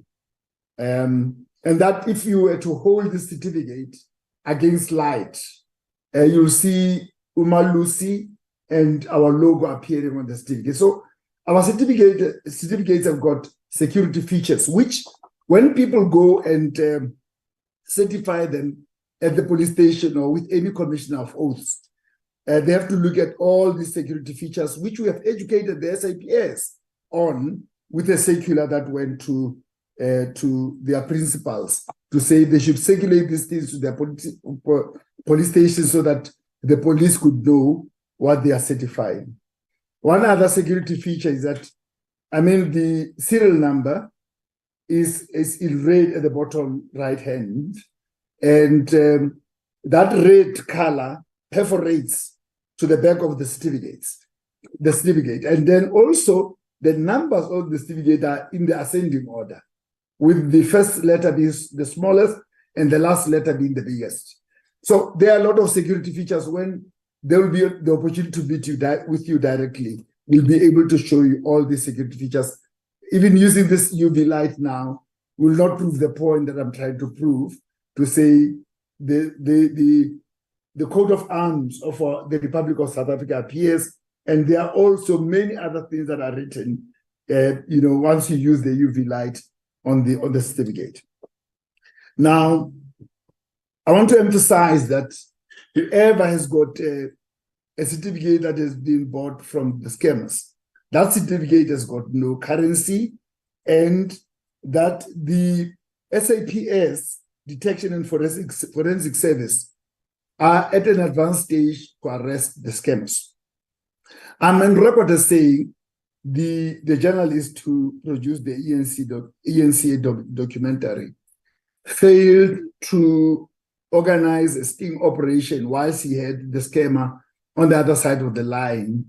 He could have paid that amount and arranged to get the certificate, having invited the SAPS members to arrest that person. We have had to go to great lengths to prove that Umalusi and DB officials are not involved, and that much has been confirmed by the SAPS. Chairperson, having said that, I'll go to the next question of Honorable Van Zyl, where she talks about the papers that were leaked last year. The Executive Committee of Council suspended the release of the results of those learners who were affected for the department to conduct further investigations regarding the students who were identified to have participated in getting the leaked question papers. After investigations, the department then submitted a detailed report of those students who have been cleared, the students who have been found guilty, and those who were found guilty were given different sanctions by the Department of Basic Education. And with the approval of Umalusi, those who were cleared following the investigation, their results were released with the permission of the Executive Committee of Council. So that matter has been dealt with. I appreciate Honorable Moratsehla and other members, the comments you make about the good work that you are doing. We are not going to be complacent. We are going to remain focused and work hard for the people of South Africa with the responsibility that they have entrusted us in taking care of Umalusi, the shepherd. So we'll not lose focus. We are going to remain humble, and we are not going to be complacent. We are going to continue to do our work with all the diligence that is required. Now, the underachievement, Honorable Moratsehla, is as a result of the Department of Higher Education and Training having cancelled an examination. What happened here is that due to COVID-19, the department was facing problems running one exam after the other. You would note that the naked examinations are written after every 3 months, one per quarter. Now, the department said they needed to cover up the teaching and learning time that was lost in 2021 due to COVID-19, and they want to get more teaching time. So one exam was written in January, and then the April one was cancelled so that they can catch up with teaching and learning. This is something that is beyond our control as a quality assurance board. When the assessment body says, in terms of our teaching, we realize that we are lagging behind. So we want to get more teaching time. We're going to suspend or cancel this examination. That is what has created that underachievement. Now, regarding the loss of staff, Prof. Balim has covered some ground, but I want to add and say, yes, salaries are a factor. People are looking for greener pastures, and they will always leave for greener pastures. However, the major factor has been work overload because of the staff that is overstretched. That people cross over to other institutions and they say, we've got more time for family. We knock off at 4 and we close our computers, laptops, only to open them the following morning. That is not the case at Umalusi, even as things stand. And one other area of concern was the fact that until recently, and the recently is August of 2023, Umalusi staff could not join GEMS, Government Employees Medical Scheme. We have worked hard, and GEMS is now allowing the Umalusi staff to join it as a medical aid scheme. GEMS, unlike all other medical schemes, has got more benefits. For instance, they are able to accommodate the parents of the main member. They're able to accommodate the dependents of the main member up to the age of 28, whereas other medical aid schemes do not do that. And also that the contribution of the employer, if an employee is with GEMS, is higher. So that will be maybe something that is an incentive for staff to stay now that we are on GEMS. There are no guarantees. The other thing that we are still battling with is that the employees of Umalusi are not with Government Employees Pension Fund. We are with the Associated Institute Pension Fund, which is a subsidiary of GEPF. The contribution of the staff is 12% with AIPF. With GEPF, it is 13%. Now, in the long run, if a person moves to a government department and he gets 13%, he's going to get a better pension. Some staff members are leaving for that reason. We're celebrating the fact that Parliament has now approved that AIPF members can now migrate to GPF. And we're going to be engaging the DG of Treasury to allow, and the CEO of GPF to allow Umalusi staff members to be migrated to GPF. Maybe those two things, GEMS and GPF, will go some way in alleviating the challenge of high staff turnover. I want to repeat here, there are no guarantees.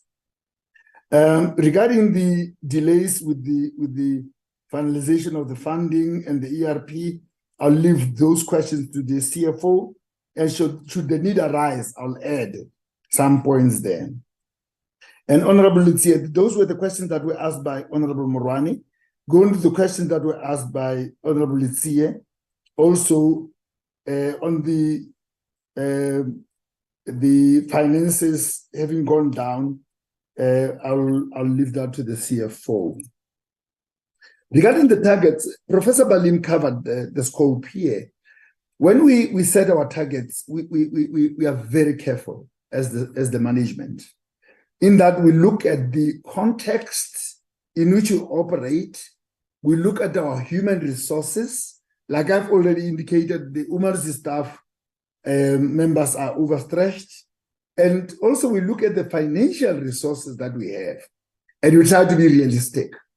We are not under targeting, and we are looking at the reality of the situation that faces us. For instance, it is our wish to have a bigger sample of quality assurance. However, we can only have a bigger sample of quality assurance so that the bold pronouncements that we make can really be representative of what we are speaking about. However, we cannot get a bigger sample without bigger resources in terms of human resource and financial resources. This is just what it is, Chairperson. We are constrained by the context, the availability of human resource and financial resources, and other factors. Regarding the filling of posts, we have made huge strides to fill the vacant positions. Even with the additional 12 posts that Council has graciously created to ease the pressure on the staff, we have made huge strides in filling those positions. However, we have to appreciate that this is a running target. Honorable Nodada, on the Auditor General of South Africa's observations, I leave that to the CFO. It will be ideal that even as our mandate expands with additional subjects, I've said this before, with additional qualifications, the NASCA, the GEC, that the expansion of our mandate should be followed by resources. However, for many years, that has not been the case. So the conclusion of a funding model that is ideal for Umalusi will actually assist in getting that done. And also the complications are brought about by the cost containment measures introduced by National Treasury for all government departments and entities. Now, with regards to Honorable Nodada, reconceptualization of quality assurance, the quality assurance of Umalusi has been evolving over time. The people who worked here 5 years ago will not recognize what we are doing, who worked in quality assurance, because it is evolving all the time. We do research, we interact with our counterparts in SADC, in Africa, and internationally. And we've got a dedicated research unit that does research, and we advise the minister accordingly with regards to the qualifications, and we also advise ourselves and our council in terms of what we do in terms of quality assurance. So all I'm saying is that we are not retrogressing when it comes to quality assurance. We are not stagnating. We are making progress. With regards to grade 4, we don't touch grade 4 in our quality assurance. However, we have done research in the past on foundation phase, and that research report is available on our website, and we have advised the minister on the outcomes and the findings of that report. But in terms of the outcomes there and lifting the standards at grade 4 in terms of reading and numeracy, literacy and numeracy, it is the government as the providers of education who are responsible for that. With regard to the introduction of robotics, yes, we have advised the department on the curriculum for robotics, as we have indicated in the report. However, it is for the department to take that advice and to decide when they are going to implement robotics. Honorable Nodada, when it comes to Elson learners and School of Skills, actually, the GEC, the Department of Basic Education, is piloting at the School of Skills as we speak. So I think they'll be able to speak to that much more competently than I'm doing. It addresses the concerns that you had raised. The use of continuous assessment for the progression of learners. Well, it is for the department as the providers of education to decide that in the internal classes. We focus on exit qualifications, but even on exit qualifications, our research has shown over and over again, and we have compared notes with our counterparts from other jurisdictions, that continuous assessment, the educators in the majority of cases are not competent in assessing adequately. Just cite an example, I think the country is Sweden, if I'm not mistaken, where it is a prerequisite for a person to enter the teaching profession to have a master's degree. We are not at that level yet. Our SBA school-based assessment has got some challenges to the extent that we cannot confidently say we can progress learners based on SBA, continuous assessment, because of the competency of educators to assess. However, it is work in progress. I think the chairperson of council has answered Honorable Mandlingosi on the question of the state of readiness. We pronounce on the system, that is the assessment bodies to run examinations. Regarding the leaks that have happened and where they were reported to the SAPS, when those leaks are reported, they've got the right to question anybody in the system.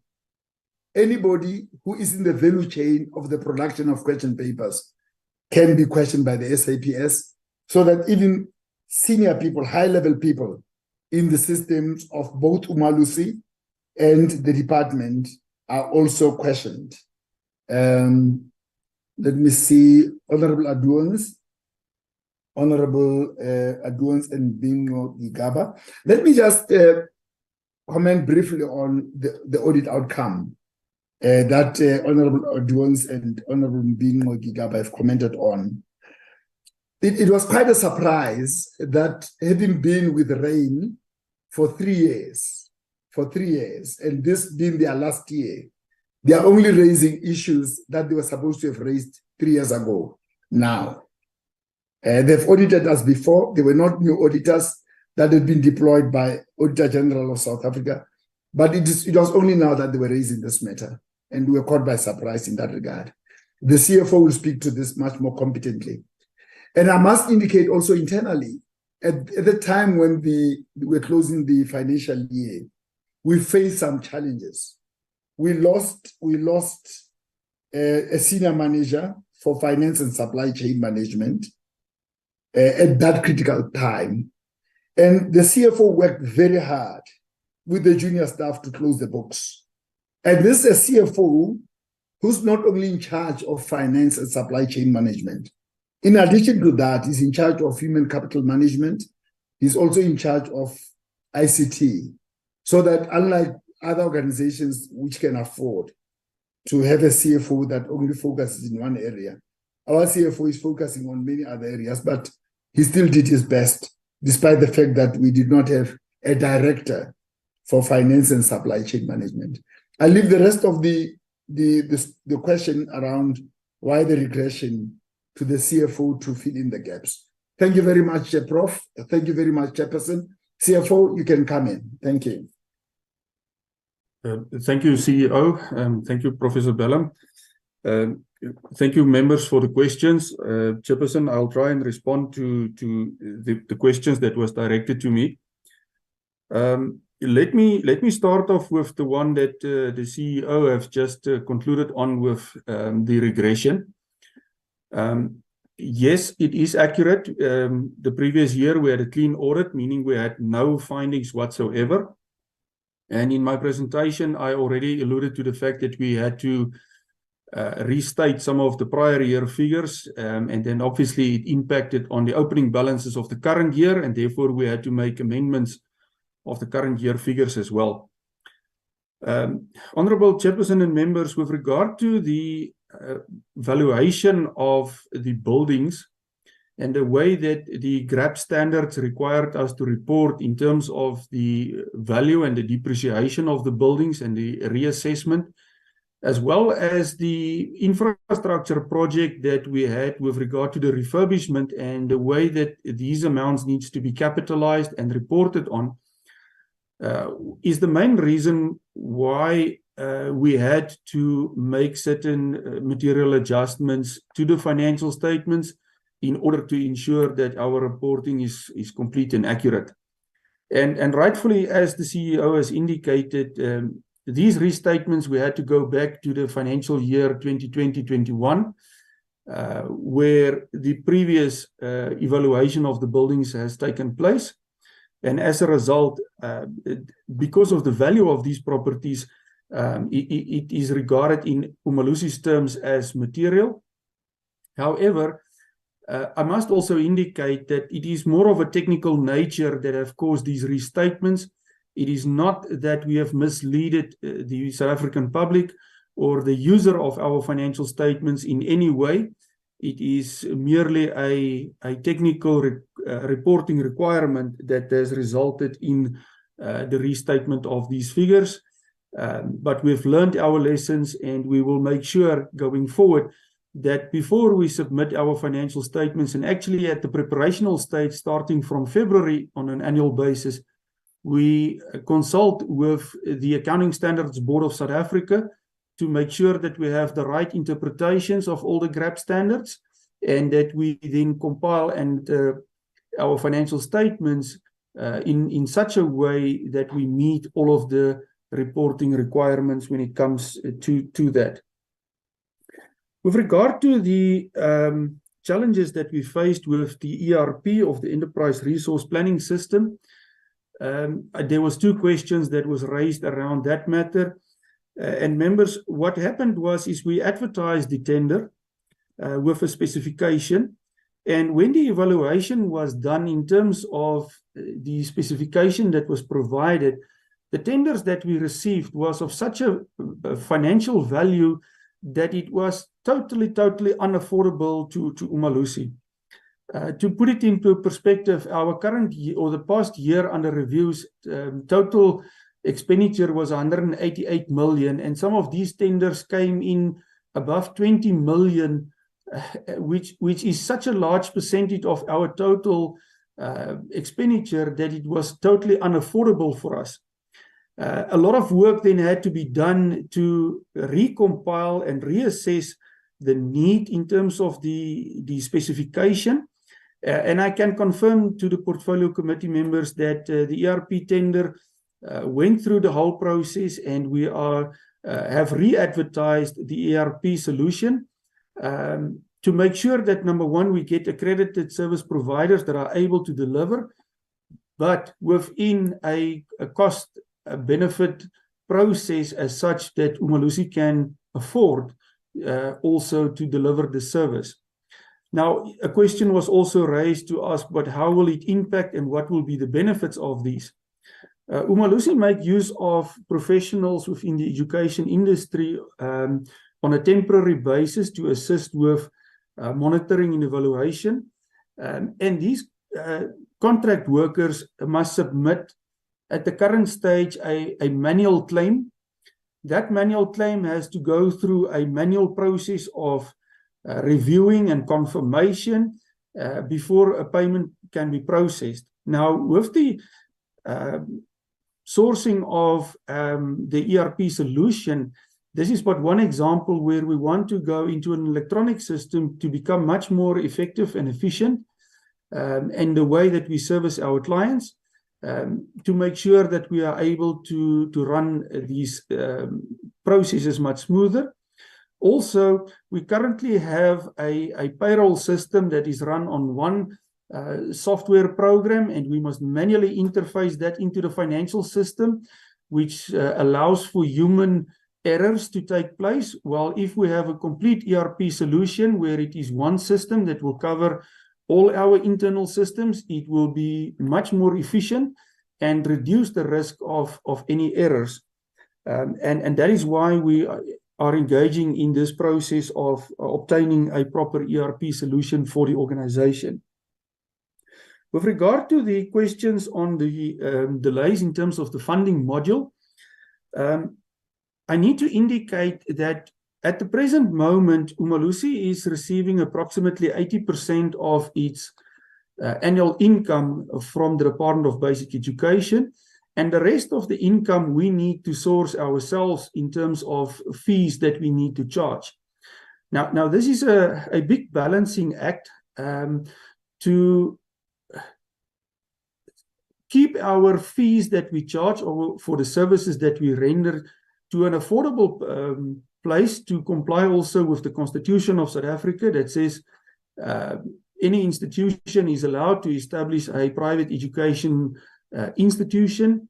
We also need to make sure that education as a basic right in terms of the Bill of Rights of the Constitution is affordable and accessible to all of South Africans. And we've started this process to develop a costing module, and we also need to engage all the role players around this funding module, because it's not only the Department of Basic Education, it will touch on the Department of Higher Education as well. It will also touch on the private institutions as the IEB and SACE. And there has been prior year agreements with them to say, if we need to change our funding structure, we also need to make them well in advance aware of these structures, because it will also impact on their clients on their sides. But we have committed to present a revised funding module to the council in the workshop that is scheduled for February 2024, in order to drive this process forward and to conclude on an alternative funding module. The CEO and Professor Ballam have already also indicated with regard to the challenges that we face with our budget and the funding module, the funding that we have available. And Chairperson and members, we have been informed by the Department of Basic Education through the National Treasury that we need to anticipate potential further budget cuts over the MTF cycle of between 3 and 10%. Umalusi has stated to the Department of Basic Education and to Treasury, I want to call it a catastrophic impact that such a cut of a potential 10% on our fixed income will have on the delivery of our mandate. And as rightfully indicated by the Honourable Member also, that our demand and our scope of work keeps on increasing, and therefore we cannot afford budget cuts in these terms to be able to still deliver on our mandate. And it makes it very difficult to balance this. Also in my presentation, honourable members, I've indicated under the trends of actual revenue versus budget that it's for the first year since the graph that we've put there from 2017-18 that Umalusi actually exceeded our projected revenue income. We budgeted for a revenue income of 188 million, and we actually achieved 197 million. And this was as a result of a demand for more certification, verification, and activities of the organization. And that, with that higher income, we were then able to also increase some of our samplings. And that's why we were able to overachieve in some of our targets. And the CEO has already informed the committee around this matter that we set our targets based on realistic projections, but we don't know because at least 20% of our income is dependent on clients that actually require services from Umalusi. And hence, that is why we set realistic and achievable targets. And that's why we also do not stop and say, okay, we have achieved 100% and we don't do anything further. If it is affordable, we continue and we expand and rather overachieve than underachieve. With regard to the question also of the Honourable Member, with regard to the total assets that decreased from 126 million to 123 million, it is mainly what has happened there is that the refurbishment project of our building was funded from reserves with the approval of National Treasury. And as the project concluded, we had to obviously settle those contractual obligations, and that reduced our short-term deposits from 52 million to 41 million in the current financial year. And as a result, that is why our total assets decreased a bit. We were able to generate also more revenue in terms of interest income on our investment account because of the higher interest rates. And as a result, we were able to offset some of the expenses that we have to pay out of that. Honourable Chairperson, I believe I've try to respond to the matters. In terms of maybe just the regression of the audit outcome, also I've already mentioned those matters. But we also, I will just wanted to say in conclusion, we have developed an audit action plan, and our oversight structure at Umalusi, the Audit and Risk Committee, meets on at least a quarterly basis. And as the organization, we need to present our plan and the progress that we've made and the steps that we've put in place to ensure that we do not regress again, and that we are able to make sure that we improve our audit outcome to a clean audit again. Thank you very much, Chairperson.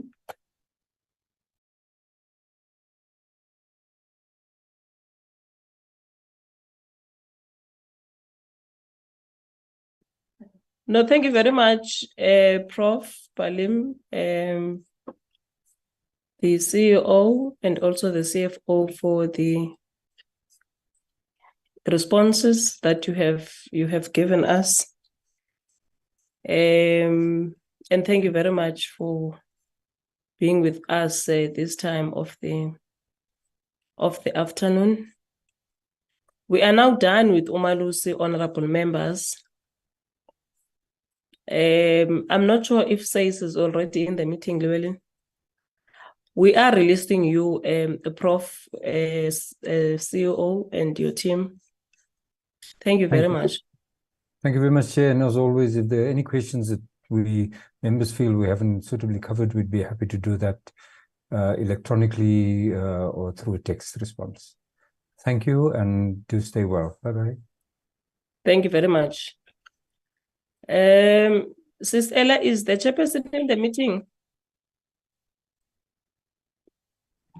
Thank you, Honorable Chairperson. I was trying to trace her because we were scheduled for 17 hours. So I couldn't find her, but other members have joined. I've requested one of our members to also continue to check him.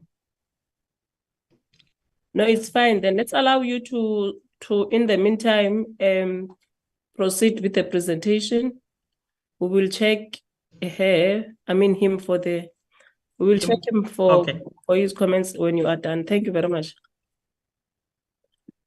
Okay, thank you very much, Chair, and good afternoon or good evening to honorable members, our Deputy Minister, the DG, and the colleagues from the Department of Basic Education and our EXCO members from SACE. We are presenting the annual report 2022-2023 to yourselves, Chair. It will be divided into three. The first part, I will deal with it in terms of the introductory section that deal with the legislative mandate and other related matters. Then I will hand over to Ms. Tuzana Sopete, who's our manager for planning, monitoring, and evaluation, as well as reporting, so that she can deal with the performance information. Then the last part, which deals with the finances audit report, it will be dealt with by the CFO. Just by way of indication and also to clarify the purpose, Chair, we are presenting, like I've indicated, the annual report from SACE in terms of the achievements and challenges that the Council faced over the reporting period, but also the performance of the accounting authority against the predetermined objectives, as well as the planned targets, and our performance plan for the financial year 2022-2023, including the annual financial statements, as I've indicated. Presentation outline I've already dealt with as I was introducing my other two colleagues, and therefore, Chair, let me go straight to part A, that is dealing with general information by starting with the service delivery and strategic overview. Now, we need to deal with the SACE legislative and policy environment so that we can all be on the same page in terms of where do we get our mandate in terms of our own activities and programs. First of all, the National Development Plan in terms of Chapter 9 is giving us a mandate to be dealing with the professional standards of the teaching profession, and through the presentation, you would have seen that we have those professional teaching standards. It's 10 of them. They are there to make sure that educators, service providers of teacher professional development, those that are training future teachers, include them in terms of making sure that their programs are developed in line with those standards, and that's part of us making sure that we fulfill the mandate of the NDP. But also in terms of quality provisioning of professional development, the NDP is very clear that we need to make sure that everybody who's providing continuing professional development to our educators in schools, especially the schooling part of the sector, should be approved by SACE, but also be endorsed in terms of the quality of the programs that they are providing to our educators, and also make sure there's relevance in terms of fit to practice or fit for purpose programs. Our SACE Act is very clear in terms of us playing a role to provide for registration, but also to set and maintain ethical and professional standards. Because once we register, obviously, there's a need to make sure that we monitor the compliance of continuing of the ethics, but also of the professional teaching standards, including whether teachers are participating in professional development in line with our mandate to quality assure and play oversight over participation in professional development by teachers. But also remember, we're receiving money from the from Fiscus through the basic education in terms of us implementing the continuing professional teacher development system. And just to remind honorable members that that is where SACE is playing a management role, facilitation role of continuing professional development, as opposed to it providing it directly to the teachers. And that's what we do. Our NPF Act chair is very critical in terms of the role that we play with the quality council, CEO Umalusi, in terms of the collaboration that we have with them when it comes to accreditation of independent schools. They help us a lot in terms of making sure those that are in schools and standing in front of learners are all registered. And if not, obviously they want to accredit that school, they link up with us in terms of this. But also one of the requirements that we want when we register educators is your matric certificate, and therefore Umalusi comes in handy in terms of having a memorandum of understanding with us and assisting with that regard. We also have, in terms of the quality councils, obviously Council on Higher Education, that is very critical when it comes to quality assurance of initial teacher education, as well as continuing professional development programs and qualifications. And we do have a memorandum of agreement with Council on Higher Education in terms of making sure that we have universities really delivering quality and fit for purpose and relevant programs and qualifications for initial teacher education. And the other legislations, I wouldn't go through them one by one, but they're playing a supportive role. For example, when we deal with issues of corporal punishment, your Employment of Educators Act becomes very relevant in terms of Section 17, and also your South African Schools Act in terms of Section 10 when it comes to dealing with issues of corporal punishment.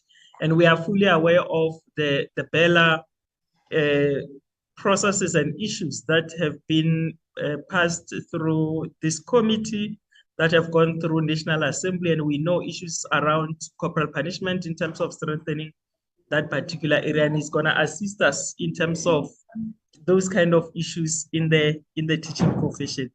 Others, I will not go through them, Chair, but just to say they are also critical in terms of making sure as we implement the SACE Act, they then support some of the areas that we're working on. And hence the importance of institutional arrangements, institutional networks, in terms of making sure that we enforce the SACE Act and also the policy instruments that we use accordingly because of that particular area. And on the outer side, you see that the SDG 4 becomes very critical. We need to track as part of council, but also as part of the sector and also the country. To what an extent are we implementing issues around universal education, early childhood development and all that? Our standards are also benchmarked internationally in line with UNESCO, but also with Education International, which is the bigger umbrella body for unions of the world. Obviously, there's a need for us to be adhering or to be aligning our processes to the Africa we want, Agenda 2063, and see to what an extent are we not isolating ourselves. There are regulatory frameworks, there are professional development frameworks, professionalization frameworks that are coming from African Union, but also from SADC, in terms of us making sure that we align accordingly. I've already spoken to the slide in terms of the objects of SACE, but we also saying country's outcome number one is to make sure that we have a developmental and ethical and capable state. And therefore, if we are to make sure that there's transformation in the country, we professionalize the sector and move towards that, there's a need for us to make sure that we also join in terms of supporting outcome number one of the sixth administration. And therefore, our vision, it's really aligned to that in terms of making sure we inspire a credible teaching profession. We also, in terms of our mission, use our ethical and also professional standards and to make sure that we support that outcome and protect the integrity and credibility of the teaching profession. And I think you would be aware that every single day you would hear from the media every now and then of issues that are coming from the stories that are coming from the teaching profession, and ethical and unprofessional ones. And therefore, part of this is to say, as a sector, we need to be joining forces in terms of that particular area. We've been saying previously, even from our presentations in this committee, that there's a need for us to really go back to the values of the profession, because many things that are happening in schools, happening in communities in the country, are really a clear indication that somehow we missed the mark somewhere in terms of not following our values as the society. And therefore, there's a need for us to look into the values of the profession, because they really are serving as part of defining the kind of a teacher that we want in the profession, but they also defining our professional identity as educators in the system, the disposition that we have, but they also form an essential component of the professional culture, professional engagement that we need to have in schools, as well as the professional commitment. From the part B, which is speaking to program performance information, there are a few things that I want to highlight before to refer to before I hand over to my colleague. Just to indicate, Chair, that we've got a broad program budget structure that is made up of 6 different programs and sub-programs. And you see from administration, we've got 6 sub-programs, because we need to be tracking the extent at which our executive and governance is really, it's really efficient and effective in terms of what it does. But also there are from DPME, from Department of Basic Education, from National Treasury, we have performance information instruments, we've got planning instruments, we've got monitoring and evaluation policies and instruments, and we need to make sure that we we really tracking that and adhering to and complying with those instruments. Communication to the teaching profession and stakeholders internally and externally, and also to what an extent in line with your National Treasury, are we paying our service providers on time? That's the one on financial management. And also as we move into as we are in the fourth industrial revolution and also dealing with the being in the 21st century, to what an extent are we beginning to have systems and processes that are aligned to the future, that are aligned to automations, that are aligned to digitization of what we're doing in terms of our work, but also the profession. And I think we need to attest that this is one of the areas that we are a little bit weak on, but we are having a bigger project with the support of SITA, State Information Agency, and other service providers in terms of making sure that we deal with that. Because otherwise, if we're not focusing and make sure that we strengthen that particular area, we will be having challenges in terms of, we'll continue to have challenges in terms of our performance information, but also with regards to moving with the current trends and the future trends of dealing with the profession, because we need the profession of the future. Professional registration, it doesn't have a sub-program. Ethical standards, we've got 3. Obviously, when we deal with ethical standards, we have ethical misconduct from miscreant teachers, and therefore issues of investigations of disciplinary hearings and also sanctioning becomes very important, because we've got a code of professional ethics that has got 7 different relationships, and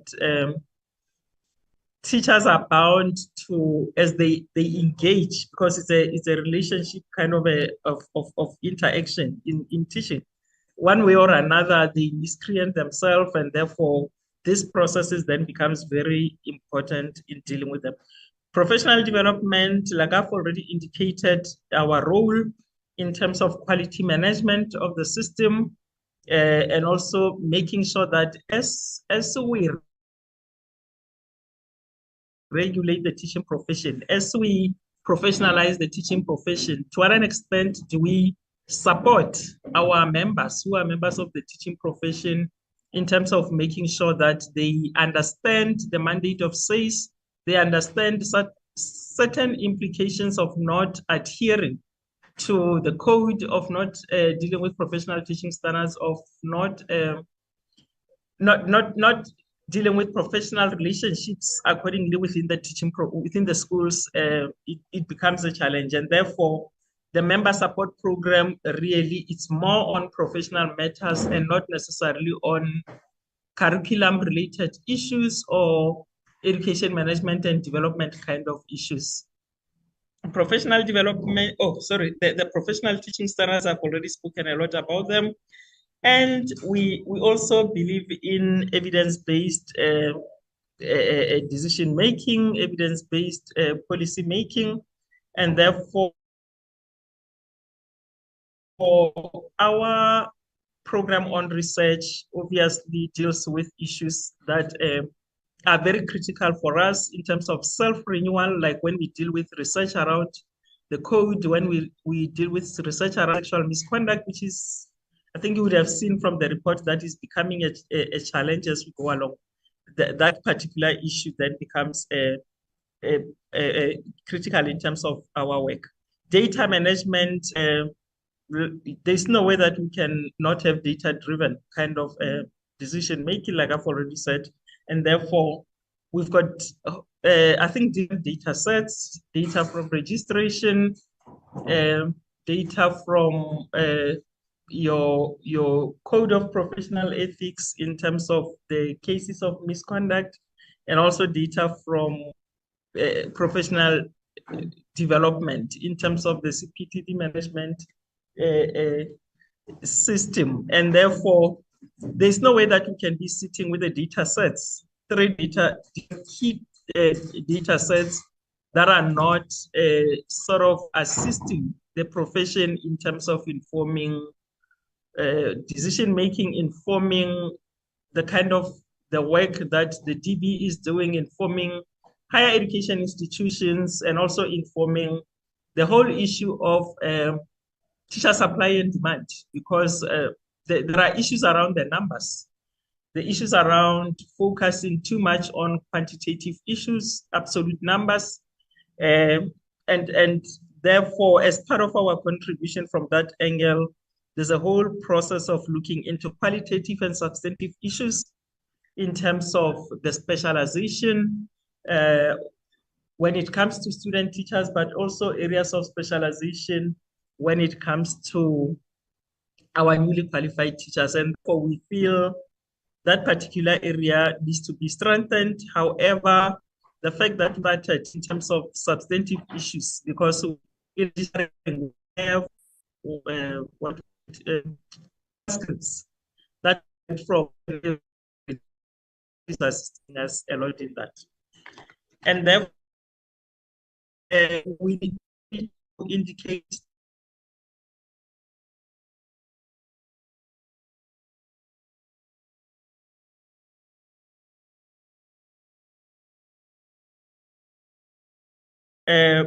marks the second reporting cycle for the Public Entities Accounting Authority. Remember that the minister appointed and inaugurated this council in 2021, and their term of office is coming to an end in 2025, and therefore this is their second year in terms of reporting to yourselves with regard to the performance information from both program perspective, but also from a financial perspective. We also need to report, Chair, that we are indicating that despite the challenges that we have, despite some of the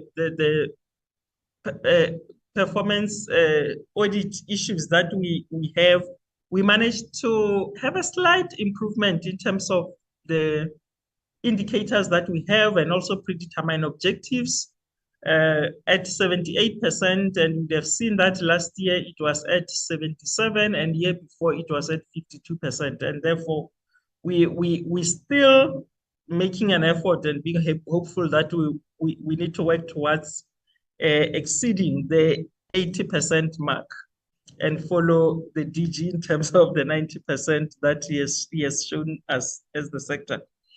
And that we also, as part of our regulation, remember we've got a mandate to determine entry into the teaching profession. Section 21 of the SACE Act is very clear that no person can be employed for registration or stand in front of learners, and also no employer can employ any person.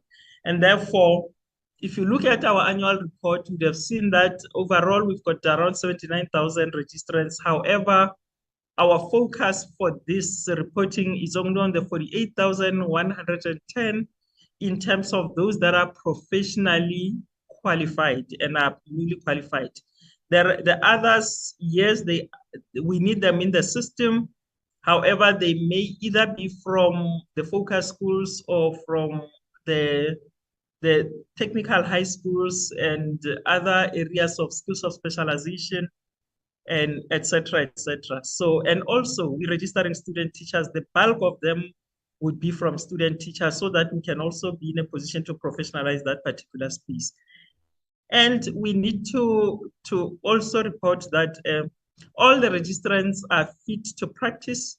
If they are not, we don't register them. Obviously, there's a process in terms of fit to teach hearing. And the ones that we've already declared in our annual report, we can attest that they are fit to practice, and then they've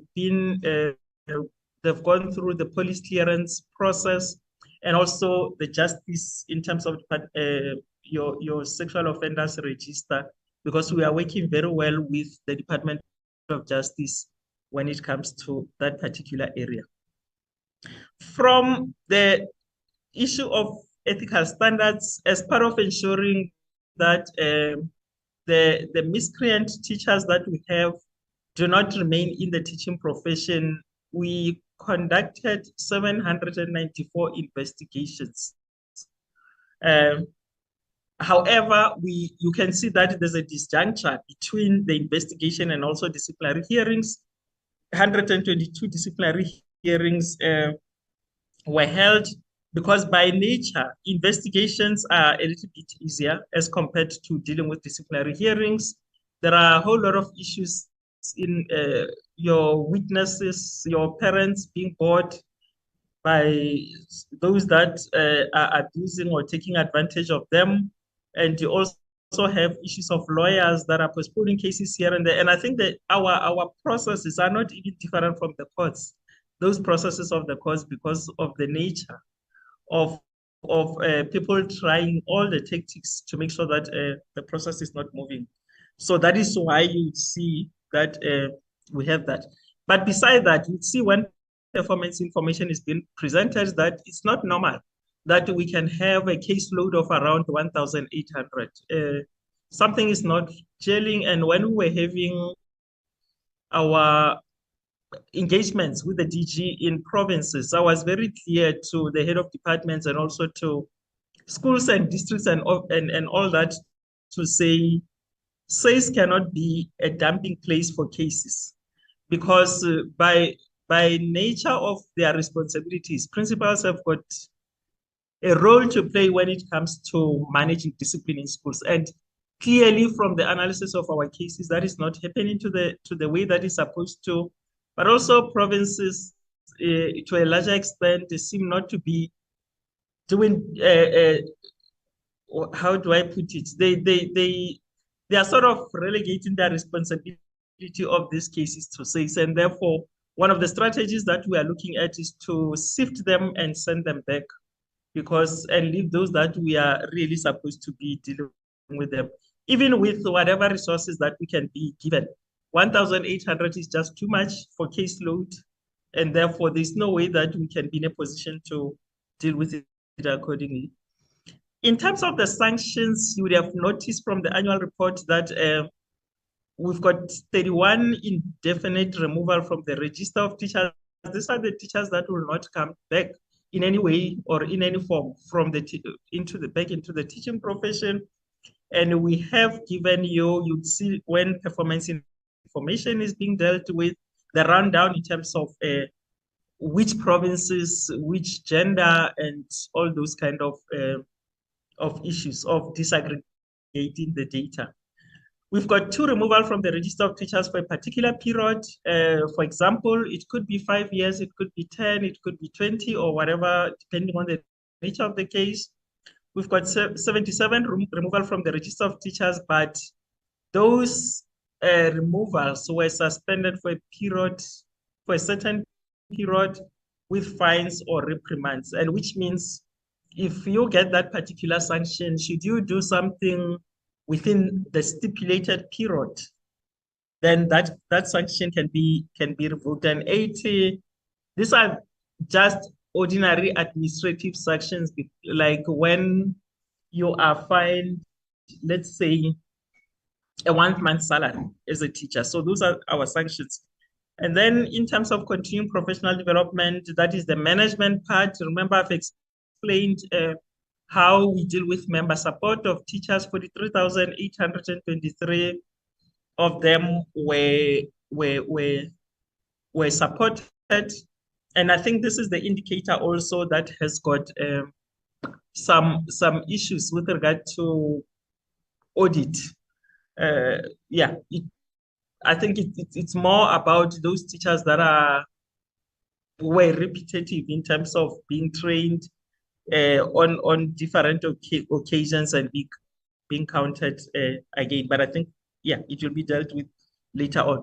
70 professional development providers were approved, new ones, in terms of continuing professional development programs that they are running, and 791 professional development programs and activities endorsed. And one of the things that we're doing in terms of relevance and fit for purpose is to make sure that, because the country is moving and the sector is moving towards issues of reading, issues of language literacy and all that, we need to be having more providers that are really submitting programs that are dealing with teaching reading for meaning, but also dealing with issues of language and all those kind of issues. And we we also have standards that are dealing with the issues that we want to be focusing on.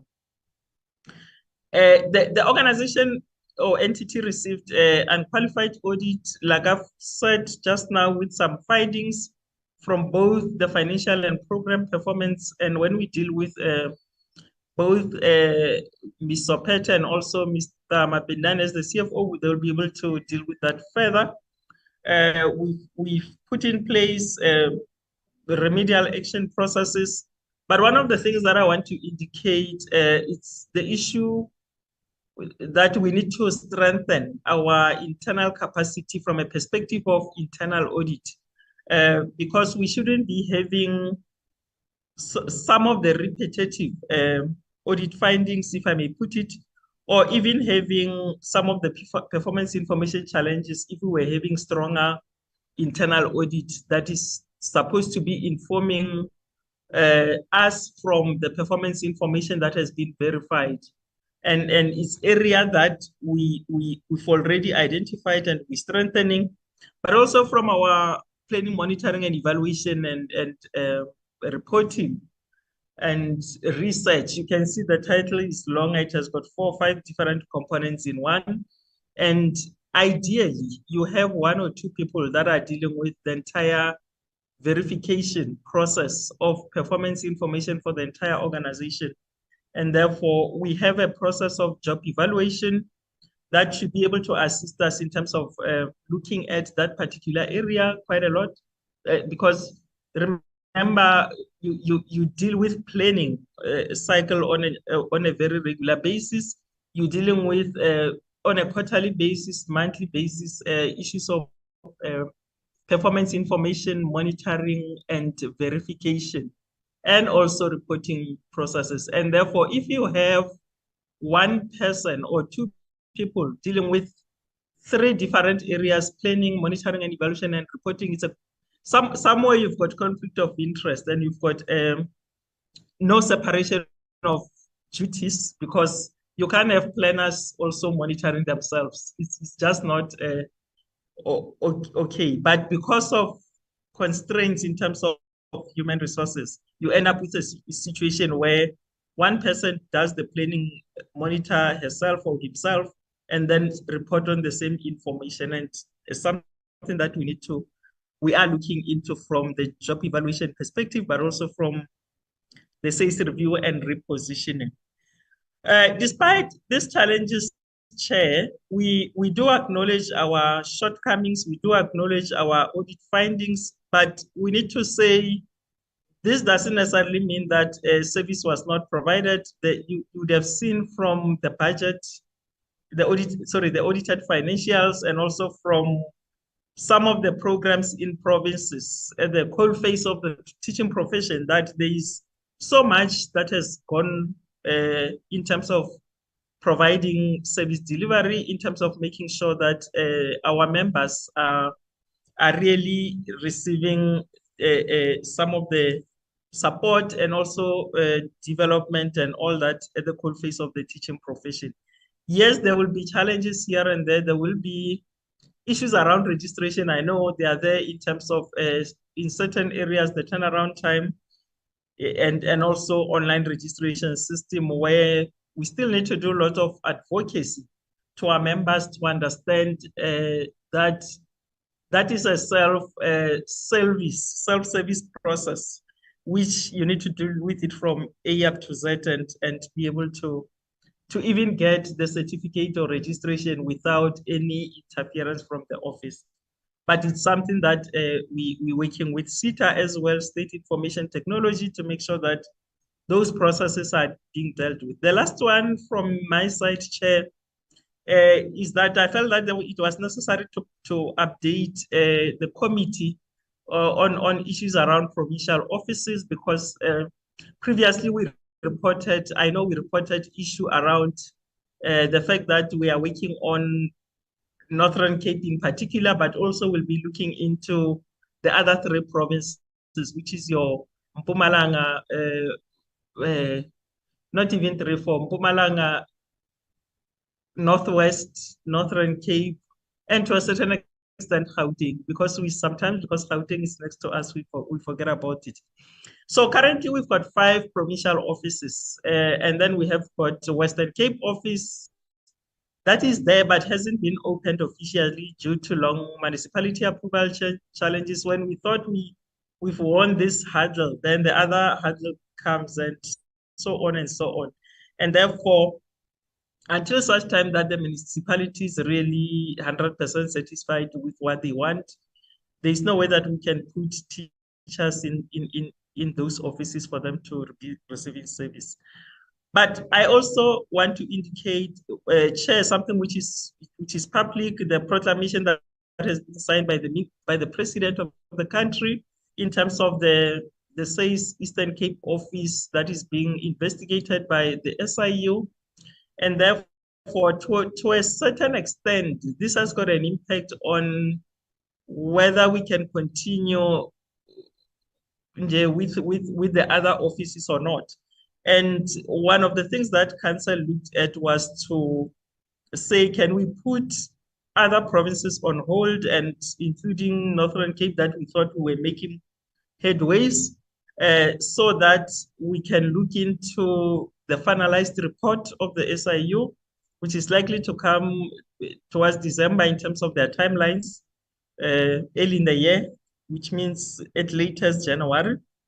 But also there are financial constraints within the organization that Council is looking at.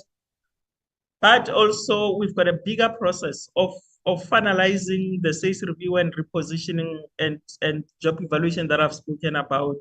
And part of that process is to reconceptualize and reconfigure the current provinces that we have. Because if you look at, let me give you an example of Free State, because it's next door to Northern Cape, is the one that is using Northern Cape, and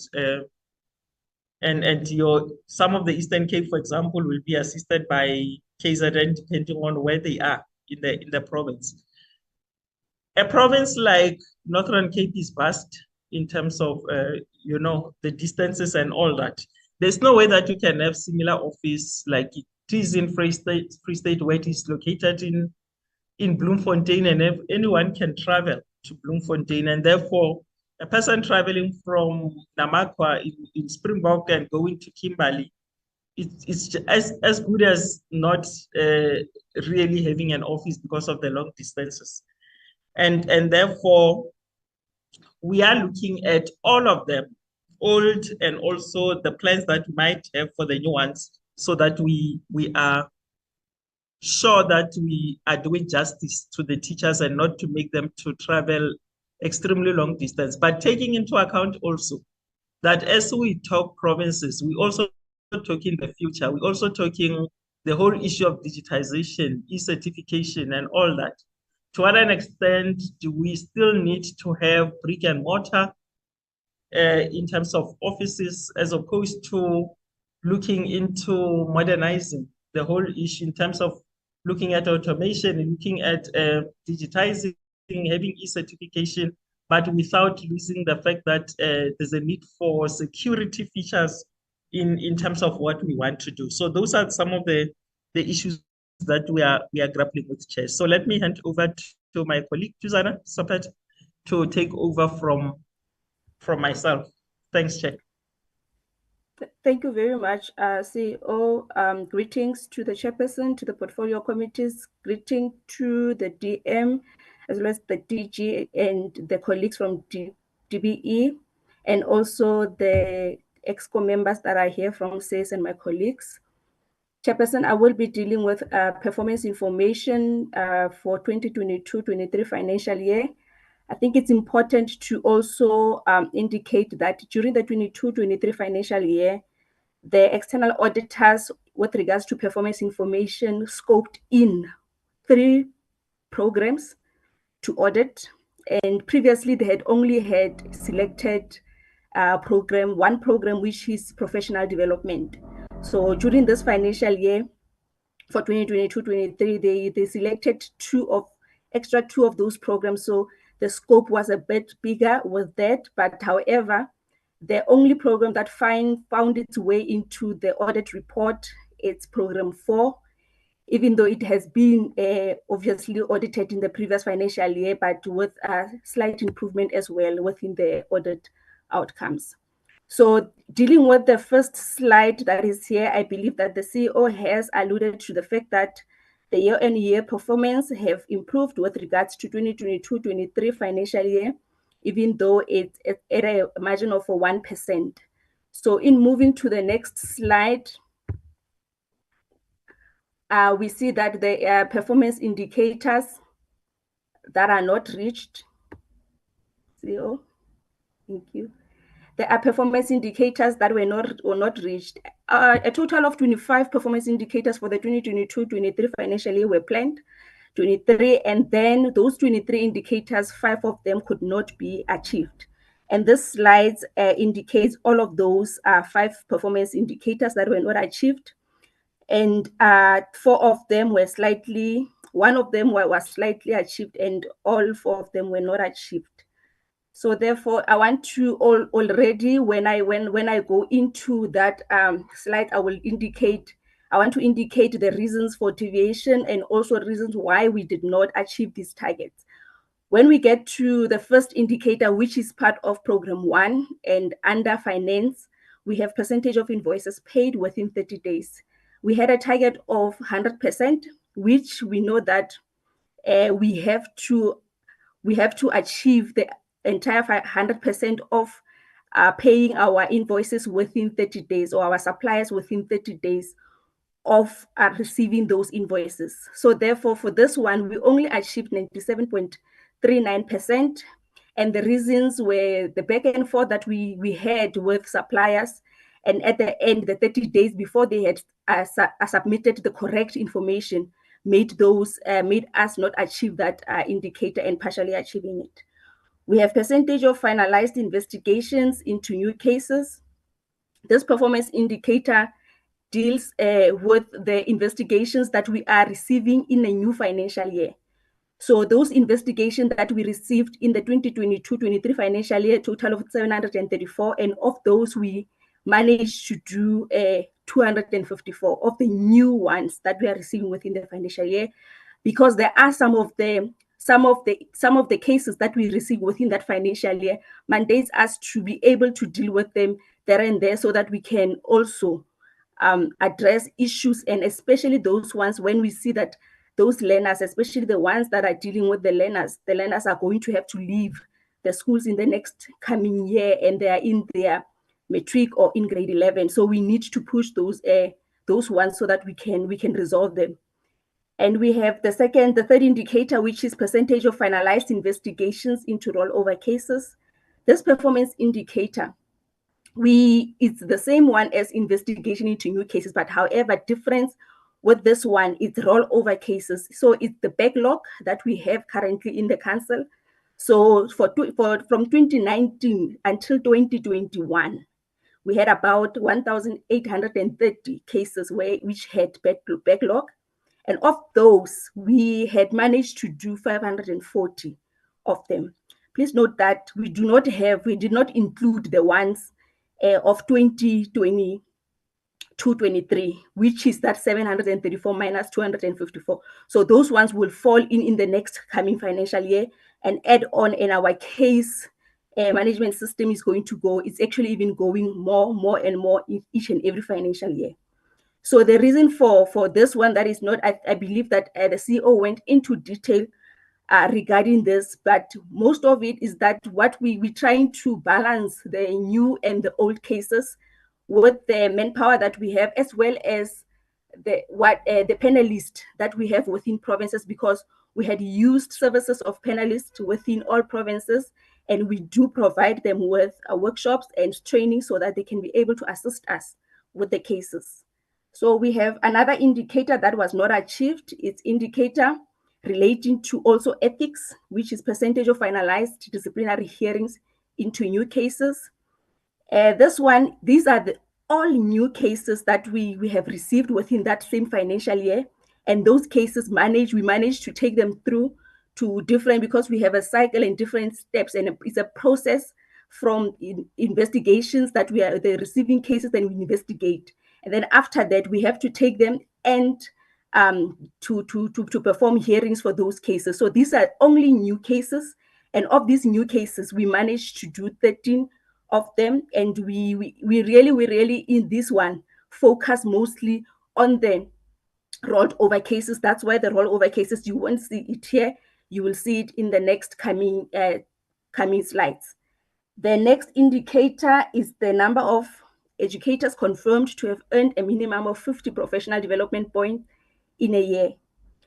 This is one of the indicators that has also received audit finding, and the audit finding of this indicator really, it involves this main fact that we also had a footnote within the annual report to already, before we even submit to the external auditors, to indicate that we have teachers that are taking part of their professional development, but however, even though that they are doing that, they are not submitting their evidence. So therefore, by virtue of that, we cannot count them in, because we are not sure what exactly did they do. So we need them to attach evidence to show us what they have done. So therefore, educators within our schooling and in all schooling, they are not taking part of this. So therefore, we can't have achieved more of this indicator. So when I get to that slide as well, I will also expand to ensure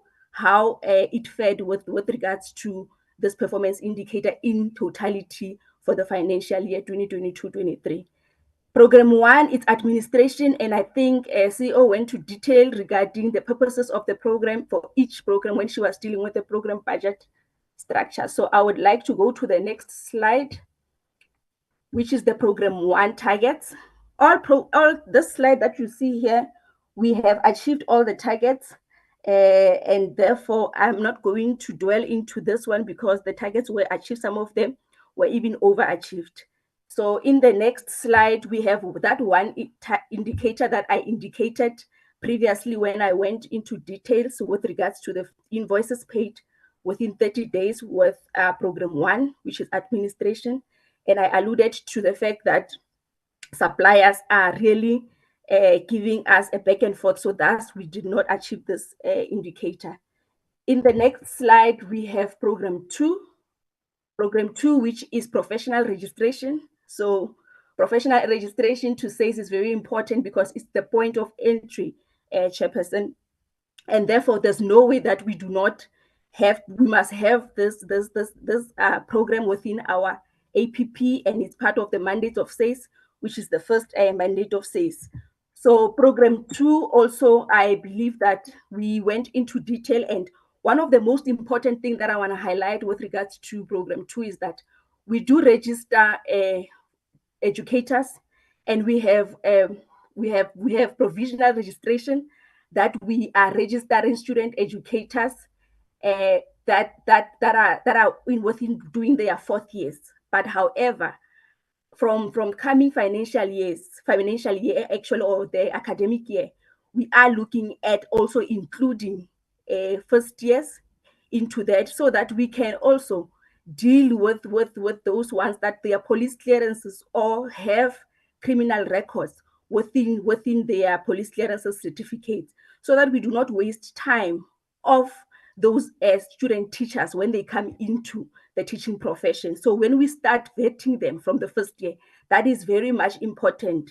And then therefore that is also regarded as that when we're vetting all of those teachers, we know that the educators, when they go into schools, they will be able to perform properly and in a proper manner, in an ethical manner when they're dealing with learners. So in the next slide, I think we have dealt with this to say who is eligible to register when the CEO went through the legislative mandates, and I will skip this slide. The next slide, which is the registration scope.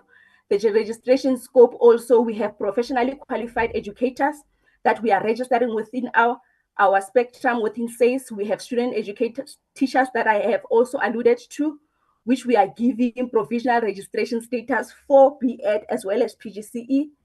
And that one thing that we always deal with when we talk to the provisional registration status is to say that it cannot be used for employment purposes.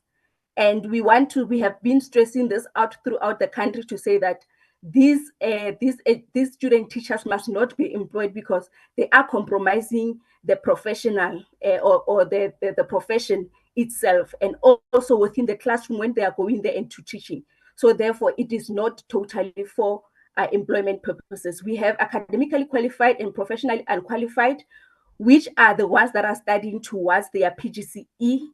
And we do check those ones that are coming in before we register the PGCE. We have to ensure that they bring their transcript, because we go through the transcripts and ensure that it is indeed towards our criteria that we are registering for PGCE. We have special registration, which are the conditional, and also others that are also, we are focusing on those focus school and catering for the 3-stream model. When it comes to the performance of registration program 2, in the next slide, we have only one performance indicator that we are measuring here, Chairperson. That indicator is the percentage of fit to practice registered educators. In the 2022-23 financial year, we managed to receive 48,000 applications, and we managed to register all of those applications. In the next slide, I will just go a bit into detail with regards to how we registering those ones, how it has fared. So out of these 48,110 newly qualified educators, we are only counting one category within the APP. And of these ones, they are the only ones that are professionally qualified. So we are not including the special and conditional. We are not including the ECD practitioners within this number. And also we are not including the student educators in the 48,000 that you see up here. In the next slide, we have program 3. Program 3, that is one of, I think, makes us to have more air coverage with regards to the media, because the cases are mostly important within the country, and it's about learners. We are dealing with the Children's Act with regards to this program. So I think also this program, CEO has dealt with the beginning of the program to explain the purpose of the program, as well as the next slide when she explained that what we receive within our country, we are receiving cases that are coming from anyone, and we have to deal with it because our code of professional ethics mandates us to do all of those 7 relationships within the teaching environment. So when we go into the next slide, we have the performance indicators, as I alluded from the first slide, where the indicators are not achieved. And of this performance indicator, that first one that is not achieved or finalized investigation, and I explained that. I explained the percentage of finalized investigation to new rollover cases. There are 2 performance indicators that were achieved. It's percentage of finalized disciplinary hearings into rolled over cases. So this one that I alluded to saying that on this one, we had ensured that we take more resources and put it to ensure that we finalize those hearings, because we cannot have hearings coming from back to 2019, because we can't be tracing those learners anymore, and as well as the teachers are moving from one school to the other, and it becomes so painful for us if we are losing them within the system. So therefore, we are taking more power to actually put more efforts to deal with the rollover cases or the backlogs with regards to the rollover cases. And the last indicator, which is the analysis on the sanctions, we have analyzed that, and I think in this report, I will even indicate how we have analyzed all of those sanctions. Program 3 service delivery highlight, I'm just want to emphasize when we go into the next slide, the data that we have set up, to say that we have included that slide which we have the nature of professional misconduct allegation against educators. So that you can see what kind of cases we are receiving from everyone within those 7 relationships. So we are receiving different types of cases, but most of these cases that we are receiving cases that are dealing with sexual harassment, and most of them will have those rape of learner and impregnating of a learner. So those are more of the cases that we we currently received over professional misconduct cases within the 2022-23 financial year. In the next slide, we have the type of investigation that we finalized, and a total of 254 of those were finalized, but most of them, as indicated previously, it's still sexual harassment. We have assault of colleagues and learners. We also have fraud and insubordination that we are still receiving for the council. So it's one of those ones that when they are sending it to the council, it makes our case management to go more higher. Gross negligence and employment of unqualified and unregistered educators. Thus, we are also saying that we are paying attention on this one, because most of the cases, again, these days we are receiving is to say that, but this teacher is not even registered, and they are also committing misconduct within the schools. And when we go into the next slide, we have the possible sanctions for breaching of the code. I indicated that we have a performance indicator that dealt with the sanction, but however, within the SACE Act, we are mandated to enforce the following sanction, where we are cautioning or reprimanding the educators. We also impose a fine that is not exceeding 1 month's salary in one of our sanctions. And what we do also, we ensure that we remove a teacher from the register for a specific period of time. And I will also indicate when we go into those ones in the next slide, and also suspend. But however, from the removal of the register, because we wanted to focus more or zoom in the ones that we have removed from the register, we have a total of 31 that we have removed. And what we have on this table, we have just indicated the provinces and the type of misconduct on the teachers that we have removed from the register. And most of them, you will see that it's those ones of sexual assault. Even there are certain ones that we have sexual assault of a colleague, and especially of learners. Those are the ones that are also finding its expression on the teachers that we have removed from the register. If we go to the next slide, we have now from number 11 to number 21, we also have that removal from a register indefinitely without even an option for reapplying. And some of them in the next slide, you will see that some of them we are sending them to removing them from the register of educators or of SACE, we're striking them off, and also send their names to the Department of Social Development, because those ones now are the teachers that the learners that are under the age of 18 that we are sending to the Department of Social Development that we are dealing with. In the next on the next slide, we have just taken the previous 3 slides on the removal from the register, which is a total of 31 of them, and we have just put them into different categories. And one of those first, if I want to deal with the provinces, one of the provinces that had higher is the Western Cape province, that had a total of 7 out of 31. And in one of those, we will see that fraud, exam, ghost marks, falsifying of marks, it also found expression within the educators that we have removed from the role. And as well as you have those ones that had a physical assault. So which obviously these ones are causing grievous bodily harm, where we call it a GBH. So those are the ones that we are also that we removed from the role. The next slide deals with just to show you how it also that fed, to say that the example of teacher and learner profile from the one that we have struck off. So we have the youngest teacher at 23 years, and this youngest teacher actually only taught for about 6 months, and after that young teacher was removed, or was actually struck off of the teacher's role because of misconduct and having a relationship with a learner.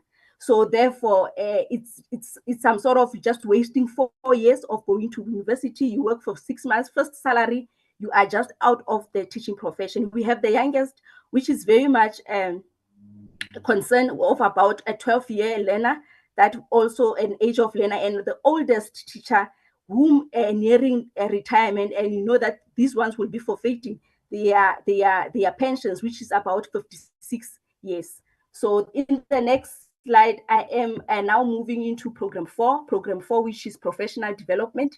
Program 4, I am not going to deal with the the program purpose, and I believe that the CEO went through into detail with the program's purpose as well as the professional development mandatory to Section 5 of 45B of the SACE Act. She has really went through to explain it. And when I want to zoom into this indicator of number of educators confirmed into earning 50 professional development points, which I have indicated that we could not achieve this, only one performance indicator, and therefore there are certain reasons that we had not achieved it, but all the other 4 performance indicators within professional development were achieved within the current financial year. When we go into the service delivery highlights, I would like you to go to the next slide, CEO, so that I can show the graphical representation of the CPTD system, where we are indicating that there were about 74,843 educators who took part of their professional development within the 2022-23 financial year.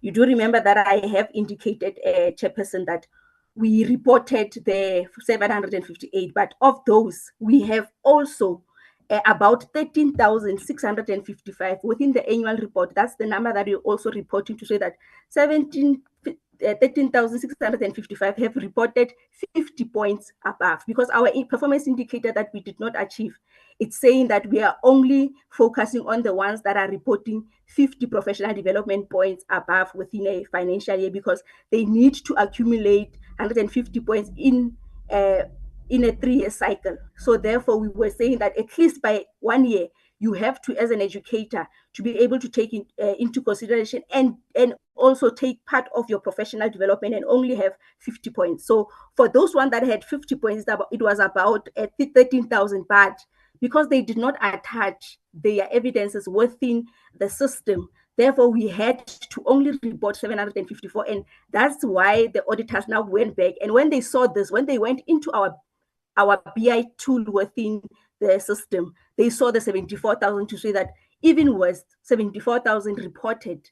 So which means that there's discrepancies here to say that why aren't teachers also, why aren't teachers actually submitting their evidence within the system? And that one, it is between the teacher and the system that they are working on. But however, we are not leaving it. What we do, we also deal with, we also do advocacy. We have webinars this financial year. We've had webinars to try and also correct what has happened in the previous financial year regarding this performance indicator of not being achieved. If we can go into the next slide, we have program 5. Program 5, which also it deals with professional teaching standards. The professional teaching standard indicator, when we were dealing with Chairperson, our mid-year strategic plan found its way into our reports to indicate that we have to strengthen how we are dealing with the improved professionalism, as well as implement the points that we said we will be implementing as within the teaching profession. So, and I think this one as well, the CEO has spoken a mouthful regarding the professional teaching standards or teacher professionalization, like the teachers know it. But in all of that, in the next slide, we are showing those professional teaching standards for South Africa, where we have about 10 of those professional teaching standards. But within this financial year, we only dealt with not all of them, of those professional teaching standards that we were taking to the educators. And in the next slide, we will show you how we were measuring those performance those teaching standards through the performance indicator. So we had 2 performance indicators that we were measuring the professional teaching standards, where we said that number of professional teaching standards promoted within the teacher education continuum, and also the indicator of number of professionalization interventions in the teacher education continuum. And we have achieved both of the performance indicator within the financial year. And with regards to its service delivery highlights, we are indicating that of those 10 standards, we have ensured that we prioritized the Western Cape, we prioritized Northwest within this, and of those ones, about 643 in the Western Cape participated during the professional teaching standard sessions, and these sessions went in around the entire province, and we did not leave even the rural areas of the Western Cape. And whilst we were dealing with the Northwest Province, we actually have managed to do about 1,244, managed to do educators that attended the workshop on the professional teaching standard, because it is a very a workshop that you have to concentrate, because it goes into detail to explain to the educators what exactly is supposed to happen. So in going into program 6, we have program 6, which is the professional research division. And therefore, in the professional research division, we have those two sub-programs that we dealt with within the financial year. And within those sub-programs, we were measuring them throughout these performance indicators. The performance indicators in the next slides are the number of completed research reports that we did. We also did number of completed statistical reports within the financial year. So of these two indicators that we did, we managed to also ensure that we have what we call the SACE teacher virtual library for stakeholders and teachers. So where we have books for the educators, in that library, we have about 50,000 more books that we have. And in the 2022-23 financial year, we have signed up educators who are really reading, and they're spending more time reading and also ensuring that they capacitate themselves. And some of the educators that are not even that are going into that library, we find out that they are requesting books that are not even within our scope of 50,000 free books, and we purchased those for them. So at the beginning, we had about 150,000 within the library that was used by the educators, which is one of those perks that we said that we will provide those to the teachers when they request those books from the council within that library. So we have in the next slide is just to show those reports that we spoke about, those 3 reports that we spoke about in the first first indicator, where is we said that we had a paraprofessional in the South African context, basic paraprofessional study or research that we have conducted.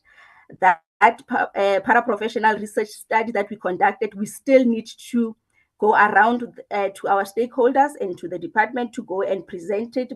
But however, it has been completed. We also had a policy brief that we submitted to the Minister of Basic Education, and this policy brief was regarding the teachers' rights and responsibility research that we had done in that previous financial year. So what we do as a mandate of the council, we have to also send the policy brief to the minister after every article that we have written, or as well as the research that we have conducted. We are currently busy with the teacher supply and demand research within the council.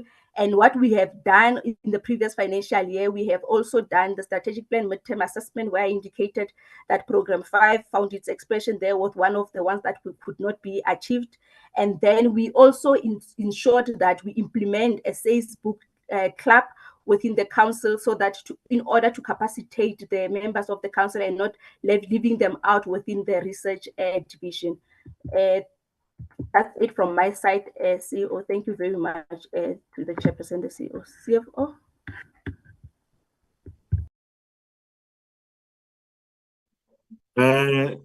Thank you. Greetings, Honorable Chair, Honorable members, our executive, the Department of Education, the Deputy Minister, the DG, and our colleagues there.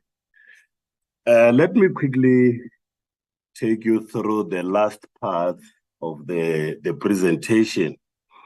After the audit, we did get an audit report, which, amongst others, reflect key elements as follows. We did get unqualified audit opinion with emphasis of matter. And before we go to the emphasis of matter, one key element that needs to be noted is that SACE submitted its financial statements after a due date due to the financial system instability. We requested extension to submit late to the relevant authority, and we managed to submit the financial statements 15 days after the deadline. The system instability, Chair, let me indicate that our system was going a revamp to improve the management of the SACE revenue, and on completion, which was towards the end of the financial year, it was giving us errors that it could not produce the financial statements. We had to work day and night with the developers to correct it to a level where we managed to produce the financial statements as I've indicated. One emphasis of matter that was raised by the external auditor is regarding the write-off of irrecoverable 6 million membership fees from unemployed educators. What happens here is that when members interact or educators interact with our database or they register, because of we collect annual membership fees from them. In terms of accounting principle, anyway, we have to make provision for the full year that they will be paying membership fees.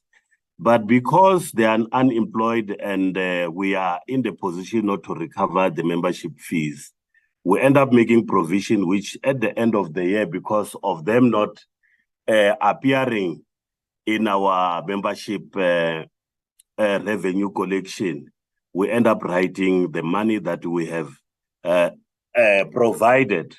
That's a procedure that we have to make because we're doing the accrual. In the accrual system, you have to accrue both the revenue and the expenditure within the period. So at the end of the day, if that money, we don't have guarantee that we'll recover it, we're bound to write it off so that we don't overstate our receivables, which will be the asset to the organization. We may claim that the organization has a better position in terms of assets while the amount will be irrecoverable. So to standardize that, we have to write off in terms of the accounting principle. Then the next emphasis of matter is the reclassification of the grant which was coming from the Department of Education, and lately the Department of Education managed to secure a direct transfer from Treasury to ourselves, but under the management of the Department of Education.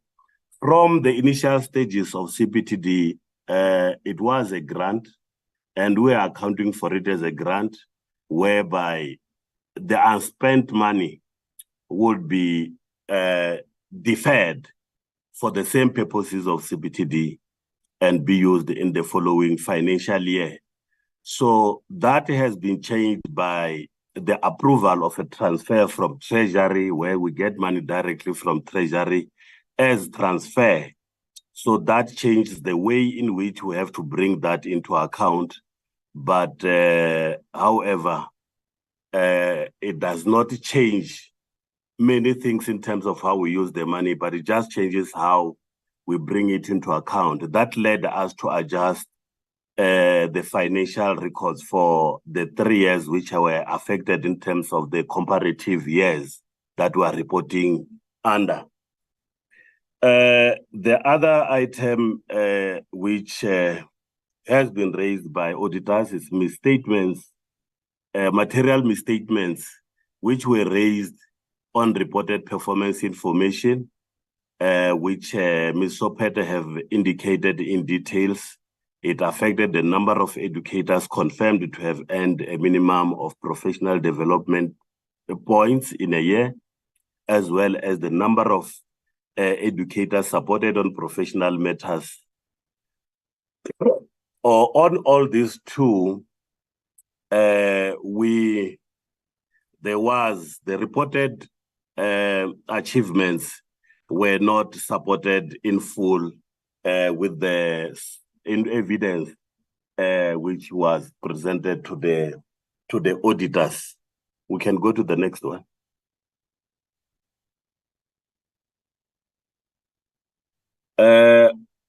Chair, what now the council is saying that all the misstatements identified in the audit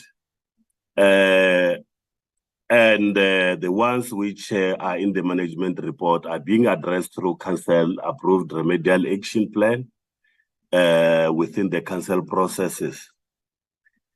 Some of the key remedial actions which the council is taking is to review the overall organizational performance and learning from the audit findings of the year under review, as well as to heighten the systems and processes for credible and reliable performance information in line with the Department of Planning, Monitoring and Evaluation, as well as Treasury. The next one. Next slide. That concludes the audit report. Now I'm going to the financial report. Our financial report starts with the financial position, which is commonly known as the balance sheet. Our total assets in terms of the financial position has increased by 2% due to the cash and cash equivalent, receivables from exchange transactions, as well as the membership fees.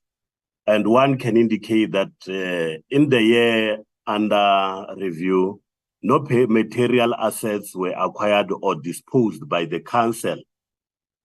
Our current liabilities remained the same in comparison to the previous year, while one can indicate that our accumulated surplus just increased by 2%, which is somewhere around 3 million compared to last year, which was 2 million. That is due to the unspent operating expenses. One can indicate, Chair, that the financial position of council is favorable. It remains as a going concern. And one can, in addition, add that the council's position remains stable in comparison to the previous year. There is not much of a change, because when I indicate the change in terms of the financial position is simply just 2% attributed to the little bit of improved collection of revenue.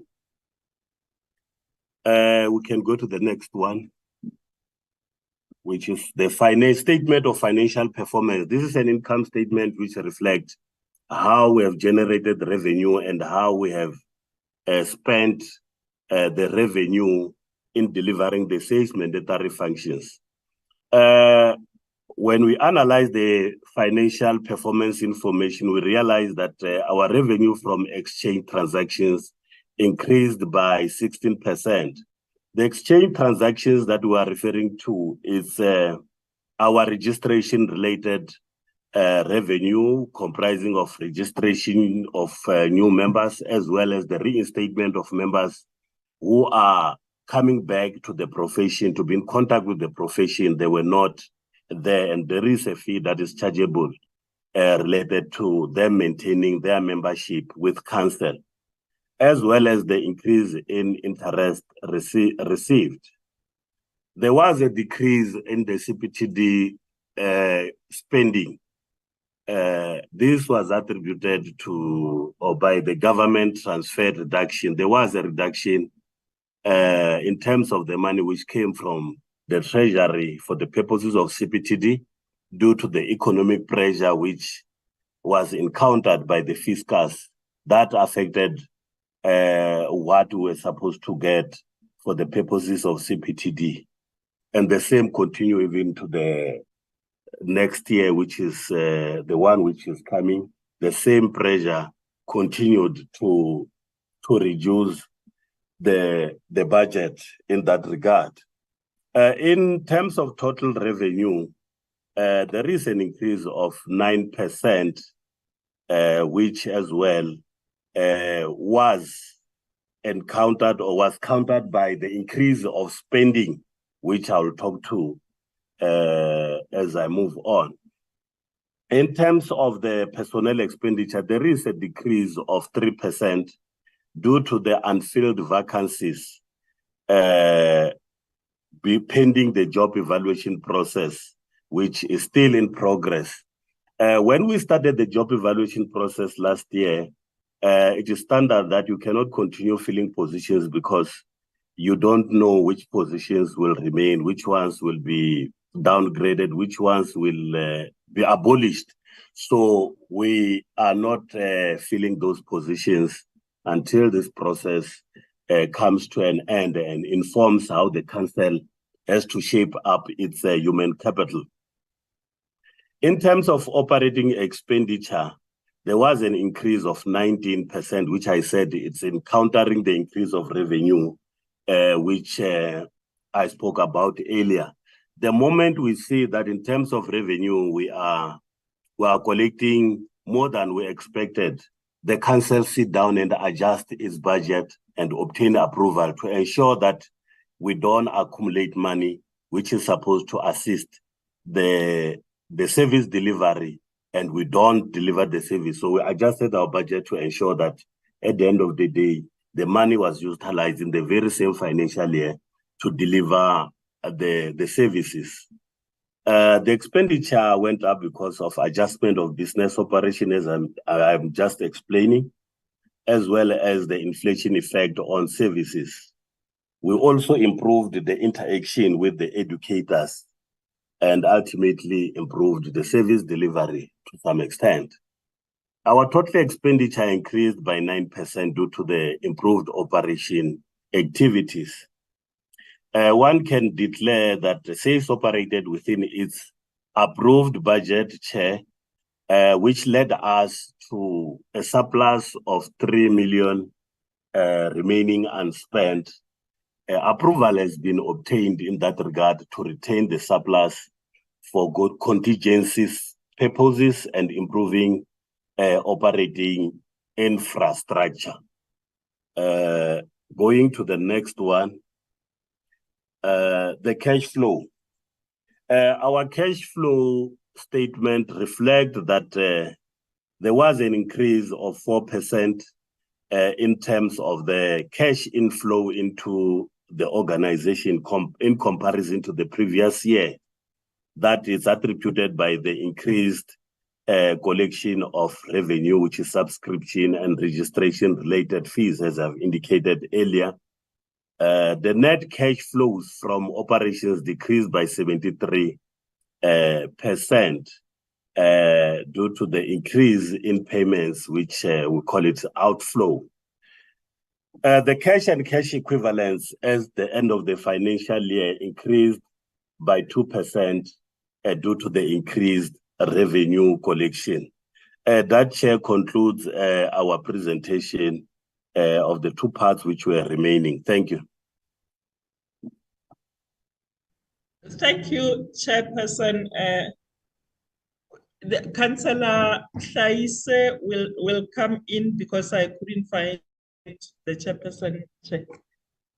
We're still trying. Councillor Saise, with your permission, Chair, Councillor Saise. No, thank you very much, CEO, and let me greet the Chairperson and the Deputy Minister and all honorable members and the delegation from SACE, all protocol observed. The Chairperson is currently unable to join because he is struggling with network where he is.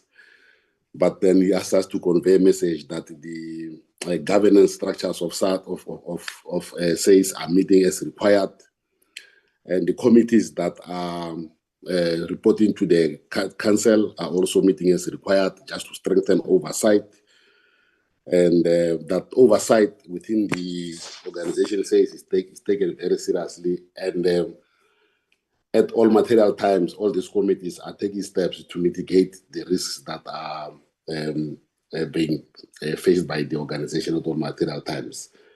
And therefore, I will also thank the committee for inviting us to make this presentation. And as always, we welcome the guidance and the wisdom of the committee. And further, we are always open to advice and the commentary that perhaps could be complementary, but at the same time also that one also which shows us where we could be going wrong and trying to assist us to make better interventions. Thank you very much, Chair, for this invitation. Thanks. Thanks, Chair. We are done. No, thank you very much. This presentation took long. But anyway, the hands that are here are of Principal and Honorable Van Zyl. In that order. So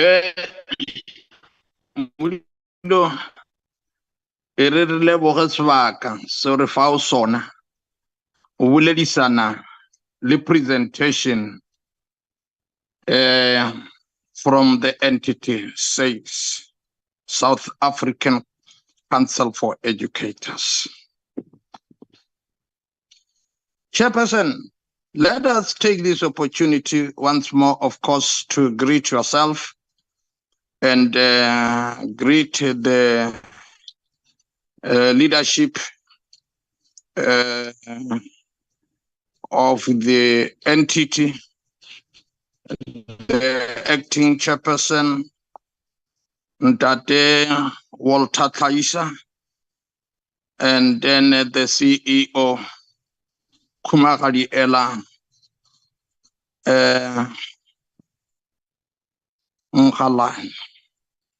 We take this opportunity at the same time to greet my fellow sufferers in this all-important portfolio committee on basic education. From Monday, yesterday the whole day, today the whole day, but in any case, job. Chair, let us welcome and appreciate this marathon of a presentation. And but it befits it. If you can look at it from program 1 up to program number 6, they tried to present everything as per their preparations. I've got only one question, and I've chosen to take a question under program 4, professional teacher development. And why I have chosen this question, the question on this program is simply because, Chair, you and I will agree that education is dynamic and it's like a moving target. Unless the teachers of today get developed to face the challenges of tomorrow, then we must pack our bags and go. We shall have failed ourselves. We shall have failed the children of South Africa. We shall have failed the country and the world at large. The question will be based on this brief background that in the report, as Mama Sompete was reporting with regard to this program number 4, it says the number of educators confirmed to have earned a minimum of 50 professional development points in a year was 758, or we can just as well say is 758, because this is an annual report covering this year. From the total target of 25,000,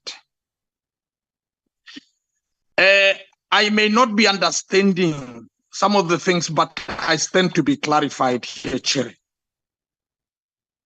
In my more than 10 years stay in this entity, my home, far away from home, I served under the professional teacher and ethics code of professional ethics for the whole more than 10 years. But now here, when we talk about professionalism, surely if this is what I understand, this cannot be a take-home, Mama Ella. It can be a take-home when you have got a target of 25 and you only score 758. But however, maybe your explanation can allay all the misunderstanding that one might be having. Now, my question is, why did the entity perform so poorly? And what measures is management taking in between the financial year to remedy this challenge? And what intervention, if ever needed, was equally sought from the department? This is my question. And now let me come with a recommendation. The entity should take consequence management actions on the responsible program managers for these indicators that underperformed below 50%. Chair, I'm recommending this because without consequence management, then there will be no room for any improvement. Thank you very much. That was my question, and this is my recommendation. Kia leboha. Thank you very much, Honorable Fansay. Thank you, Chairperson. Good evening to everyone from SACE, and thank you for the presentation this evening. So I've got a couple of questions. One will be more or less the same as Honorable Murasetla, but let me ask the first ones. So following the migration of ECD to basic education, how many of ECD and Grade R teacher qualifications have been assessed and registered with SACE? What is SACE going to do regarding underqualified or unqualified teachers for this sector? And then talking about the CPTD points, the continual professional teacher development points for educators, Ms. Mkholane spoke about it in the presentation, and the second presenter also went into some more detail. So ideally, if I understand it correctly, you'd need to achieve 50 points in a given year, which would mean probably 150 over a 3-year period. That would ensure that the quality of teaching will improve and be in top form. So this will force quality and professionalization of the educator sector. So this is obviously not regulated by SACE, as there's a finding on it by the auditor. So what are you going to do to get this program back on track? Because like the principal has also said, very little seems to have been done to get that sorted out. Then the last question I wanted to ask is about the 31 educators removed from the register indefinitely for sexual and gross bodily harm, etc., etc. It's very worrying seeing that the first slide had reported up to 80 rapes, assaults, and that was not reported. So 80 should have essentially been removed, 80 or more, not only 31. That's just a comment I wanted to pass. Thank you. Thank you, Honorable Nodada. Thank you so much, Chair. Very long presentation. Thanks to the team from SACE for that presentation. I'm going to ask some content-specific questions on the presentation and maybe some general ones that I've been posing throughout. Chair, the first question is regarding the indefinite removal of educators from the register. Under what circumstances could they apply to be readmitted? Or does SACE keep data on how often this happens and how many educators had previously been indefinitely removed and are now readmitted? So how does that process work for somebody to appeal to be readmitted or apply to be readmitted? Secondly, have you advertised any posts to enhance the capacity of the planning, monitoring, and evaluation and reporting functions at management and assisted management level, since there's a particular gap there? And how many posts were advertised and when would they be filled, if they're not filled already or in the process of being filled? The third question is how many 1 investigations and 2 disciplinary cases are currently in the backlog? On average, how long does it take to conclude an investigation and disciplinary case? And when does SACE foresee the backlog being eradicated for SACE to be fully capable of dealing solely with the new cases that may come up? And what would you need to be able to do this? And it's a very loaded question, but I hope you understand the sentiment behind it. And then regarding the professional development of educators and their reported lack of interest, which has actually come as no surprise to me, what is SACE doing to educate and inform educators of the benefits of professional development and to entice them to take greater interest in their own professional development? And are you working with any other stakeholders in the education sector to make sure that teachers take up this professional development? Just out of interest from SACE, if we are to present a law that indicates that a teacher should have a minimum postgraduate qualification, either honors and master's qualification, what would your comment be on that? And I would like to hear the views of the CEO and the chairperson on that particular issue. And then are there any preliminary findings you can share with the committee regarding educators' areas of specialization and the identified areas of need? Because this also is something very critical in us considering what specialization skills are available and exist within the database. And how do we then need to enhance those, keep those skills, promote or push for the incentivization of teachers that have those specialized skills, so that we're able to make sure that the child has the best person in front of them in the classroom. What are the qualification requirements for ECD practitioners? If you could maybe share that with us in our documentation, because based on the study that was done by some experts in Finland, we were just told that our ECD laws, policies, requirements is just patchwork. And we need to obviously get to the bottom of that, because quite an important stage of a child to acquire the necessary knowledge, professional and personal development before they move on to basic education. I think those are just my areas of questions. Honorable Van Zyl covered the one around underqualified teachers. Thanks, Chair. Thank you, Honorable Murwane.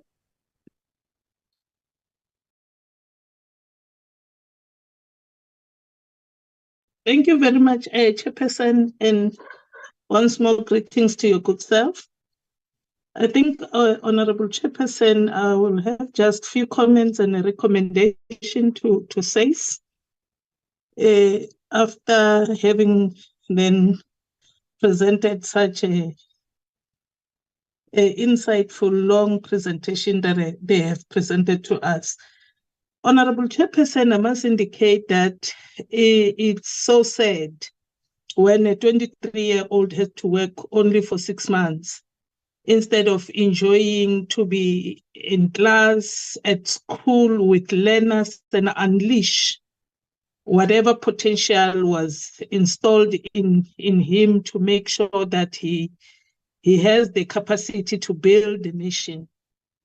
But of course, want to commend the good work that they have worked tirelessly to make sure that that happens, that when one has done wrong, then consequence management must follow.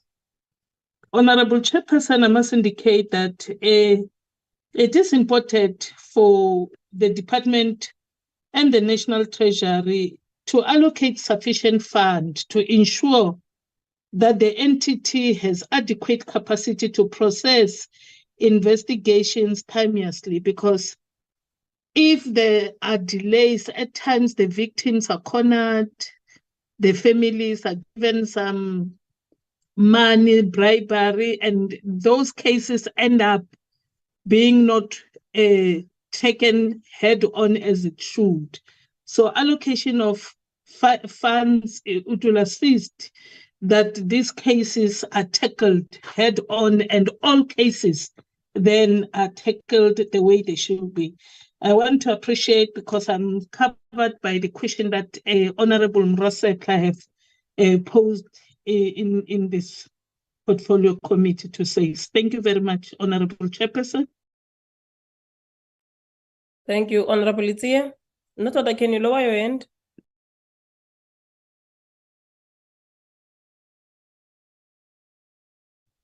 Thank you very much, Chairperson. I think Honorable Morwani was cut off before she finished. Let's welcome the presentation and greet the leadership of SACE. They indicated in the slides, one of the slides, that there's an SIU investigation concerning the building they acquired in the Eastern Cape, and that has affected them getting other buildings in other provinces. How has that affected the acquiring of other buildings in other provinces? And what is the impact of this investigation on the functions of SACE? And on the one of the targets they had of number of educators confirmed to have a minimum of 50 professional development points in a year, their target was 25,000, and they only achieved 758 with a deficit of over 24,000. What were the exact problems there? Can they be as explicit as possible? Why could they, I mean, they did not move an inch. So they must tell us, you know, how did they plan on this, which affected or which made them to have a target of 25,000 and they could not even get to 1,000 of these things. What were the challenges? What are the mitigating factors that this does not happen again? And if they can, they must also tell us what is the planned target of these educators who would have earned a minimum of 50 professional development points in the 23-24 financial year. Maybe they can also tell us if there was an official of SACE responsible for making sure this target is achieved. What is it that they've done to, you know, to address this particular point? My last question, Chair. The AG said that there were material misstatements which were raised on their on their report performance indicators. Do they have an internal audit that helps them with this thing, and external auditors? If so, what is it that the internal and external auditors of SACE would have picked up?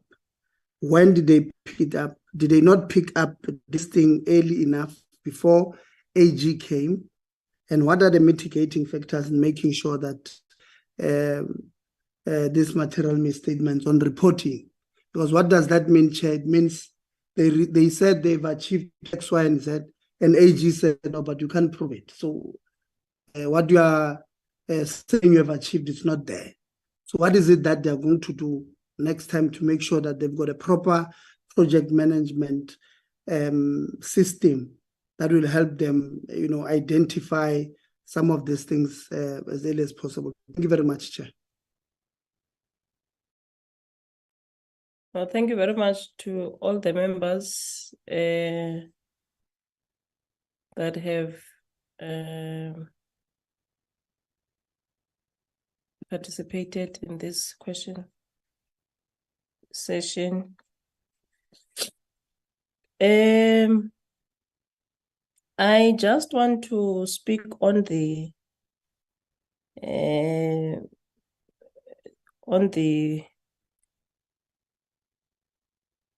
professional development of teachers, and particularly on the legislative mandate. And I'm interested to know how did the entity provide programs to empower young educators to understand the process of BRRR? And what contribution did SACE make to inform teachers to participate, or rather to make their views in the BRRR public participation? There is a slide here which had mentioned that 43,823 teachers were supported on various professional matters. But I think the slide, to me, is very vague, or rather the statement, it's very vague, because it just says on various matters, and you don't necessarily tell us what are these various professional matters that you have supported the teachers on, and we want to know that. I did not necessarily get the rationale when you were saying, in fact, when you were separating the ECD teachers and the special needs teachers.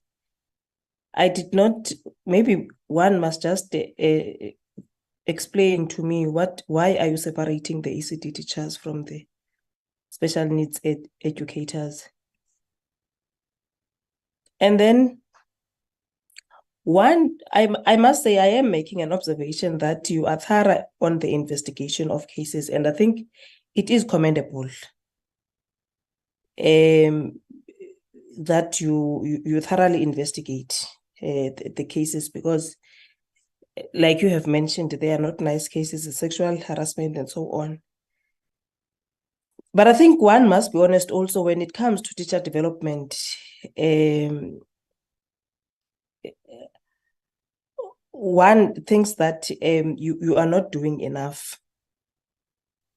For instance, I think Honorable Van Zyl raised it, that there is a decrease of CPDT by 14%, yet the revenue increase is 9%. And now the question I'm sitting with is, how then are we developing our teachers? And then for reading literacy and numeracy, how are you ensuring, as SACE, that teachers are receiving the professional development on those three areas? I forgot to mention it when when we met at the department this morning, but I think you must also be able to respond. There is a research article yesterday by the OMT that cites that 55% of teachers at grade 6 level read at the level of a grade 4 child. This raises questions that if teachers are unable to grasp the math subject, how are they supposed to teach it? And how are you, as SACE, addressing the issue of teacher continued professional development on mathematics in particular? Now, you are recruiting teachers on initial training and those in service. How do you target to ensure that teachers are appointed because of their knowledge and their ability to convey the curriculum? And I'm asking this question because once you recruit teachers on initial training, that means you must ensure that their capacity and knowledge base responds to the needs of the country. I know I have raised this at some point, that there is a perception that says we are relying on getting teachers from other countries, and which in my view then and still now is that it is weakening our education system as the country.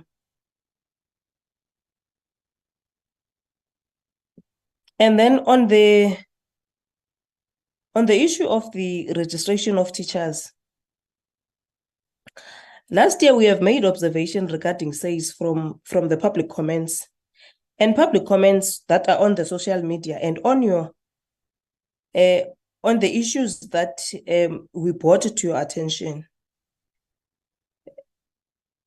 There is a serious concern from the public. I mean, if you can go on Hello Peter reviews for the 14th of August in 2023, the one service provider is highlighting that, and I quote, "For the past 2 years, I have been trying to register as a teacher with SACE. This organization should either not exist or its management needs major change. How does an organization associated with education be?" And I'm not going to mention the name that he has used, but I was put on hold for 30 minutes. Then the phone was cut and I'm closing the quote. On the 11th of September 2023, one teacher submits, and I quote, "They are quick to accept money paid. I have applied countless times online only to keep getting the response that the application has been unsuccessful. Yet everything is sent in, uploaded, and certified. They don't answer their phones," close quote. On the issues of the letter of good standing, how many educators in 2021, 2022, and 2022-2023 applied for the letters of good standing, and how many received their letters to date?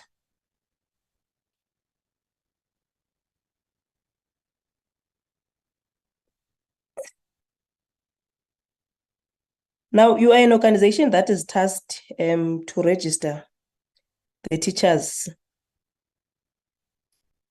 And teachers are actually having concerns that you are not responding to them. And the department is expecting that teachers must be registered with you. I'm raising these issues because we should not sit here and think that it is the responsibility of the department alone to develop and to give services to the teachers, whilst actually you are specifically an entity that must deal with that. So I hope that we will be able to get answers on the issues that members have raised and that I have raised. And I'm handing over to you, CEO, then to lead the responses. Thank you very much. Thank you very much, Honorable Chairperson. Where do I start? Maybe let me start from the end or bottom with your issues.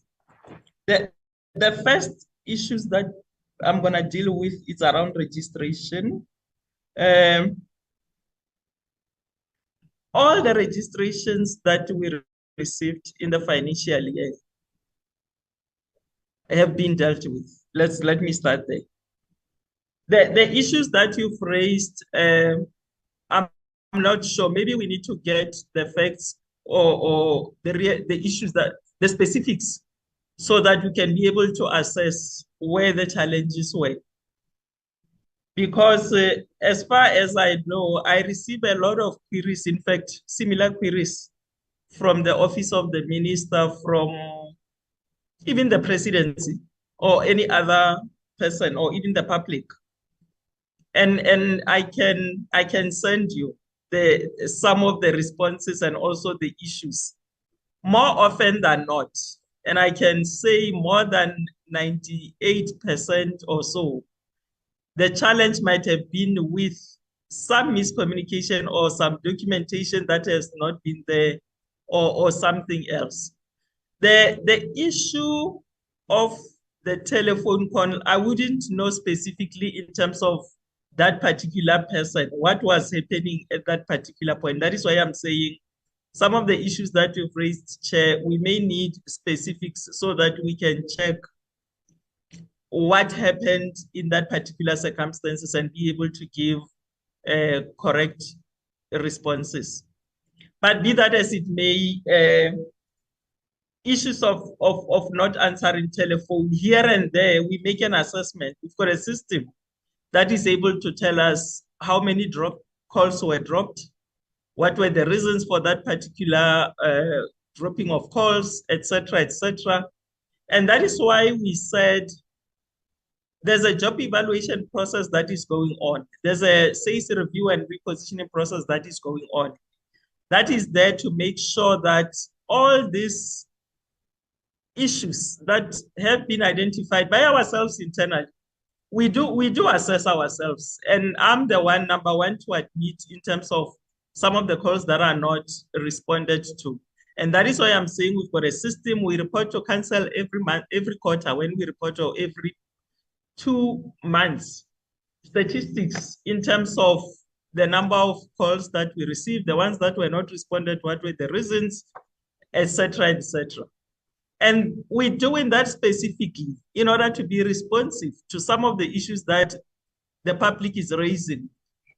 We can't deny the fact that we are not 100%. Neither is any organization 100%. And therefore, the issues of self-introspection, of being self-critical are very important. And also when you give us that feedback, it's also assisting us to strengthen our systems and also to strengthen our processes. But I can confirm that we don't have adequate number of call center agents that will be able to occupy all the number of calls that are coming at a go. There are many calls that are coming in a day, and I can agree some of them might not have been answered. So that's the way that I can answer that particular one. In terms of the issues of registrars. Letters of good standing, I wouldn't be able to give you exact figure. And this is one of the issues that we may request, like we've done before, to check from our own data and database and be able to respond to you in writing, because otherwise we're gonna just suck. But just to indicate, in most cases, we've realized that those applicants that require a letter of good standing, they go to overseas first, and when they are there, they demand. In fact, they are not even requesting. It's like, give me letter of good standing now. There's no way that we can give you letter of good standing if we are not sure if your conduct is beyond reproach. We need to check your participation in the CPTD system. We need to check if your fees are up to date. We also need to look into the issues of vetting from SAPS, from Department of Social Development, from the Department of Justice and Constitutional Development. So that process is longer. And when you are overseas, we can only use the SAPS for police clearance. Unlike when you are in the country, we can be in a position to use those organizations that the SAPS has given to us to be utilizing to fast track the process. And in most cases, you're gonna find that many people are using those, and overseas they reject them. And therefore we have to redo the process over and over again. So those are some of the bottlenecks that sometimes we are faced with. But also, some of the people would have gone through the university and immediately, without teaching in South Africa, they go overseas. We can't give letter of good standing for somebody that we don't know in terms of our register of teachers, in terms of our processes, whether we can attest that particular person in terms of conduct, in terms of this other issues, the person is beyond reproach. But Chair, let me agree that the issue of letter of good standing in terms of the stats, we can always offer, give them to you. Recruitment of teachers, how do I start this? starting from initial teacher education, when students go into universities, currently we don't have any role. We are not playing any, not necessarily that we don't have, we're not playing any role currently in terms of universities recruiting who can go into initial teacher education, whether BEd, whether PGCE. However, part of our professionalization process that we are now engaging your universities and education deans forum, we are working on a process of developing minimum requirements for entry into initial teacher education, so that we cannot rely on the AP score only. Currently, you go into the teaching profession because you've got a particular number of points that are required by that particular university. So we can't be relying on that only, because then it means we are not defining the kind of a teacher that the sector is looking for in terms of being responsive to the needs of the sector, but also being responsive to the needs of the country in terms of some of the issues that we do. I know universities are kicking and screaming because it means quantity issues. We're going to fiddle with their quantity issues because they are about the numbers in terms of also subsidy, in terms of those kind of issues. But we need to be firm in terms of dealing with issues of quality. That is from initial teacher education. But also part of the initial teacher education, which might also assist, we have signed, earlier on when I was speaking, I've indicated that we have a relationship with quality councils, and one of the quality councils is Council on Higher Education, CHE, which is responsible for the quality assurance of qualifications and programs in initial teacher education, but also in continuing professional development. That is your honors, your BEd honors, your masters, MEd, and etc. So we signed a memorandum of agreement in July on the 4th with CHE, and to say we will have a joint accreditation process, just like how your EXA Engineering Council is doing it, how your Pharmacy Council in the health sector, and etc., etc.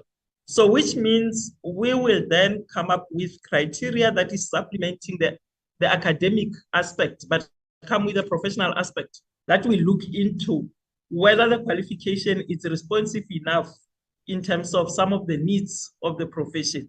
So that's how we can influence the space in terms of saying those that do not meet the requirements from a perspective of the criteria, but also from the perspective of our professional teaching standards. If they train those students, we will not, when they qualify, we will not register them. And again, SACE will be seen as disturbing the teacher supply and demand. But if we are serious about the quality of the profession, the quality of the teachers that we need in the profession, we need to be moving in that direction. And I'm happy because for the first time in the history of this country, the teaching profession, just like other professions, have got a professional regulatory body playing a quality assurance in as far as that is concerned. Recruitment of teachers into in-service, practicing, that's how I can put it, newly qualified teachers and all that. Again, in terms of employment, we're not part of that because that is more of your labor employment issue, which is more your ELRC, more of your provincial education departments and DBE. And obviously, because SACE is regulating across public and independent and also employers in the independent sector, including the school governing bodies. So what we are doing, like I've said, will be the quality assurance of the programs in terms of making sure that at least we've got a cohort of educators that have gone through programs that are of qualitative nature. So we don't deal with recruitment. That is why we have to deal with the whole issue of admitting teachers into the profession, all levels of the profession, so that we can say to the employers, the teachers that we've given to you are beyond reproach from a qualification perspective, their qualifications are genuine. And in terms of the standards, we've checked, everything is up, it's up to scratch, including vetting them against your sexual offenders register. The only register that we are now finalizing, we've been engaging the DSD in terms of the child protection register, so that we can also deal with those teachers that are not fit to work with children. So that's a way, from a professional regulatory perspective, and also including our mandate, we can only come up to that particular level. That's the issue, Honorable Chair, in terms of recruitment. And then coming to the issues of how do we issues around reading literacy, make sure that teachers get quality maths and the other issues that you've raised. We've got quality management system, which is part of the ELRC resolution, and something that is being implemented by the Department of Basic Education, in actual fact, the provincial education departments, in terms of needs assessment, because that's the only way that you can currently in the system, you can know whether Ella, in terms of teaching mathematics, is she fit for purpose? Is she relevant? Is she able to teach that mathematics at a particular level? And that's why you've got a debate between PGC and BEd, because those that favor BEd will tell you the teachers are not good in terms of subject content, those that are in favor of, and vice versa. So that system should be able to say to the sector, we've got this kind of needs because these teachers are not able to do 1, 2, 3. And then the CPTD system, which we are managing and not providing programs, is supposed to be saying to the providers, we can only accredit or endorse programs that are responsive to these following needs that are coming from the department. The other needs obviously are coming through your diagnostic assessment that is coming with your matric results, etc. And that's how we get to say, from the criteria of endorsing programs, from the criteria of approving providers, it should be informed by the needs of the sector, and those needs, we take them from the diagnostic assessment and etc., etc. And therefore, it will be up to the providers of continuing professional development that have been endorsed by SACE, and 9 provincial education departments are part of that. Teacher unions are, your higher education institutions, all of them are, and therefore, that's how we are involved when it comes to that particular rule, because the legislation is very clear. We need to be quality managing the provisioning of continuing professional development as opposed to dealing with that. And I think it's linked, Honorable Chair, with the issue of the comparison that you made between the process of investigating cases with the whole issue of teacher development. And I'm still going to say, remember, we can only manage CPTD system and be able to deal with whether teachers are participating in professional development if the providers of continued professional development and the provider and the employers of teachers themselves are reporting to SACE participation of professional development. Now, it's an open secret and it's an open issue to say we're struggling, number one, with provincial education departments reporting participation of teachers on professional development into the CPTD system.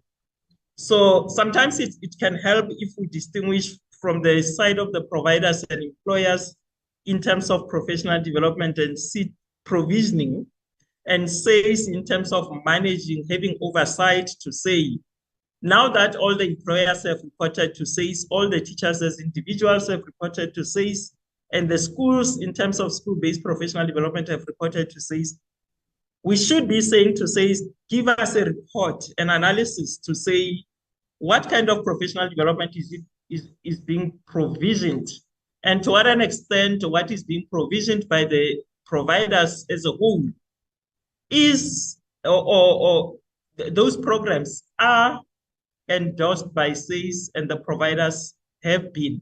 And therefore, in that case, you hold SACE accountable in terms of the analysis and informing the sector and advising the minister in terms of whether professional development is being done or not. And on the provisioning side, obviously, we are not there. It will be the providers that are dealing with that particular issue. ECD, and I think before that, I wanted to link that with, I think there was another issue that was raised on PD so that I can deal with all the professional development matters. Professional legislative mandate, how? Oh, there was also an issue, Chair, that you raised around our mandate, our legislative mandate, which is more about, again, management of the CPTD system. And we've indicated when we're talking about member support, which is the teachers, is the members of SACE, member support teachers, the 43,000 of them, the support, and I agree with you to say, I think next time we need to spell out those specifics, but I think in the annual report, they are there. It's more on professional matters in terms of the code. It's also in terms of the professional teaching standards. It's about assisting them on how to develop professional development portfolios when they are supposed to report to SACE. And those portfolios are just, bear that in mind, I'm going to link it to the issue of the 50, minimum of earning of 50 PD points. So the other areas in terms of how did the entity, you raise an issue around how did the entity assist educators on BRRR bill.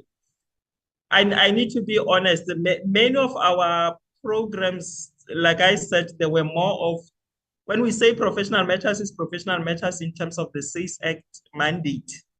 The issues around BRRR going into details, I don't think we've done much, except for focusing on sections that might be relevant to SACE. For example, the issue around that I was talking about around code of professional ethics. That one, every time when we have the webinars around issues of the code, issues of corporal punishment, and etc., obviously we will also refer to the BRRR process and also what has been included in the bill with regard to those kind of issues within the process. Remember, you've got EMGD directorate in the department in the 73 districts in all the 9 provinces. EMGD dealing with education management and development, including governance. Those are the people that are supposed to be dealing with issues like, for example, of BRRR, if there's a need to deal with it in as far as educators are concerned. Otherwise, we are being seen as stepping into territories that do not belong to us. And there are issues that we're dealing with because let me tell you, one of the issues that are critical in schools is the emerging issues of professional relationships that are more than the word toxic. And therefore, we had sessions as part of professional member support to say, how do we support our educators, especially women? Because the majority of those cases involving women, of dealing with an environment that is conducive, that is collegial, in order to deal with the issues. So I'm trying to explain the professional membership support that we are referring to as opposed to these other issues. And also responding to the issue that you raised of the legislative mandate. And like I've explained, from the National Development Plan to the SACE Act to EEA, etc., all of them are very clear in terms of the roles and responsibilities it says in all respect, it must make sure it quality manage, it quality assures, and then the providers and the employers must deal with the issues of provisioning. The next one, Chair, it's yeah, the issues around AG, CFO will deal with them. I think the issue of, remember, I think CFO will explain it in terms of how public entities are dealt with in terms of external audit. We are not being audited directly by the AG. However, let me not get into that. The CFO will explain that particular one. And I've said in my introductory remarks that we need to strengthen our internal audit in terms of making sure that the issues around performance information are being dealt with. And I'm glad that you said it has been picked up, Honorable Litsi, in terms of the AG reporting to you in terms of the material statements that you were referring to. Yes, there's a need for us to really make sure that we strengthen that part, because otherwise, if we are not doing that, performance information is doing all that it can. The staff members are very few. Like I've indicated, internal audit also is there, but it's not. I'm not satisfied personally in terms of the way that it's supposed to be assisting us with performance information.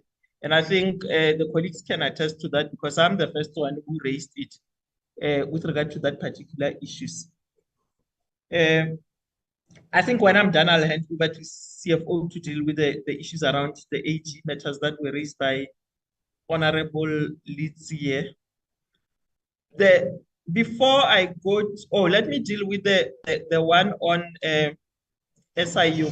I'm not going to focus too much on it with specifics, Honorable Chair, with your permission, because the matters are still being investigated, and I don't want to preempt some of the issues because it's not in my space. There was a legal opinion that we sought in terms of doing some refurbishment and doing certain things, and that legal opinion advised accordingly without going into specifics. And therefore, when that report is released, remember the report is not yet out officially, we should be able to get it in terms of the timelines that they gave us by the end of December, which means they may deal with the issues if they are there the beginning of January, so that we can see what some of the issues are. However, like I've indicated, we were just acting on a cautious level so that we don't deal with some of the issues in a manner that might bring us into the same issues. You see, I'm trying to avoid to deal with the specifics, if with your permission, Chair. But I think when the report is out, the committee can be in a position to ask some of the issues freely. There's a bigger issue from about more than 3 or 4 honorable members that have got to do with professional development or CPTD system in terms of the 50 minimum points. Let me explain it this way. One of the requirements coming from the CPTD handbook and also the National Policy Framework on Teacher Education is that every teacher who is participating in the CPTD system must be able to earn 150 points over a cycle of 3 years. Now, what we did in terms of our educator was that let's just focus on the minimum, which is 50 per annum. When these educators report to SACE, there's a self-service portal where they are able to say, I've done a workshop on mathematics, I've done research on this, I've done this and that and that. That's self-reporting. Now, for us to be able to make sure that they don't just report for the sake of reporting, there's a process of reflection there's a process of looking at to what an extent did what you've participated in translate in changing some of the classroom practice, some of the things, leadership and all that. We're doing that through supporting them, obviously virtually and all that, to develop what we call professional development portfolio. Just like when you participate in skills development programs, you participate, however, for you to finish, there must be a professional development portfolio that you submit. Knowing educators and their complaints around administrative issues and all that, yes, they participate, yes, they report. In fact, those that have reported were almost 15,000. However, it is ourselves, and this is what we were saying to the auditors, they didn't discover this, it's ourselves who discovered it.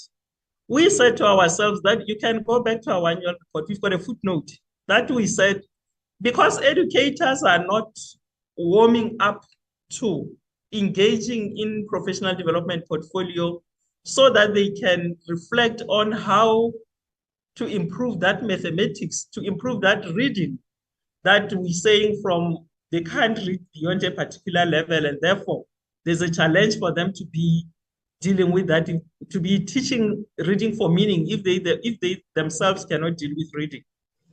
So in the interest of making sure that there's credibility and integrity in the CPTD management system and in our business intelligence tool that we're using to draw information, we then said, we can't be lying to the public. We need to be honest to ourselves and saying, yes, 15,000 reported honestly. However, they did not attach their professional development portfolio, and therefore, we can't count them. We put them aside. We declare in the annual report that this one's reported is here. However, only 700, and the number that we declared are the ones that gave us portfolios. And therefore, because of that particular issue, we then said we'll recognize the 873 or whatever number that is in the annual report. But the others, yes, we will recognize that they've reported, but we won't be celebrating and be happy that we've got that number when we know very well that they did not submit that. So it needs to be understood within that particular context of how does the whole thing come to very low number of those that have reported the issue. And I think still linked to that, I know Honorable Moratsatla indicated that to what an extent do you then apply consequence management? Just to indicate that two managers, program 4 and program 3, have since resigned. So there's nothing that you can do with people that have resigned. But also just to indicate from a monitoring and evaluation perspective, it's just not good to have indicators that you are beyond your control, because you don't have control of those teachers in terms of really forcing them. But let me also indicate there are no consequence measures for me not participating in a CPTD system. That's another challenge, and I've been doing research personally in terms of this issue to say if we take continuing professional development serious, there must be either incentives that will, even though they are not, because the intrinsic motivation is not working currently. Therefore, there might be a need to have some form of an extrinsic motivation that might be coming from an external regulation point of view, which is more of your rewards, incentives, even if it doesn't mean monetary rewards, but we've been trying to give them, get sponsors to give them tablets, to give them this and that, those that are doing it, but slowly it will increase. Because if in any enforcement of any regulation, any law, any policy, if there are no consequences, you are likely to have people not responding. Currently, we're not having any because we've taken a resolution as council to say we introduce this without wanting to bring fear to teachers in terms of saying we will force you to do it or not. But one of the things that we are looking at it is how do we link it to National Teaching Awards? Because the department is sending us lists for us to check before they can finalize those that are being awarded. But also, it might be necessary for us to engage DBE in terms of promotional requirements, etc., etc. But as it is at the moment, without those things, whether it's at extrinsic level, motivation, rewards, incentives, etc., there's a need to bring that into the picture. However, financial constraints will remain an issue because we don't have, if with 50 million, there's no way that you can reward anyone around this particular program. So that we have a broader perspective. And I think I've dealt with some of the issues that are coming from Honorable here as well, but also Honorable Moratsetla. The same issue was raised by Honorable Van Zyl. And yeah, those are the ones that raised that. I've tried to do that. Honorable Mororwane, there was an issue that you made a comment on the 23-year-old. Yes, I think that one it was just a comment.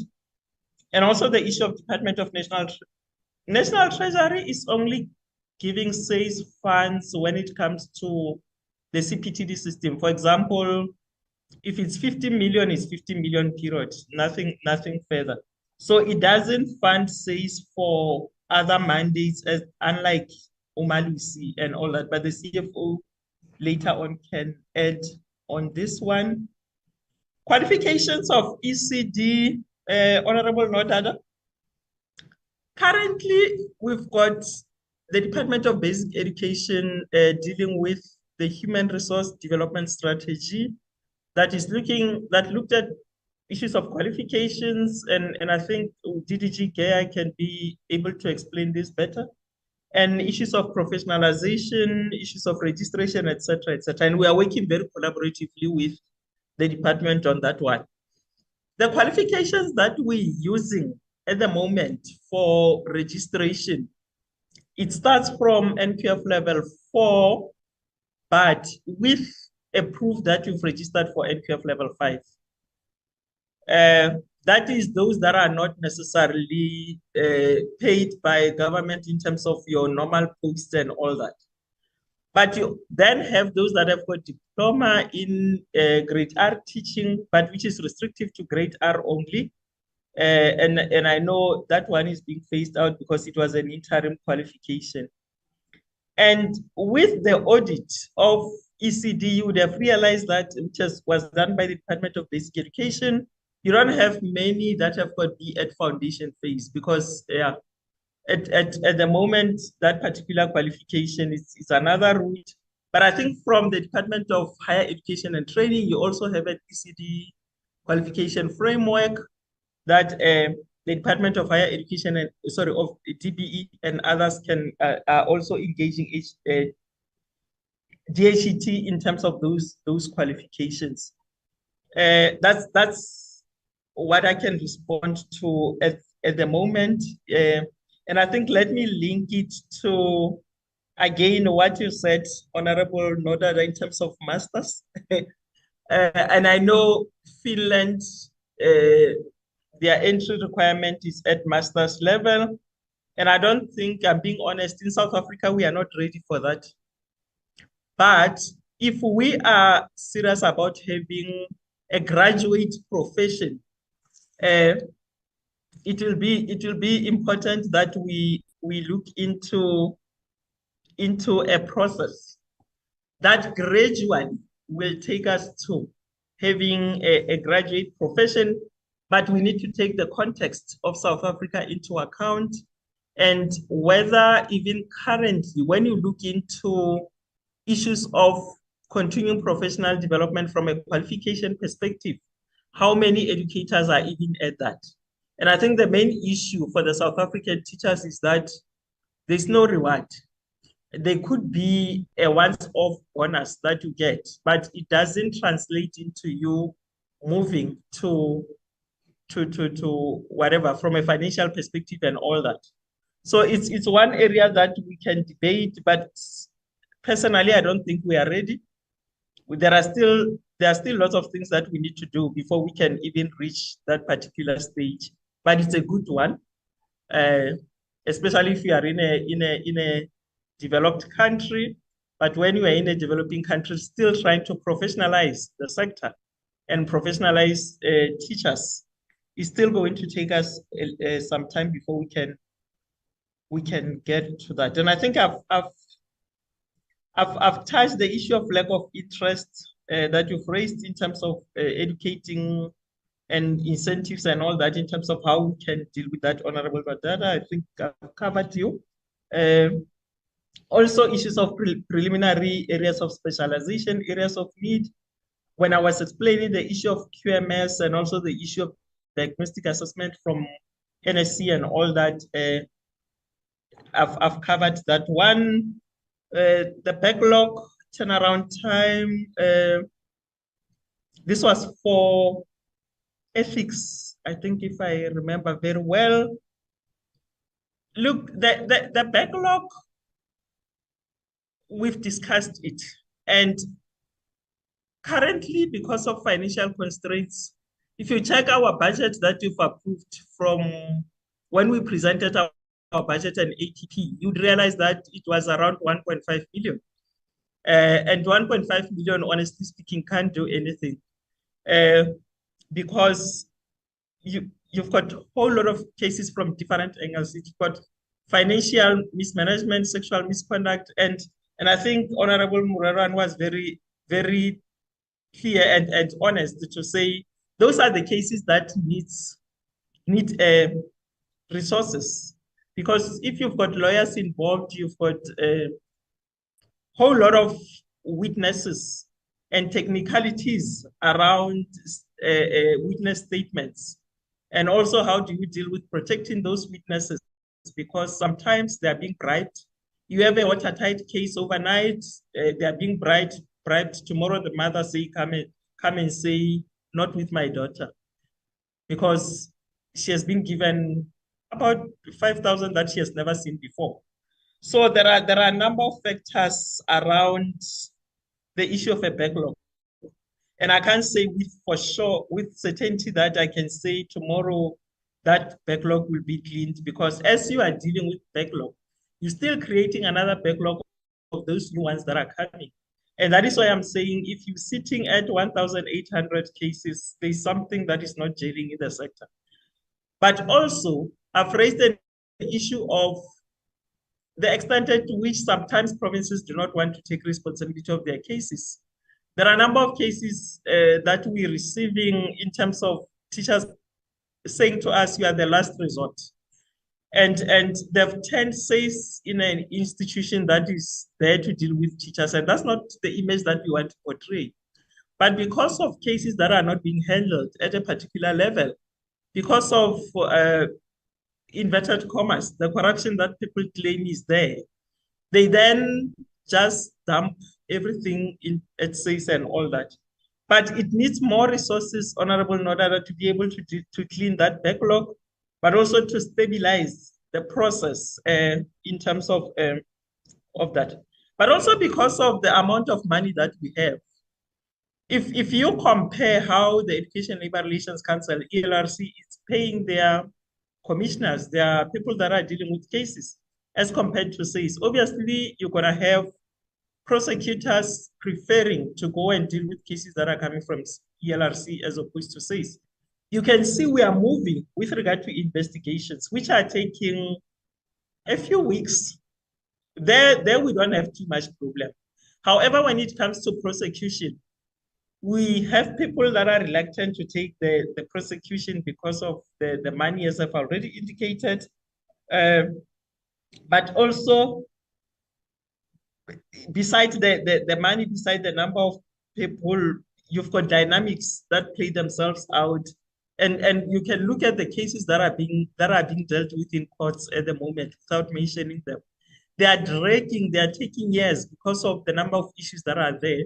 But at most, if you don't have a case that have got issues, you are likely to have at least 2 months to 3 months. But those that are dragging because of the issues that I mentioned, they can even take a year because of the dynamics around that.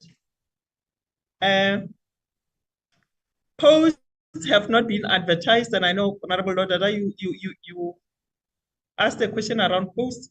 We're still busy with finalizing the job evaluation process and the review process, and it will only be on the basis of that review and also the job evaluation process that we can be able to say, are there additional posts that will be given to, for example, planning, monitoring, and evaluation, as you've already indicated?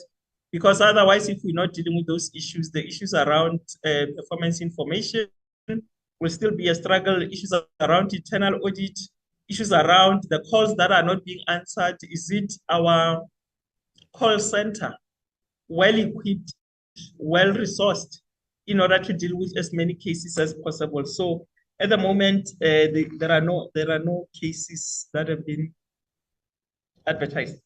Indefinite removal. If you receive indefinite removal, that like the 31 cases or 31 struck off from the role indefinitely, there is no way that you can return to the profession. It says goodbye. It means if you've got a case that, for example, harmed a child, and that child or a learner is below 18 years old, it's even more, because then your name must go to the child protection register. And if you're in the child protection register, obviously there's no way that we can work with any child, except that with the child protection register, after 5 years, you can still apply to have a clean record against your name. But from SACE perspective, it's not. The only cases that you can apply for reinstatement, we call it reinstatement, it's when you've got an indefinite, you've got a struck off from the role. However, that struck off is for a particular period, let's say 5 years. Then after 5 years, yes, you are eligible to reapply for reinstatement so that your case can be heard. On the basis of that, council will then take a decision whether you are welcome back to the profession or not. However, it doesn't necessarily mean if SACE has cleared you, it's automatic that your employer must employ you, because there's always a mistake that people make, thinking that the process is automatic. Now, rounding off, going to the educators, there was an issue around, I think Honorable Fanzeli will tell me if I got you wrong, right or wrong. The issue of the 80 that I think that have got fines, I thought you said, shouldn't they have also been struck off or not, or other cases? Remember, we've got a policy on mandatory sanctions. And when our panelists are dealing with cases, they are guided by that policy. So the sanctions that you see in terms of all those different categories are informed by the policy on mandatory sanction. And also, as part of our disciplinary processes, they can still appeal. The only body that can then review the sanctions that we have will be the courts. And therefore, there are 1 or 2 or 3 cases that have been taken to the high courts for review. In fact, we had one case not long that went even up to Supreme Court of Appeal, up to Constitutional Court. So that's the only process, the recourse, if any of the processes did not work. Otherwise, if we are just giving them sanctions because of there's a case, we'll have many litigations, because then we'll not be adhering to our own policies. And I think, Honorable Fanzila, I dealt with your 50 points issue. ECD qualifications. I think I've given you from our SACE perspective in terms of the registration process, but I'm not sure from the employer side in terms of how the provinces and also DBE are dealing with the issues around qualifications in terms of whether there will be a person who is in a substantive position who has been translated into that position, whether the person has got unqualified, maybe the DBE can assist with regard to that particular one. Councillor Morwa-Tshehla, I think when I was dealing with the issue of clarifying the 50 minimum points, including whether there's been any consequence management, I've dealt with that particular one. So, Honorable Member, thank you. Chairperson, thank you very much. If there's any other thing that I did not answer, I'm trying to check. Members can be able to indicate. Thank you very much. Or maybe let me give, sorry, Chair, to the CFO to answer the one or two that I left out. Thanks, Chair. The one which the CEO referred to me to answer was the one which was raised in this way, to say, looking at the material misstatements that were raised on performance information, don't you have internal auditors and external auditors to assist the organization? Let me indicate that the council has established an internal audit unit to assist in terms of the internal controls. It further established planning, performance and monitoring division, which I think the CEO spoke about here, to ensure that there is compliance to performance information. It is a requirement that the council has adhered to ensure that there is an external audit function which is conducted by the external auditors under the supervision of Auditor General. So let me indicate that all these functions have done their part. The Performance Management Unit has done their part of assessing the reports when they came. The internal auditors did do their part, and they did raise these inconsistencies during the middle of the year. They were tabled before the Risk and Internal Audit Committee, and mitigations were undertaken. By that time, some of the errors were already there. The external auditors have done their job. The material misstatements that were raised by the external auditors. External auditors only come at the end of the financial year and picked up the same discrepancies that were identified. So in terms of the compliance to the structures which have to support the internal control, they are there. We do comply to that. We do have those units which assist. However, this did happen, and there are corrective measures which the council is undertaking to correct. The CEO went further to even answer the point raised by Honorable Morwa-Tshehla, and in that, those errors start from the operation, they take place, then the other support structures like the internal audit, performance, they did play their part in addition to that. So with the corrective measures, Chair, the council will improve. Thanks.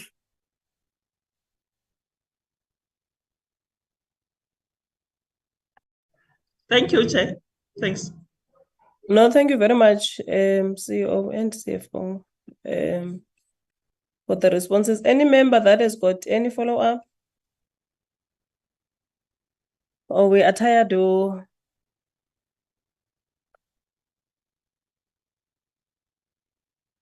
Okay, in the absence of follow-ups, CEO, I'm not sure if you are familiar with hellopeter.com. Yes, Chair. I will definitely look into it. Please look at that and yes, and just hear the feel yes of issues that I was raising, how people are raising issues on that hello.com. Okay. But anyway, let us thank you very much, as SACE, for this presentation. It has been 2 days, full long for us. I think we are really now tired, and I must thank members for high levels of discipline throughout this process of the BRRR. I know it has been long, 2 days. We must still be in Parliament tomorrow. So it has been a hectic week. But thank you very much for being disciplined and allowing us to start and finish this process. Thank you very much to SACE. DM, you are still in the meeting. Thank you very much for your support to the entities. And the officials maybe of DBE that are still here, if they are here. So let us meet next week, Tuesday, when we proceed with our normal meetings. We are still in the meeting. Yeah, we are still in the meeting. Niyafika, beningekho niyafika. Ask DM throughout.